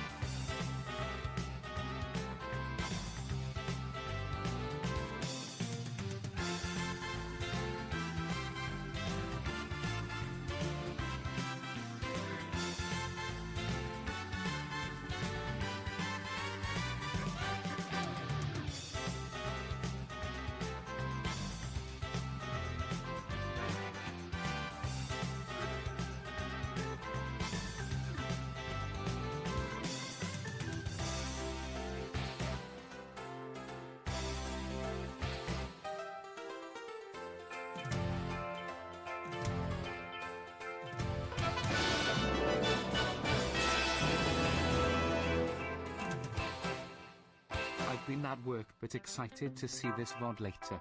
Hope it's been good. Reading Carpe Jugular makes this even better.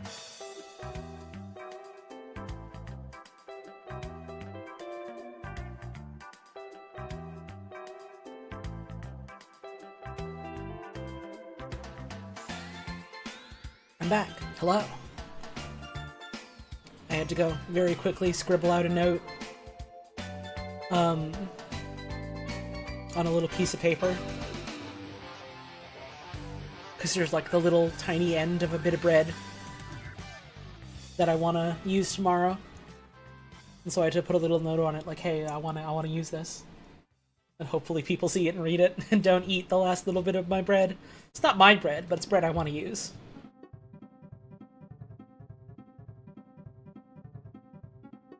Excuse me. I sit down. Oh! That's the sound it makes when you sit down. We are on chapter 24. Which is not super, super long.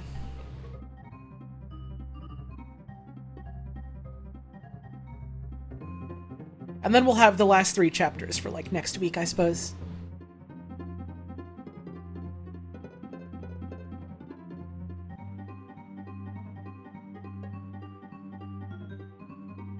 And I think that'll probably be good.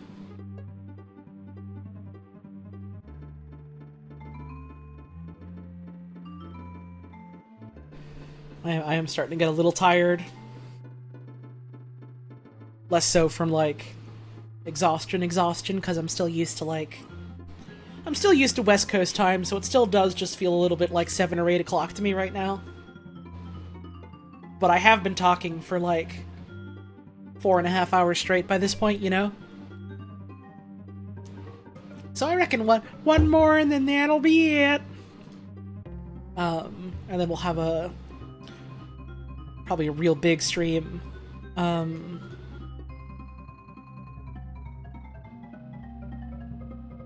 Next time, you know? Given that we've got our last couple of chapters left to go. Hope folks are doing good. Hope folks are enjoying the stream.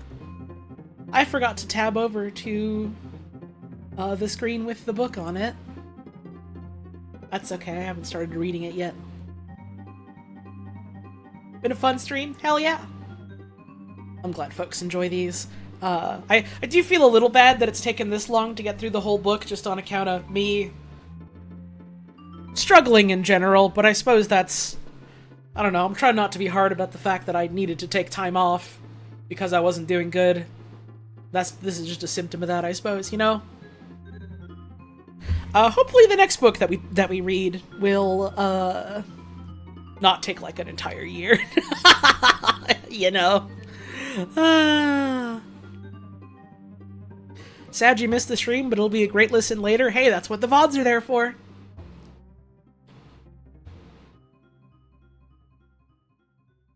Alright, you take care, Funpocalyptic. You have a wonderful rest of your evening.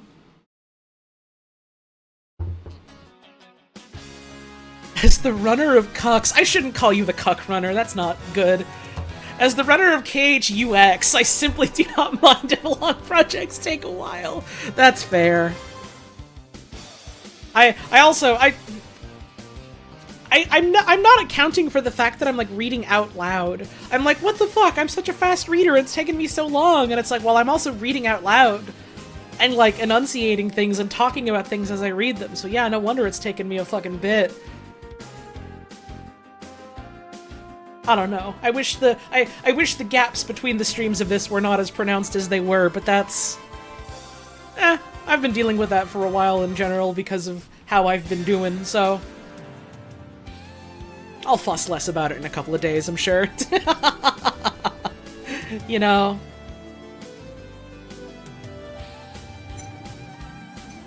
Have I read other books before?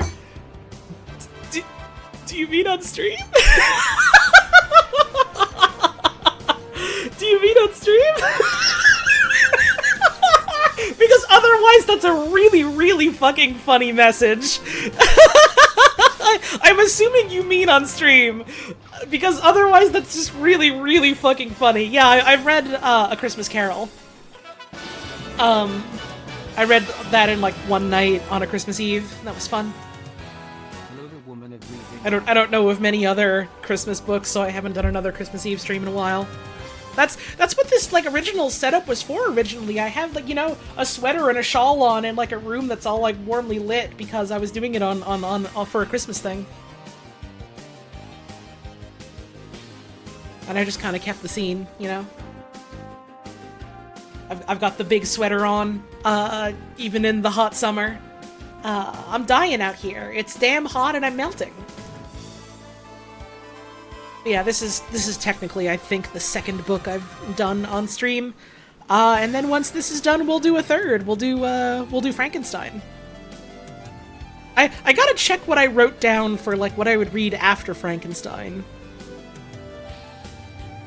Because if it's what I think I wrote down, that one's actually going to take a long fucking time, just on account of how that book is.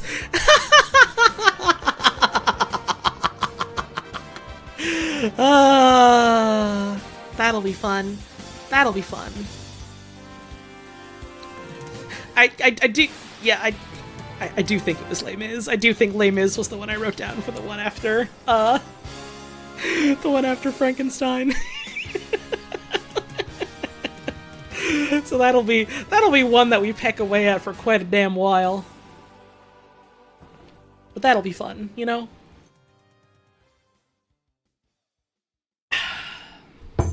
That brick of a book is kind of a brick, isn't it? You love brick. You love brick. You literally love brick. What's wrong?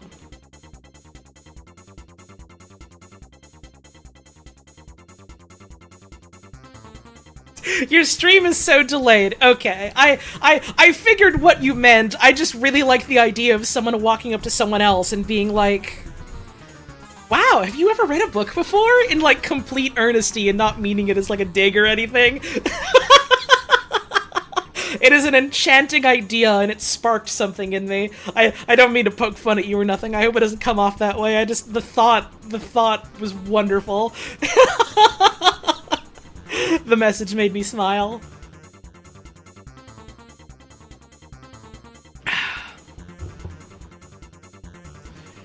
Yeah, that'll be fun.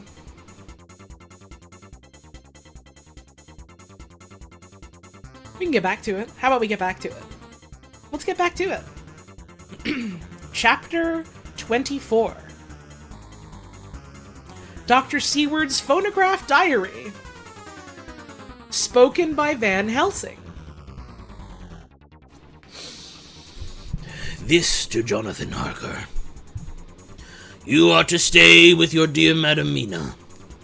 We shall go to make our search, if I can call it so, for it is not search, but knowing.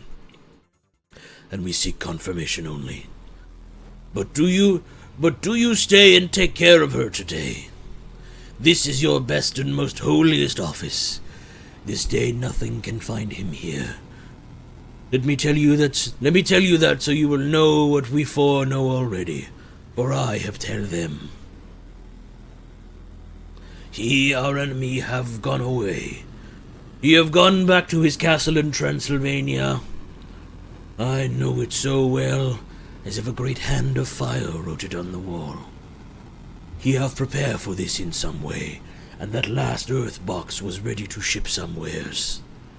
For this he took the money, for this he hurry at the last, lest we catch him before the sun go down. It was his last hope, save that he might hide in the tomb that he think poor Miss Lucy, being as he thought like him, keep open to him. But there was naught of time. When that failed, he makes straight for his last resource. His last earth work, I might say, did I wish double entendre.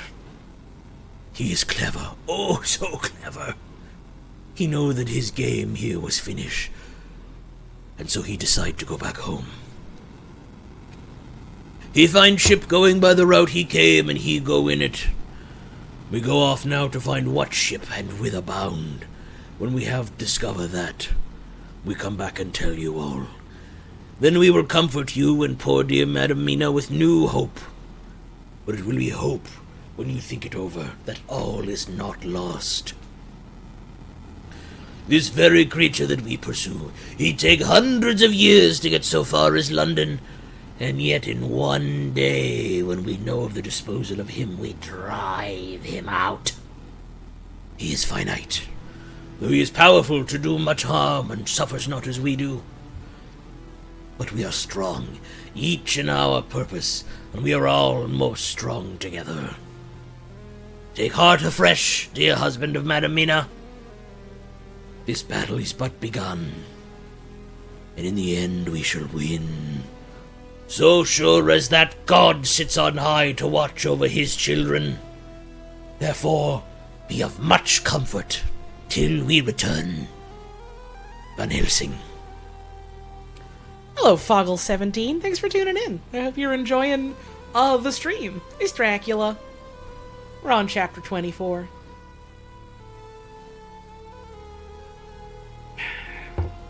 Did I talk about my peanut butter? I don't remember if I talked about my peanut butter when I got back. I ate peanut butter. That's part of why my break was so long, was I had to eat a spoonful of peanut butter. Cause, like, I muted my fucking mic and got up and had, like, a really fucking bad attack of hiccups. I had to eat peanut butter about it. And I did. It was awesome. That's my peanut butter story. I hope anyone liked it. Jonathan Harker's journal. 4th of October. When I read to Mina Van Helsing's message in the phonograph, the poor girl brightened up considerably. Already the certainty that the Count is out of the country has given her comfort, and comfort is strength to her. Might try that sometime for hiccups. I'm telling you, it fucking works. You eat a spoonful of peanut butter, the hiccups are gone. It's like an apple to doctors. Try it. For my own part, now that his horrible danger is not face to face with us, it seems almost impossible to believe in it.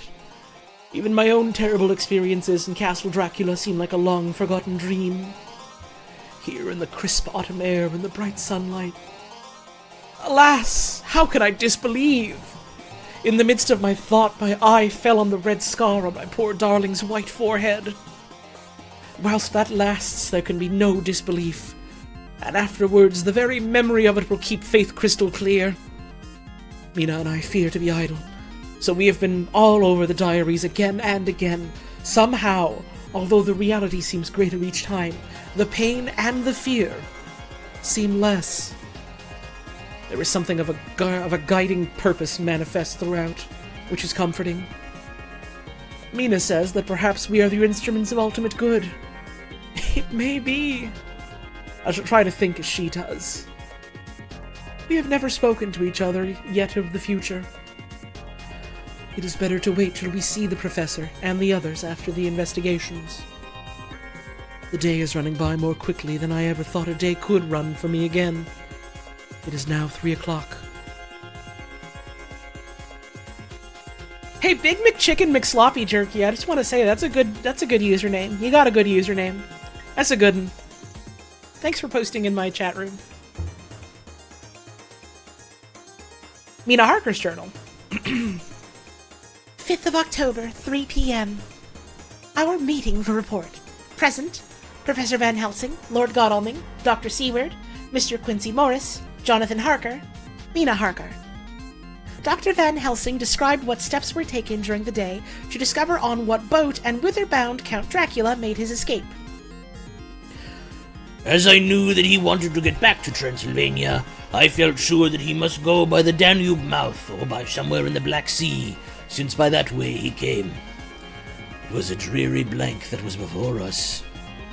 Omni ignotum pro magnifico. Isn't Magnifico that guy from Disney's Wish? Is that him? Is that the guy? That's the guy that no one cares about from the Disney movie that no one cares about.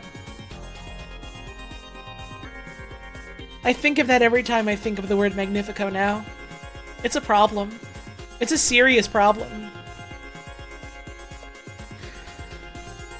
And so, with heavy hearts, we start to find what ships leave for the Black Sea last night. Needed that after the day you've had? Oh, I'm sorry to hear that. I hope tomorrow's better for you. Never seen it, I don't care about it? Neither do I! But I keep stumbling into fucking circumstances where I'm made to know things about Wish against my will. It's hell! It's torturous! It's damn bad! And it happens to me on the regular. The pepperoni magnifico from Marco's Pizza. Who the fuck is Marco? All I know is Mark's Pizza. Hang on, I have to get Mark's Pizzeria. Hang on. Where the fuck is Mark's Pizzeria? Where is it? Where the Mark's Pizzeria. Did you know? There we go. Mark's Pizzeria. That's the only one I know.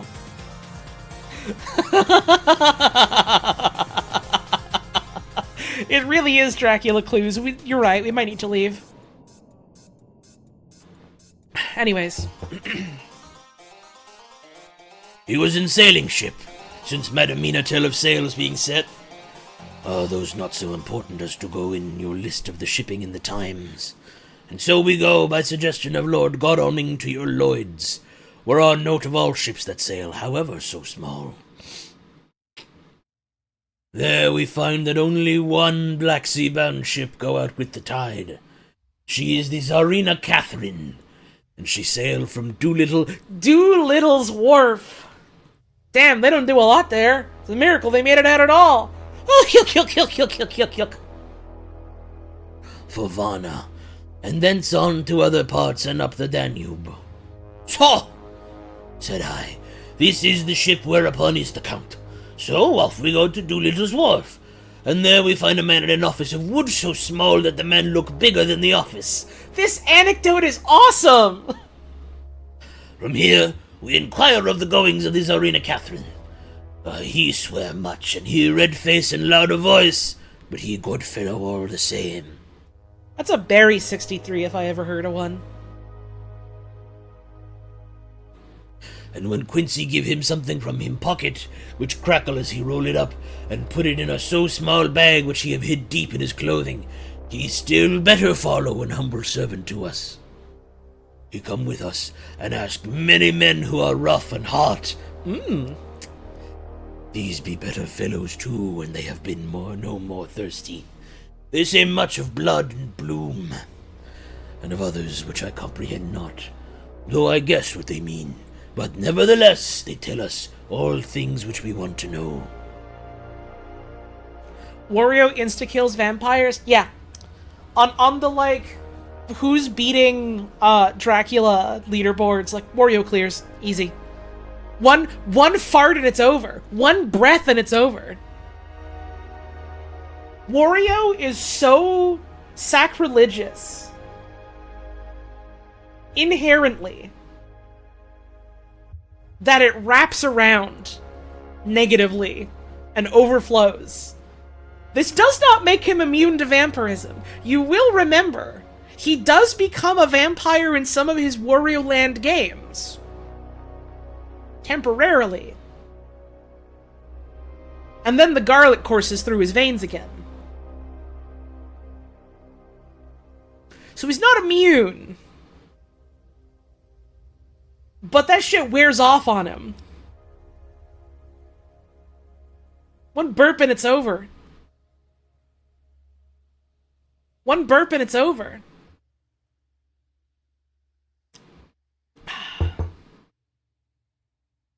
Hang on. Automod blocked that message for, quote, he's some other chump.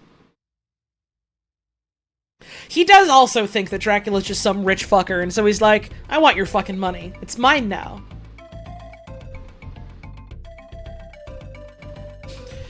They make known to us among them how, last afternoon at about 5 o'clock, comes a man so hurry. A tall man, thin and pale, with high nose and teeth so white, and eyes that seem to be burning. We can't let people come into stream calling me a chump. They're not calling me a chump. They're calling Dracula a chump. Also, I can be a fucking chump. That's okay.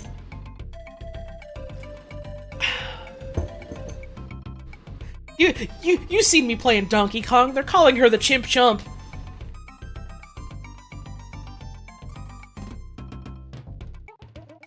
That he be all in black, except that he have a hat of straw, which suit him not or the time. Which suit not him or the time. His dumbass farmer's straw hat that he's got on. We aren't allowed to call Wario a chump? That's true. That's true. That he scatter his money in making quick inquiry as to what ship sails for the Black Sea and for where. Some took him to the office and then to the ship, where he will not go aboard but halt at shore end of gangplank, and ask that the captain come to him. The captain come, when told that he will pay well, and though he swear much at the first, he agree to term. Then the thin man go and someone tell him where horse and cart can be hired.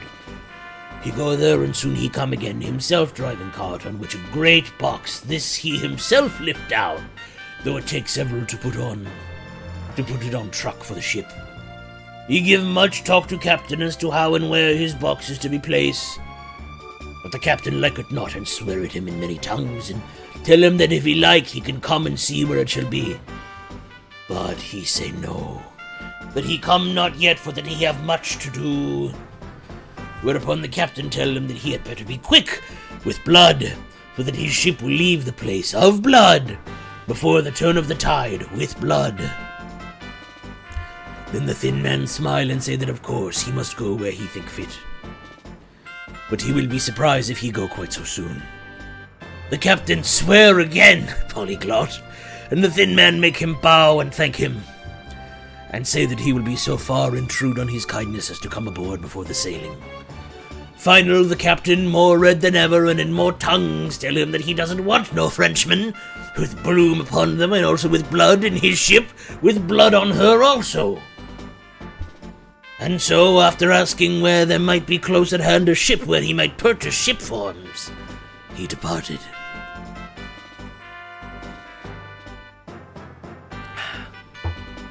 No one knew where he went, or blooming well cared, as they said, for they had something else to think of, well, with blood again, for it soon became apparent to all that the Tsarina Catherine would not sail as was expected. A thin mist began to creep up from the river, and it grew and grew till soon a dense fog enveloped the ship, and all around her. The captain swore polyglot, very polyglot with bloom and blood, but he could do nothing. The water rose, and he began to fear that he would lose the tide altogether. He was in no friendly mood. When just at full tide, the thin man come up the gangplank again and asked to see where his box had been stowed. Then the captain replied that he wished that he and his box, old and with much bloom and blood, were in hell. But the thin man did not be offend, and went down with the mate and saw where it was placed, and came up and stood a while on deck in fog. He must have come off by himself, for none noticed him. Indeed, they thought not of him, for soon the fog began to melt away, and all was clear again. My friends of the thirst and the language that was of bloom and blood laughed, as they told how the captain's swears exceeded even his usual polyglot, and was more than ever full of picturesque, went on questioning other mariners who were on movement up and down on the river that hour. He found that few of them had seen any fog at all, except where it lay around the wharf. However, the ship went out on the ebb tide, and was doubtless by morning far down the river mouth. She was by then, where they told us, well out to sea. And so, my dear Madamina, it is that we have to rest for a time, for our enemy is on the sea, with the fog at his command, on his way to the Danube mouth. To sail a ship takes time, go she never so quick. And when we start, we go on land more quick and we meet him there. Our best hope is to come on him when in the box between the sunrise and sunset, for then he can make no struggle, and we may deal with him as we could. There are days for us in which we can make ready our plan. We know all about where he go, for we have seen the owner of the ship, who have shown us invoices and all papers that can be. The box we seek is to be laden in Varna, and to be given to an agent, one Ristix, who will then be present for his credentials, who will there present his credentials, and so our merchant friend will have done his part.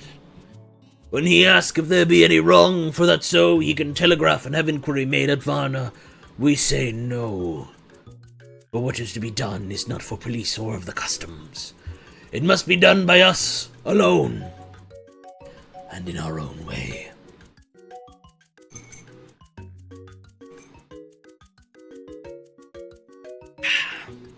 Need a damn drink after that one. Give me a sec.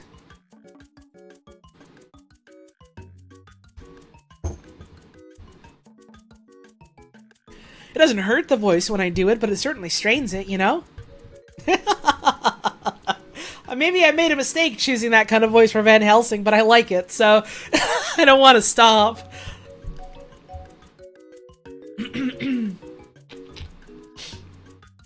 When Dr. Van Helsing had done speaking, I asked him if he were certain the Count had remained on board the ship. He replied, We have the best of proof of that. Your own evidence when in the hypnotic trance this morning. I asked him again if it were really necessary that they should pursue the Count, for, oh, I dread Jonathan leaving me, and I know that he would surely go if the others went.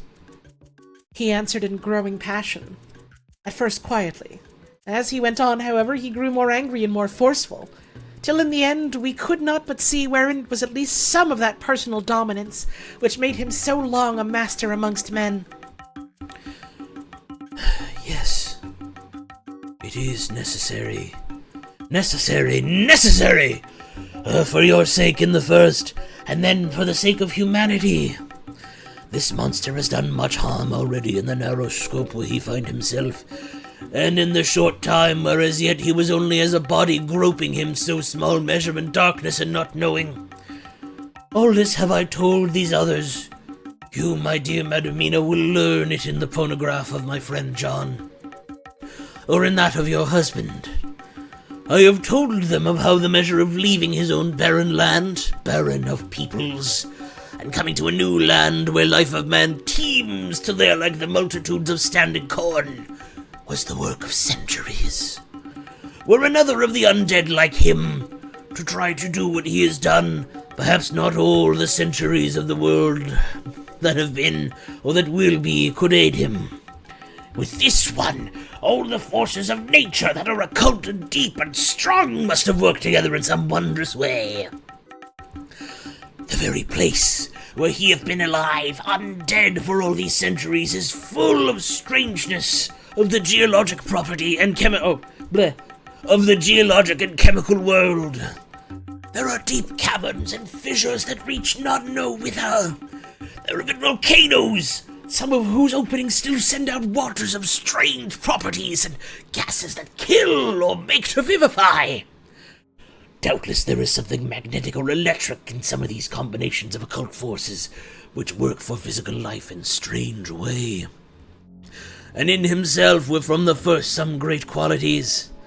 In a hard and warlike time he was celebrate that he have more iron nerve, more subtle brain, more braver heart than any man. In him some vital principle have in strange way found their utmost. And as his body keeps strong and grow and thrive, so his brain grow too. All this without that diabolic aid which is surely to him. Right? Is that the right line? I think so. I'm getting so damn lost in these paragraphs, worrying I'm skipping lines. No, that was right. Okay. For it have to yield to the powers that come from and are symbolic of good. And now, this is what he is to us. He have infect you. Oh, forgive me, my dear, that I must say such, but it is for the good of you that I speak. He infect you in such wise that even if he do no more, you have only to live in your own sweet way. And so in time, death, which is a man's common lot, and with God's sanction, shall make you like to him. This must not be. We have sworn together that it must not. Thus are we ministers of God's own wish, that the world and men for whom his son died will not be given over to monsters, whose very existence would defame him. He have allowed us to redeem one soul already, and we go out as the old Knights of the Cross to redeem more. Like them we shall travel towards the sunrise, and like them, if we fall in good cause.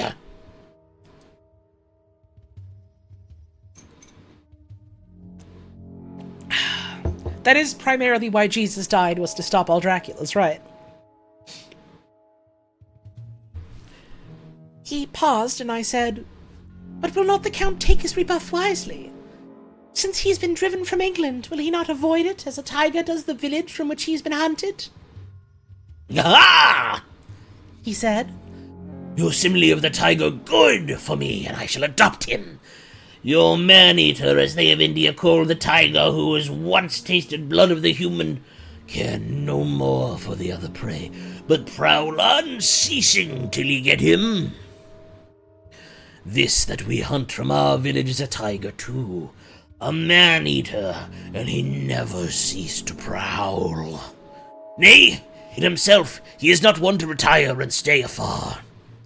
In his life, his living life, he go over the Turkey frontier and attack his enemy on his own ground.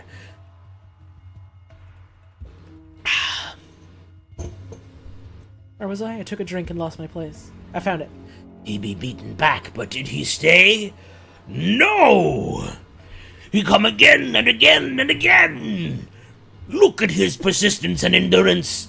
With the child brain that was to him, he have long since conceived the idea of coming to a great city. What does he do? He find out the place of all the world most have promised for him. Then he deliberately set himself down to prepare for the task. He find in patience just how is his strength and what are his powers. He study new tongues. He learn new social life, new environment of old ways, the politic, the law, the finance, the science, the habit of a new land and a new people who have come to be since he was. He glimpsed that he have had, whet his appetite only, and enkeen his desire. Nay, it help him to grow as to his brain, for if all prove to him how right he was at the first in his surmises, he have done this alone, all alone, from a ruined tomb in a forgotten land. What more may he not do when the greater world of thought is open to him? He that can smile at death as we know him, who can flourish in the midst of diseases that kill off whole peoples. Oh, if such an one was to come from God and not the devil, what a force for good might he be in this old world of ours. But we are pledged to set the world free. Our toil must be in silence, and our efforts all in secret. For in this enlightened age, where men believe not even what they see, the doubting of wise men would be his greatest strength. It would be at once his sheath and his armor, and his weapons to destroy us, his enemies, who are willing to peril even our own souls for the safety of one we love, for the good of mankind, and for the honor and glory of God. After a general discussion, it was determined that for tonight, nothing be definitely settled. That we should all sleep on the facts and try to think out the proper conclusions.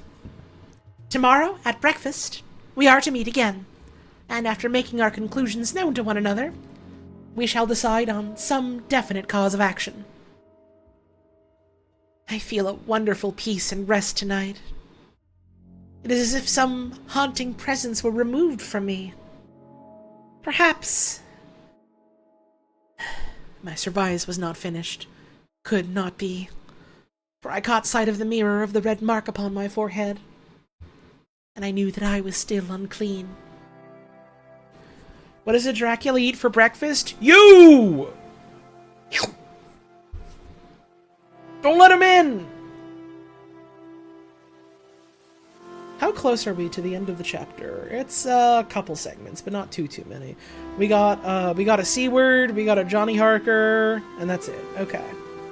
That's not too bad. I got this. I finish it. I finish this bit tonight, and then we wrap up. That's what I'm thinking. That's what I'm thinking. That's what I'm thinking. Hang on, I'm trying to do a fucking bit, and the thing that I'm trying to do keeps getting off my screen. That's what I'm... Mark's Pizzeria. Did you know? There you go. My Mark's Pizzeria. Did you like it?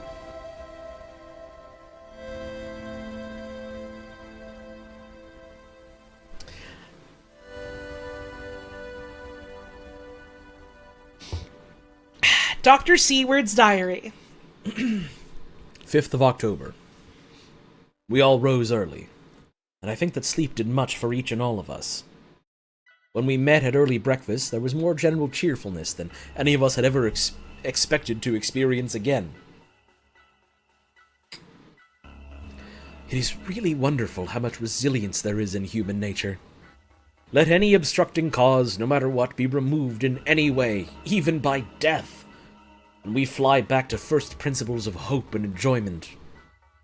More than once, as we sat around the table, my eyes opened in wonder whether the whole of the past days had not been a dream. It was only when I caught sight of the red blotch on Mrs. Harker's forehead that I was brought back to reality. Even now, when I am gravely revolving the matter, it is almost impossible to realize that the cause of all our trouble is still existent. Even Mrs. Harker seems to lose sight of her troubles for whole spells. It is only now and again, when something recalls it to her mind, she thinks of her terrible scar. We are to meet here in my study in half an hour, and decide on our course of action. I see only one immediate difficulty. I know it by instinct rather than reason. We shall all have to speak frankly, and yet I fear that in some mysterious way poor Mrs. Harker's tongue is tied. I know that she forms conclusions of her own, and from all that has been I can guess how brilliant and how true they must be. But she will not, or cannot, give them utterance. I have mentioned this to Van Helsing, and he and I are to talk it over when we are alone. I suppose it is some of that horrid poison which has got into her veins beginning to work. The Count had his own purposes when he gave her what Van Helsing called the vampire's baptism of blood. Well, there may be a poison that distills itself out of good things. In an age when the existence of domains is a mystery, we should not wonder at anything. One thing I know, that if my instinct be true regarding poor Mrs. Harker's silences, then there is a terrible difficulty, an unknown danger in the work before us. The same power that compels her silence may compel her speech. I dare not think it further, for so I should in my thoughts dishonor a noble woman. Van Helsing is coming into my study a little before the others. I shall try to open the subject with him. The way Mina is written is exceedingly progressive for the time. Yeah! Like, everyone is constantly talking about how, like, brave and strong and clever she is. And, like, not how much of, like, a waif she is or whatever, even though, like, you know, she's having moments of weakness because a damn Dracula event is happening, you know? It's a big deal that, like, the way Mina acts and is, and the way that Lucy was, and the way that, like, Jonathan is, and, like, his emotional softness and tenderness, and the fact that he fell for a damn Dracula are, like, extremely subversive. Again, I think it's good to think about that, and to think about, like, the author's history with, like, was it Oscar Wilde? I think it was Oscar Wilde.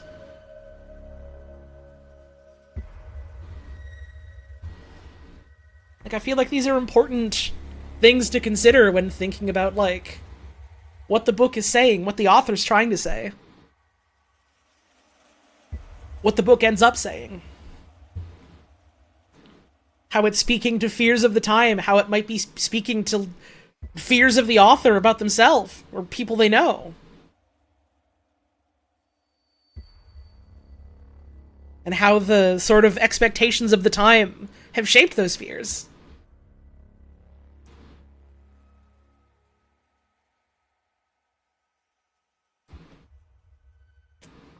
This is a gay book. This is a gay book. It's a lot of things, but that's one thing.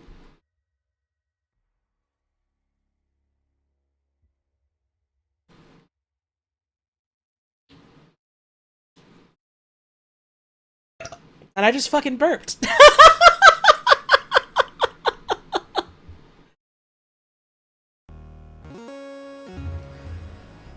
Okay. Later. When the professor came in, we talked over the state of things. I could see that he had something on his mind which he wanted to say, but felt some hesitancy about broaching the subject. After beating around the bush a little, he said suddenly, Friend John, there is something that you and I must talk of alone. Just at the first, at any rate. Later we may have to talk to the others, and later we may have to take the others into our confidence. Then he stopped, so I waited. He went on. Madam Mina, our poor, dear Madam Mina is changing. A cold shiver ran through me to find my worst fears thus endorsed. Van Helsing continued. With the sad experience of Miss Lucy, we must this time be warned before things go too far. Our task is now in reality more difficult than ever, and this new trouble makes every hour of the direst importance. I can see the characteristics of the vampire coming in her face. It is now but very, very slight, but it is to be seen if we have eyes to notice without prejudice. Her teeth are some sharper, and at times her eyes are more hard. But these are not all. There is to her the silence now often, as so it was with Miss Lucy. She did not speak, even when she wrote that which she wishes to be known later. Now my fear is this. If it be that she can, by our hypnotic trance, tell what the Count see and hear, is it not much more true that he who have hypnotized her first and who have drunk of her very blood, and make her drink of his, should, if he will, compel her mind to disclose to him that which she know? I nodded acquiescence. He went on. Then, what we must do is to prevent this. We must keep her ignorant of our intent, and so she cannot tell what she know not. This is a painful task. Oh, so painful that it heartbreak me to think of, but it must be. When today we meet, I must tell her that for reason which we will not speak, she must not be more of our counsel, but be simply guarded by us. He wiped his forehead, which had broken out in profuse perspiration at the thought of the pain which he might have to inflict upon the poor soul already so tortured. I knew that it would be some sort of comfort to him if I told him I also had come to the same conclusion. At any rate, it would take away the pain of doubt. I told him, and the effect was as I expected. It is now close to the time of our general gathering. Van Helsing has gone away to prepare for the meeting, and his painful part in it. I really believe his purpose is to be able to pray alone. Later. At least this time it's for a slightly more reasonable reason. Yeah, but still... Excuse me. Still, all the same. It fucking sucks, doesn't it? We spent all that time keeping you out of things because we were worried about your well-being, selfishly. And now we have to keep you out of it again because you might be a liability. Completely not of your own volition, because a damn Dracula got you. You had no say in this, you had no agency in this. And now you'll continue to have none. Sorry. It hurts, man. Later. At the very outset of our meeting, a great personal relief was experienced by both Van Helsing and myself. Mrs. Harker had sent a message by her husband to say that she would not join us at present, as she thought it better that we should be free to discuss our movements without her presence to embarrass us. The professor and I looked at each other for an instant, and somehow we both seemed relieved. For my own part, I thought that if Mrs. Harker had realized the danger herself, it was much pain as well as much danger averted. Under the circumstances, we agreed by questioning look and answer, with finger on lip, to preserve the silence in our suspicions, until we should have been able to confer alone again. We went at once into our plan of campaign. Van Helsing roughly put the facts before us first. The Tsarina Catherine left in the Thames yesterday morning. It will take her at the quickest speed she has ever made at least 3 weeks to reach Varna. But we can travel overland to the same place in 3 days. Now, if we allow for 2 days less for the ship's voyage, owing to such weather influences as we know that the Count can bring to bear, and if we allow a whole day and night for any delays which may occur to us, then we have a margin of nearly 2 weeks. Thus, in order to be quite safe, we must leave here on 17th at latest. Then we shall at any rate be in Varna a day before the ship arrives, and able to make such preparations as necessary. Of course, we shall go all armed against evil things, spiritual as well as physical. Hurt even more knowing they have to do this because of the results of doing so last time? Yup. It is to some degree their fault, insofar as it can be your fault that you're not noticing the signs of a Dracula attack by, cloistering someone away in a Dracula vulnerable position. At the very least, I'm sure they feel guilty about it, you know? Here, Quincy Morris added, I understand that the Count comes from a wolf country, and it may be that he shall get there before us. I propose that we add Winchesters to our armament. I have a kind of belief in a Winchester when there's any trouble of that sort around. You remember, Art, when we had the pack after us at Tobolsk? What wouldn't we have given then for a repeater apiece? Good, said Van Helsing. Winchesters it shall be. Interesting examination of how denying a person agency from the get-go leads to further stripping of agency and power later. Yup! Yup!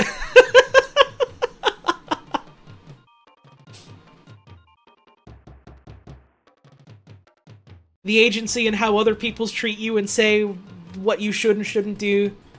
The lack of agency that individuals that can, take from you, that a society can take from you. And how people prey on that. And make it worse and continue to spiral it like that.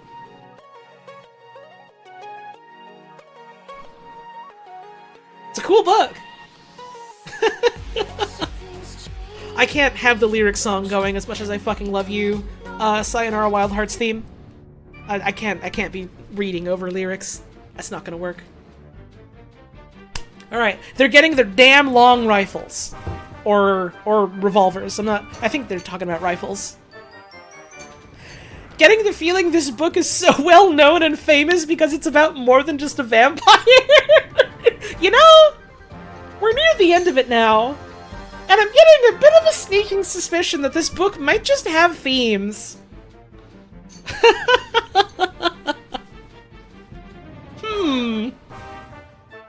Got big feelings about this book, but don't have the spoons for coherent thought. That's what this entire stream series has been for me, is, reading this book and being like, man, there's some real interesting points here, and I'm fucking grasping, trying to put them together into any sort of coherent sentence that I can say to people. So I'm just kind of gesturing at things vaguely and going, do you get what I'm saying here? and hoping for the best, and hoping that someone more eloquent than me in my chat room goes, yeah, I know what you're saying, it's this, this, and this. I don't know, man, it's cool to talk about fiction.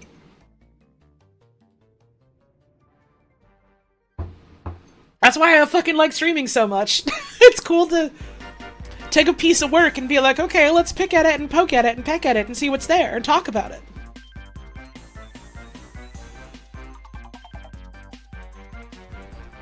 People were like going off about the stream I did at the Beginner's Guide. That was like one of my favorite streams I ever did because it was a game that wants you to do that.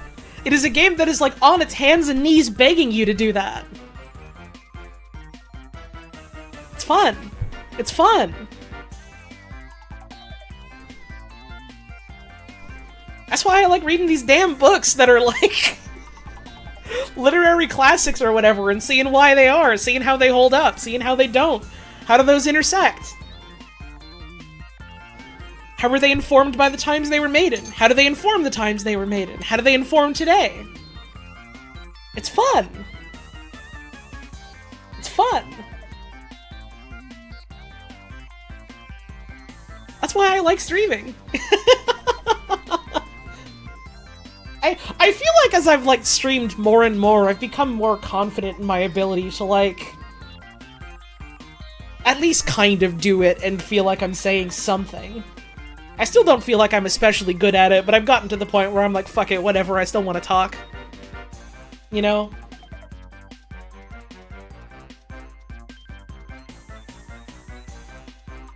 It's fun to think about stuff.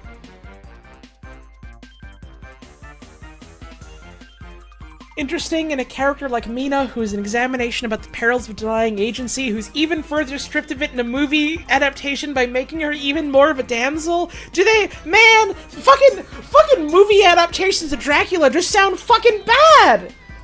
they just sound like they're dog water. Like, Renfield is treating just like a weirdo who's a willing servant. Mina Harker is the poor damsel in distress. There's no fucking cowboy! Yo, Koo, thank you for the raid. I'm just talking about how much I love art. And how much I love talking about art. And how it sounds like every fucking movie adaptation of Dracula is bad because they don't put the cowboy in it. There's a fucking cowboy in this book, dude! None of the movies include him! It's fucked!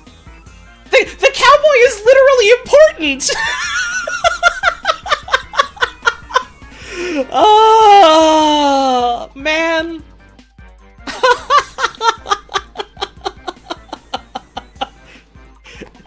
That's fucking highway robbery. That's what I'm saying! Anyways, I hope you had a wonderful stream. I hope you had fun with your, you were doing Next Fest demos, right? I hope that was a good time. I'm a little mad that I booked my entire week to be busy because fucking Next Fest is only ever a week long and they pull all the demos, and I'm mad about it! Because it's like, when the fuck am I gonna play those? Sunday? Ugh. They should have that shit up forever. The one with Keanu has Quincy? I have no idea. All I know is that a ton of adaptations apparently do not. Play a demo of a game called Judero. I will make note of that, and I will look that up. It's got the Ku Shinigami Eater recommendation of approval. I got to look at it. I got to look at it. The 92 version is Quincy, but it's also bad because it wants to make Dracula a tragic sexy guy. He's a little bit of a tragic sexy guy, but only a little bit. Mostly the sexy guy part. The tragedy is in that he was made to be like this in the first place ever, you know? You gained 2 fathers? Let's go. He's pretty sexy in it. He's pretty sexy in the damn book! You saw the way that he pulled an old Johnny Boy a hook, line, and sinker, and the way Mina Harker was like burying her face in those tits? He's a sexy guy. He hangs out with the 3 weed-smoking girlfriends. Like, sexuality is another part of this book. It's one of the themes of the book. He's a sexy boy.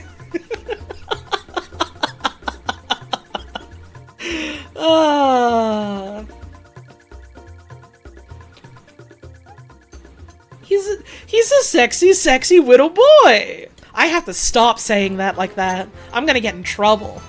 I'm gonna lose my progress. I haven't seen that fucking movie myself, so I have no thoughts on that adaptation. But I'm always intrigued by something when I see someone being a hater about it. I'm gonna wee-waps. I'm thinking too much about sexual Dracula. I'm gonna lose my progress. Just don't like when they give him tragic wife past drama. No, that's not the fucking tragedy of Dracula. That's kind of dumb. You think you're fucking Symphony of the Night? Get over yourself. Stupid fucking movie. I gotta watch it. Hi, Twilight. This is a book. You're right.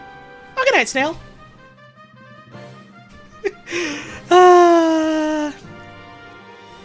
Dracula should at most have a tragic husband drama? I don't even agree with that. I don't think he should have, like, my poor marriage is why I become a demon sort of thing. It's sad and fucked up that he was twisted into the thing that he was, then he's like, well, I guess I'm a fuck freak now. You know? It's different. It's different. Different kind of tragedy. All these sexual Draculas, they don't stop. They don't leave us alone. Cut it out. I'm really disappointed in you, sexual Dracula.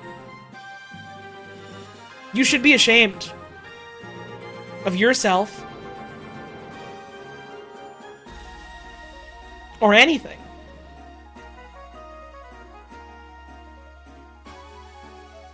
What is Joe Byron's plan to deal with sexual Draculas? He's gonna get sucked! They're sucking him! It's too late. I should read more of this damn chapter so I can wrap up the fucking stream.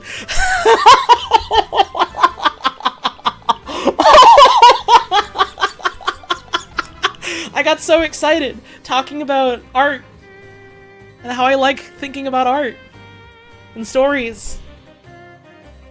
And then I segued into sexual Draculas. I'm gonna lose my progress, dude. I'm gonna wee-waps. I'm gonna fall off the wagon. Where the fuck was I? Okay,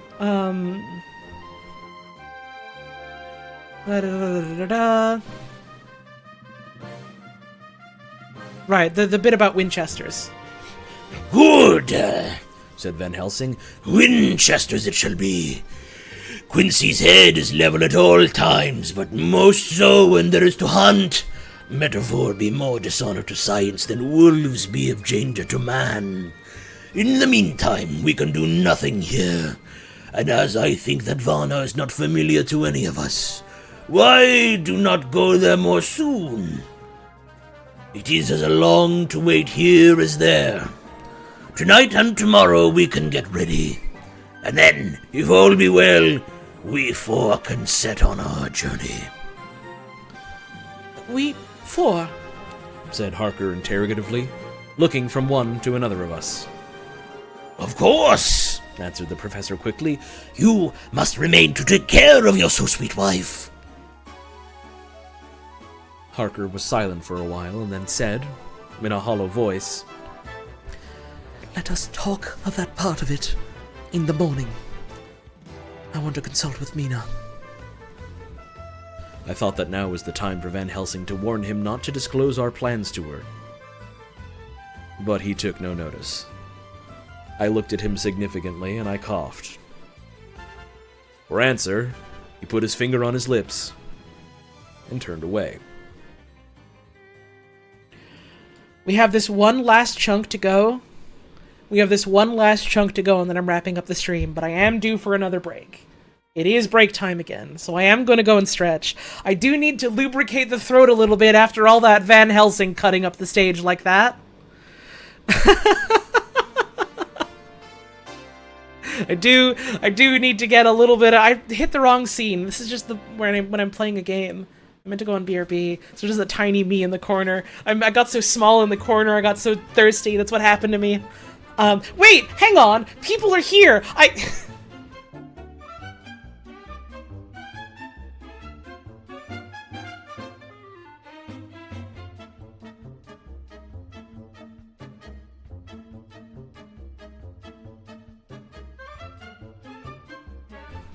It wasn't his fault. Okay, I'm gonna get up. I'm gonna have a stretch. I'm gonna run ads for 3 minutes, so you ought to do the same for yourself. You're not fucking missing anything. Look away from your computer screen for a bit. Rest those damn eyes. Rest those damn eyes. And, like, move your legs around and stuff a bit if you've been sitting for a while. We'll be back real soon.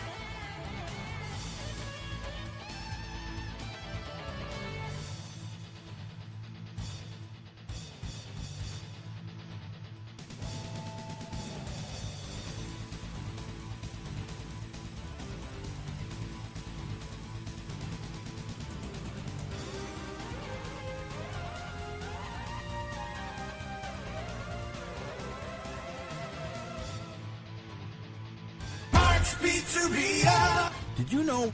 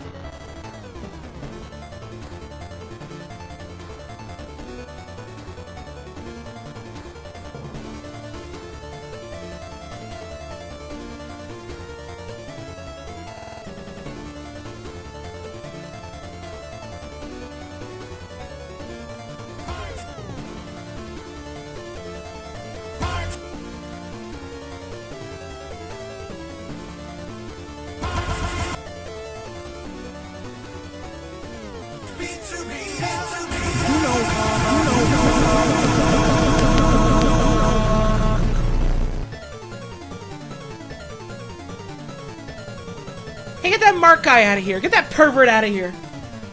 Can't stand that guy. Get him out. Take him out of here. Take him out. Snipers, take the shot. Take his head clean off. Empty his pockets. Man. Is that guy bothering you? Hope not.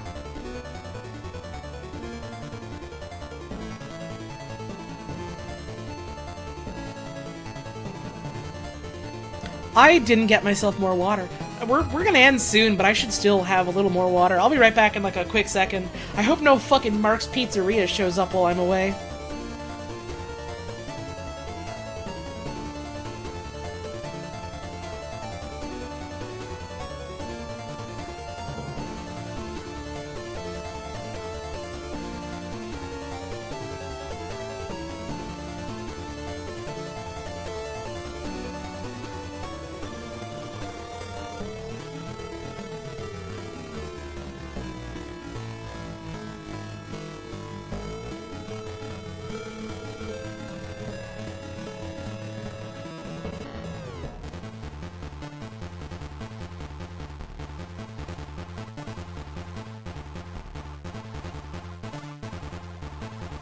Are we good?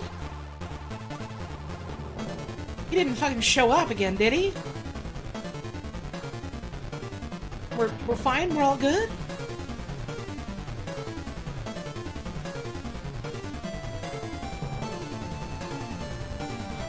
No marks? That's good. Thank God.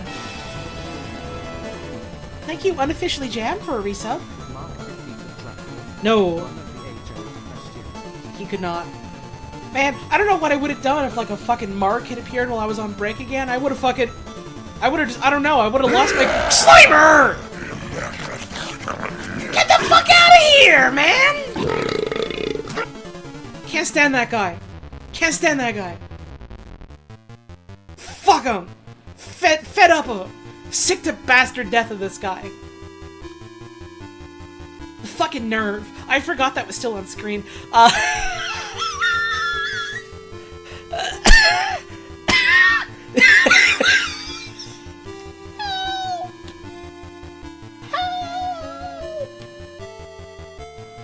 It wasn't his fault. Help! There was nothing he could do about it. What is this fucking Slimer emote? Who has a Slimer emote? Why?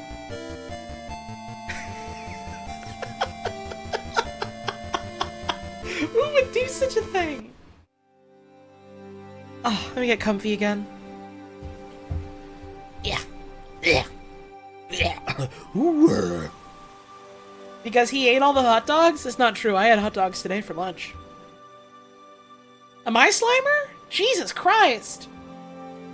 We should be asking why I don't have one, because I need 2,000 current subscribers to get another emote slot.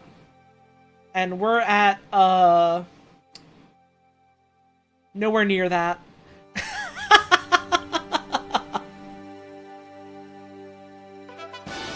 Thank you, L Angel, for the resub.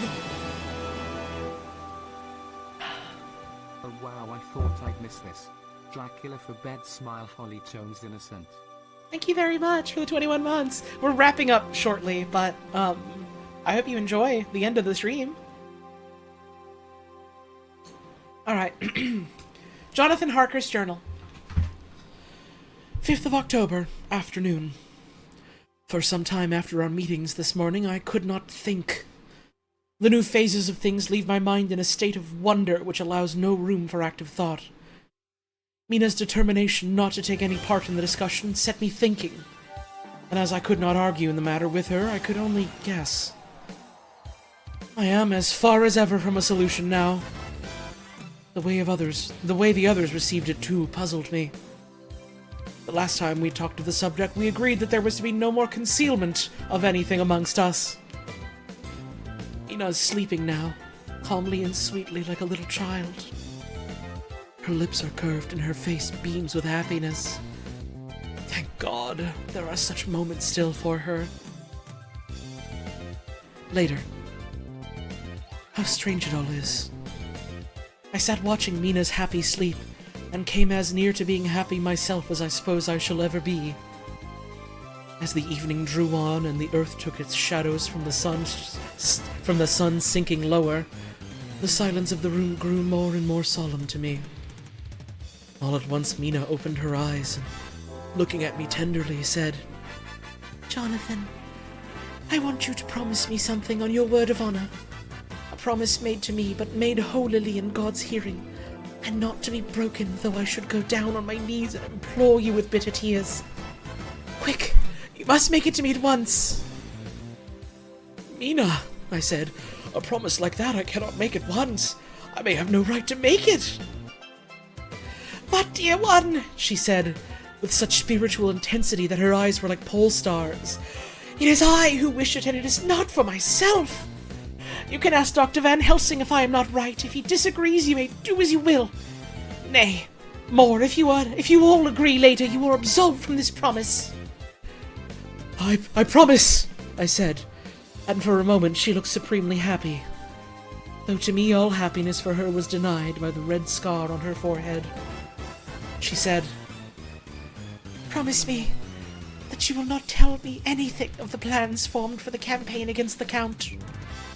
Not by word or inference or implication. Not at any time whilst this remains to me." And she solemnly pointed to the scar. I saw that she was in earnest and said solemnly, "I promise." And as I said it, I felt that from that instant a door had been shut between us. Oh, son of a bitch! Oh!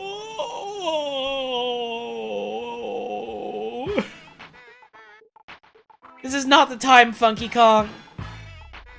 This is not the fucking time. Sure, whatever. Later, midnight.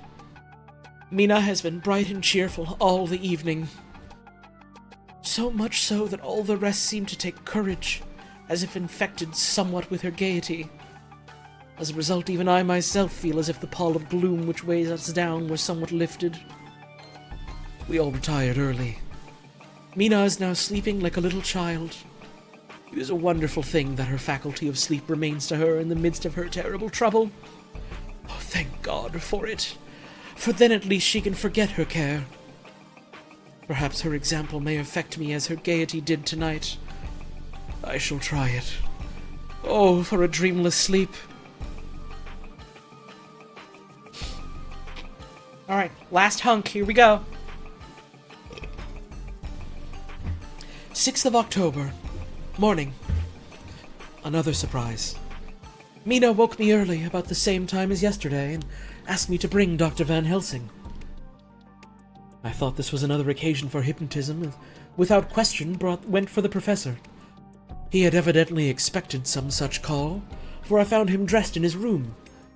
His door was ajar. "That's not a door at all! Ah, yuck, yuck, yuck, yuck, yuck, yuck. Hey, chat, here's a joke for you. When is a car not a car? When it turns into a driveway! Ah, yuck, yuck, yuck, yuck, yuck, yuck, yuck, yuck. Hey, if you like the stream and you want to support what we do here... Subs, tits, and... Tits? No, don't send me tits.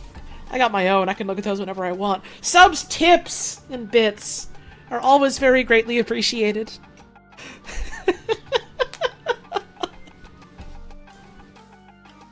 No, don't send me tits donations. I don't fucking want that. I don't want to look at a stranger's boobs. That's weird. There's probably some other pervert out there that wants that. You go to them if you want to do that, I guess.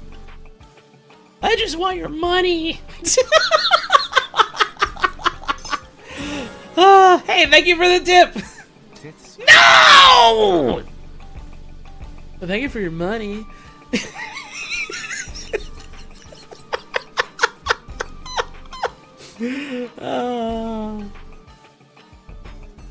Where the fuck was I?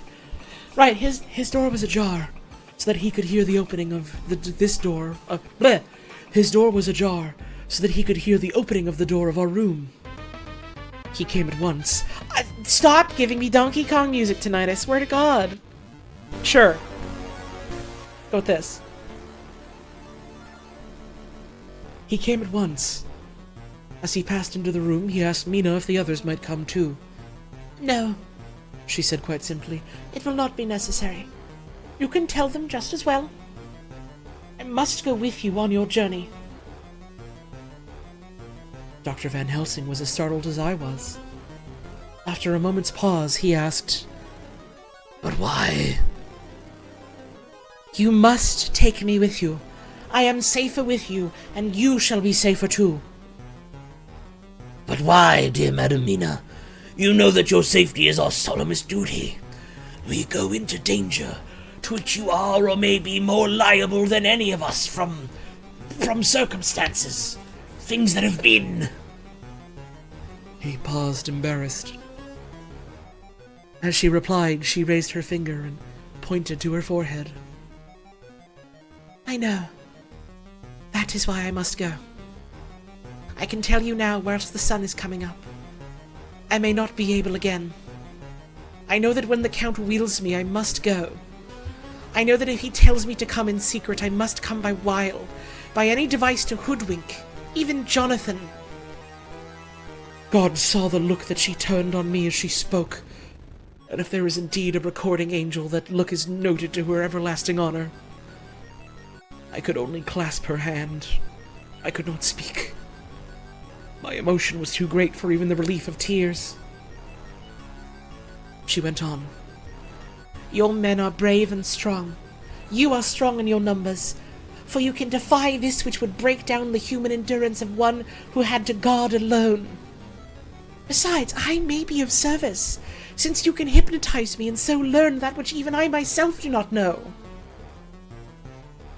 Dr. Van Helsing said very gravely, Madam Mina, you are as always most wise. You shall come with us, and together we shall do that which we go forth to achieve. When he had spoken, Mina's long spell of silence made me look at her. She had fallen back on her pillow asleep. She did not even wake when I had pulled up the blind and let in the sunlight which flooded the room. Van Helsing motioned to me to come with him quietly. We went to his room, and within a minute Lord Godalming, Dr. Seward, and Mr. Morris were with us also. He told them what Mina had said, and went on. In the morning we shall leave for Varna. We have now to deal with a new factor, Madam Mina. Oh, but her soul is true. It is to her an agony to tell us so much as she has done. But it is most right, and we are warned in time. There must be no chance lost. And in Varna we must be ready to act the instant when the ship arrives. What shall we do exactly? Asked Mr. Morris laconically. The professor paused before replying. We shall, at the first, board that ship. Then, when we have identified that box, we shall place a branch of the wild rose on it. Then we shall fasten.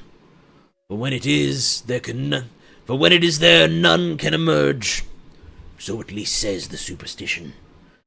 And to superstition must we trust at the first. It was man's faith in the early, and it have its root in faith still. Then, when we get the opportunity that we seek, when none are near to see, we shall open the box, and all will be well. I shall not wait for any opportunity, said Morris. When I see the box, I shall open it and destroy the monster. Well, there were 1,000 men looking on, and if I am to be wiped out for it, the next moment. I grasped his hand instinctively, and found it as firm as a piece of steel.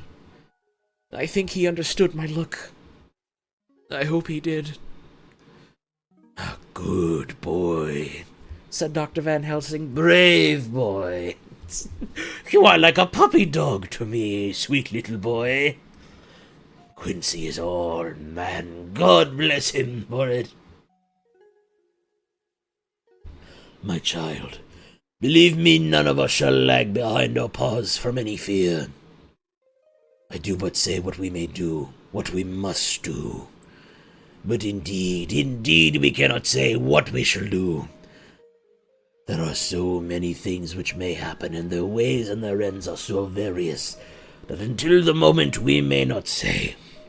We shall be armed in all ways, and when the time for the end is come, our effort shall not be lack. Now, let us today put all our affairs in order. Let all things which touch on others dear to us, and who on us depend, be complete. For none of us can tell what or when or how the end may be. As for me, my own affairs are regulate, and as I have nothing else to do, I shall go make arrangements for the travel. I shall have all tickets and so forth for our journey. There was nothing further to be said, and we parted. I shall now settle up all my affairs of earth and be ready for whatever may come later. It is done. It is all done. My will is made and all complete. Mina, if she survive, is my sole heir. If it should not be so, then the others who have been so good to us shall have remainder. It is now drawing towards the sunset. Mina's uneasiness calls my attention to it.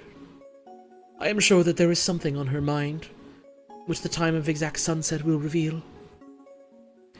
These occasions are becoming harrowing times for us all, for each sunrise and sunset opens up some new danger, some new pain, which, however may in God's will, be means to a good end. I write all these things in the diary, since my darling must not hear them now. But if it may be that she can see them again, they shall be ready. She is calling to me.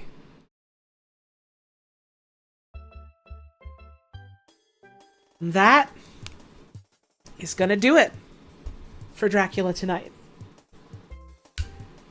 We have 3 chapters left. The Super Mario main menu is blasting. 3 chapters remain. Next week, come hell or high water, we're gonna kill a Dracula. Oh yeah. And then if I can find an upload somewhere of a Dracula movie, I figure that'll be a fun watch for a movie night. And that'll be neat. And that'll be fun. Yay! Thank you all very much for tuning in. If you stuck around for this entire stream, hey, thanks for stopping on by. If you're catching up on the VODs, hey, thanks for checking out my little streams on your own time. I appreciate that a lot.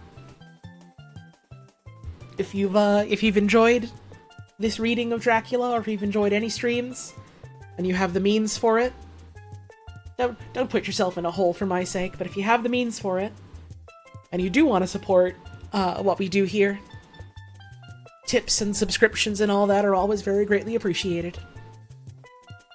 The links are on the stream page. And you can do that shit when the stream's not live. I think some people are convinced that they can only do it when the stream is live, because I've had people message me like, oh, I really want to like support you monetarily, but I'm never around when your streams are live. And it's just, you can fucking hit that button whenever you want. The stream doesn't have to be up for it to work. It's basically just a middleman that sends that shit to like my PayPal and my bank account. And in case that was somehow a point of confusion for someone. This was a lovely way to spend the evening. Hey, it was a lovely way for me to spend my evening too. Thanks for tuning in. I hope folks have been enjoying the Dracula read-through, and I hope that folks enjoy the next book that we get around to once it's time for that. I don't know if I want to start right away after I finish Dracula, or if I want to wait a bit and try and finish off some other things that we have already started streaming.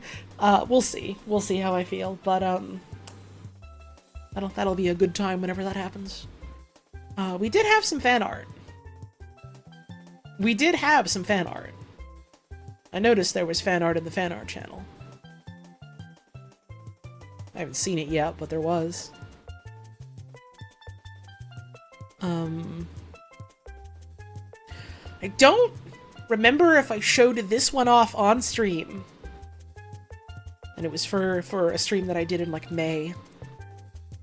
But I'll show it off as well. And then show off the stuff that we had today. Give me just a sec to pull up yonder Discord. Excuse me, Jesus. Where is it? No, that's Gubble Buggy Racer. That's so peaceful. Well, that's my Wallace coin. That's Forbidden Planet. And that's Baby Fat Cheeks. Aww, aww, aww. I love Baby Fat Cheeks. Aww. I'm fucking around. Here it is. We have this one here from Oddish, which I thought was very cute. The sensible world of soccer peeking up is really good. Very fun one. I've been looking at this since fucking May and smiling about it. This is wonderful. Thank you very much. On to art from today. This one from Mokamura. I now understand the comment about John Arbuckle.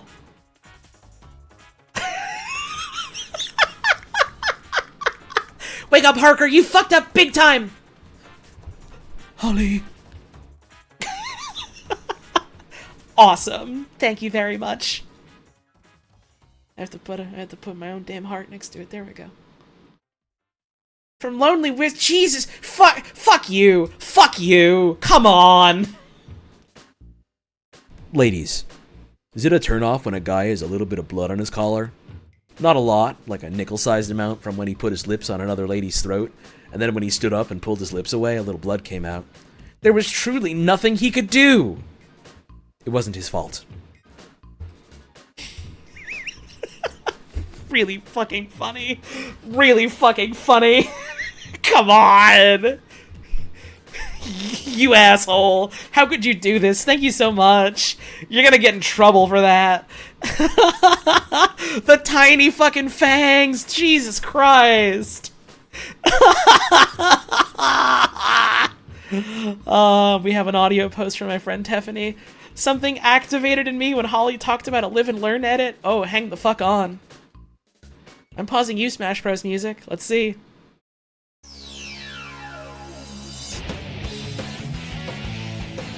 Is the world finally ready for it? Let's see.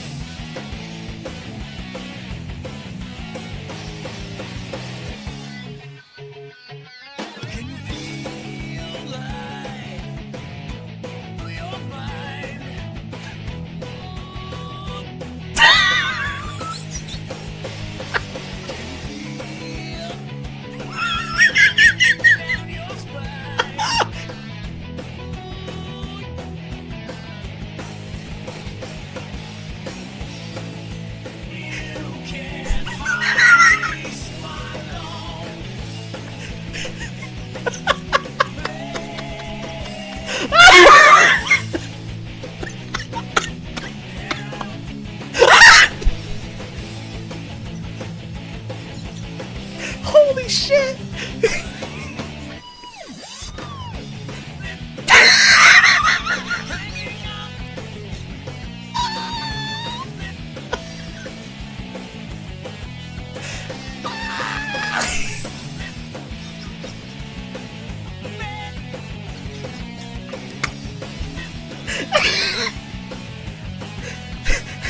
I'm going to die!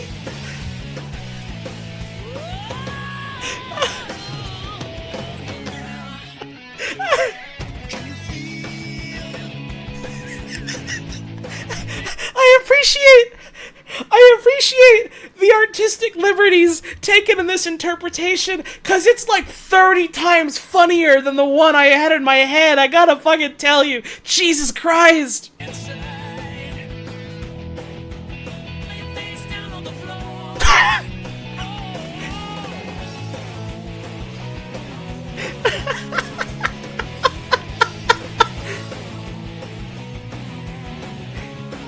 Holy shit, dude. Help!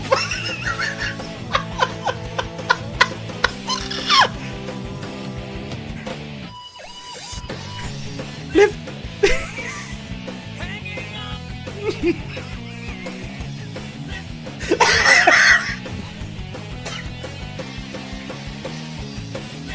I'm sweating from laughing so much.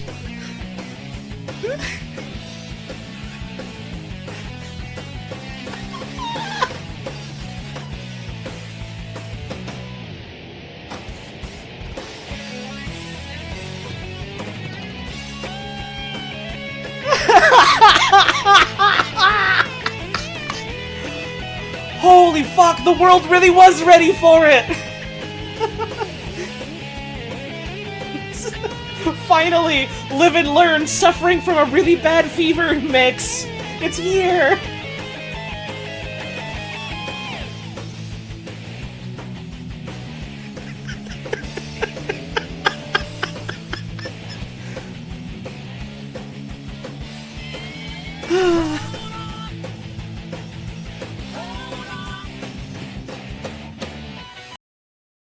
Fuck, I tabbed out by accident. Hang on.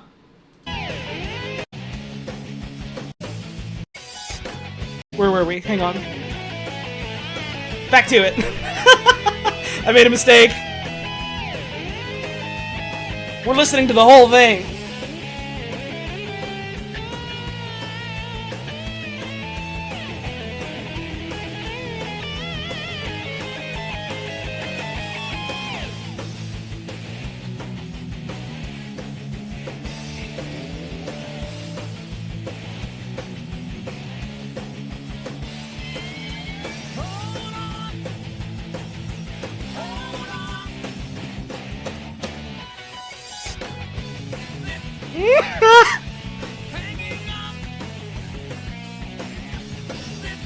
Every time it's still as funny as the first time.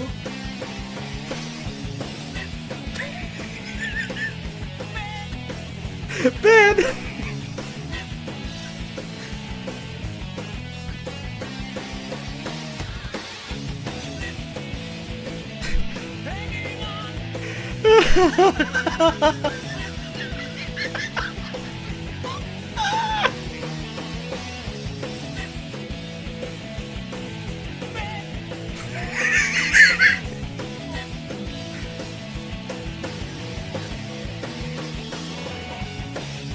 There are tears running down my fucking face.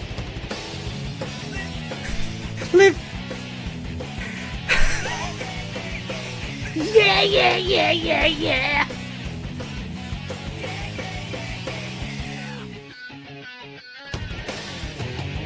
Fuck, dude.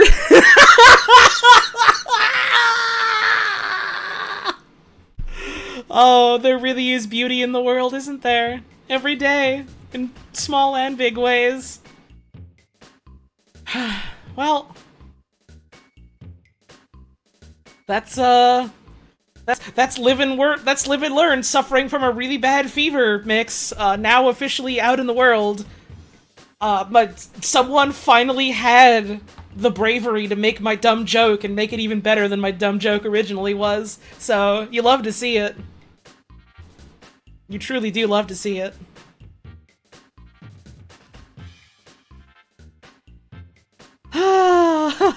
Live.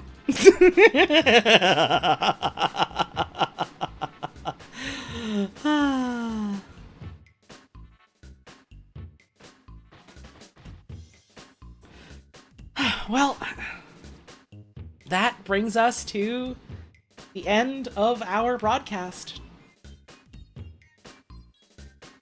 It's been real, and it's been fun.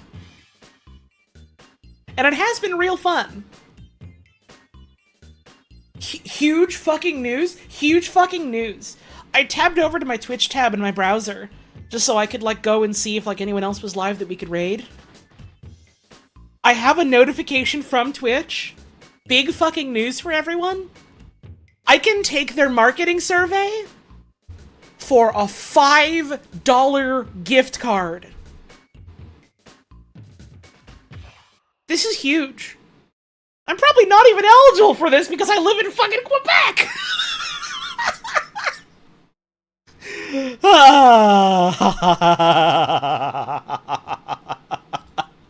$5 whole smackers. Goddamn. Is anyone live right now that I want to raid? Let's see. Who's up? Who up?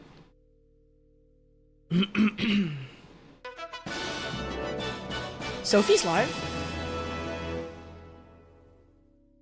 Dracula is my favorite. Sophie's live. Targety. We could raid Sophie. I can't think of a raid message. But we can go raid. That'd be nice. Thank you, Bird Limes, for the 44 months. Much appreciated. I mean, I guess you could say live. Or help.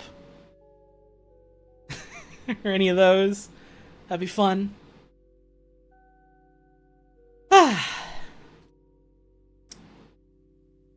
Alright, let's wrap up the stream. I can feel the energy levels rapidly plummeting now that I've told myself I'm done. The song's too quiet. Sure, we can listen to Mother again. Well, no, actually, I haven't played the fucking music that I use for goodbyes in a while. Let's do that. It's been a while since we heard this song. I've missed it. I've missed the streaming, too. It feels nice to be back doing it again. I'm glad that folks enjoyed the stream tonight. Thanks for stopping on by. Thanks for having a good chat about books. Thanks for laughing and clapping at my Among Us joke that I made at the start of the stream. Thank you as well for all the raids we had today. For all the new folks who stopped on by. Thank you for all the subs and all the tips and all the bits. Your generosity and your financial support is, quite frankly, it still blows me away to this day, all these years later, that folks are willing to do that for little old me. So thank you for helping to keep the lights on, and thanks for helping me keep on doing this in different and hopefully sometimes weirder ways. Thank you again for all the wonderful fan art, and thank you all very much for tuning in. You know, whether you were here for just a bit, or you stuck around for the whole stream, whether you caught all of it or you only caught chunks, whether you're catching this live or you're watching the VOD, whether you were hanging out in chat or you were just lurking, no matter when, where, or how you catch these streams, it is always wonderful to have you here. So thanks for taking time out of your busy day to spend it here with me.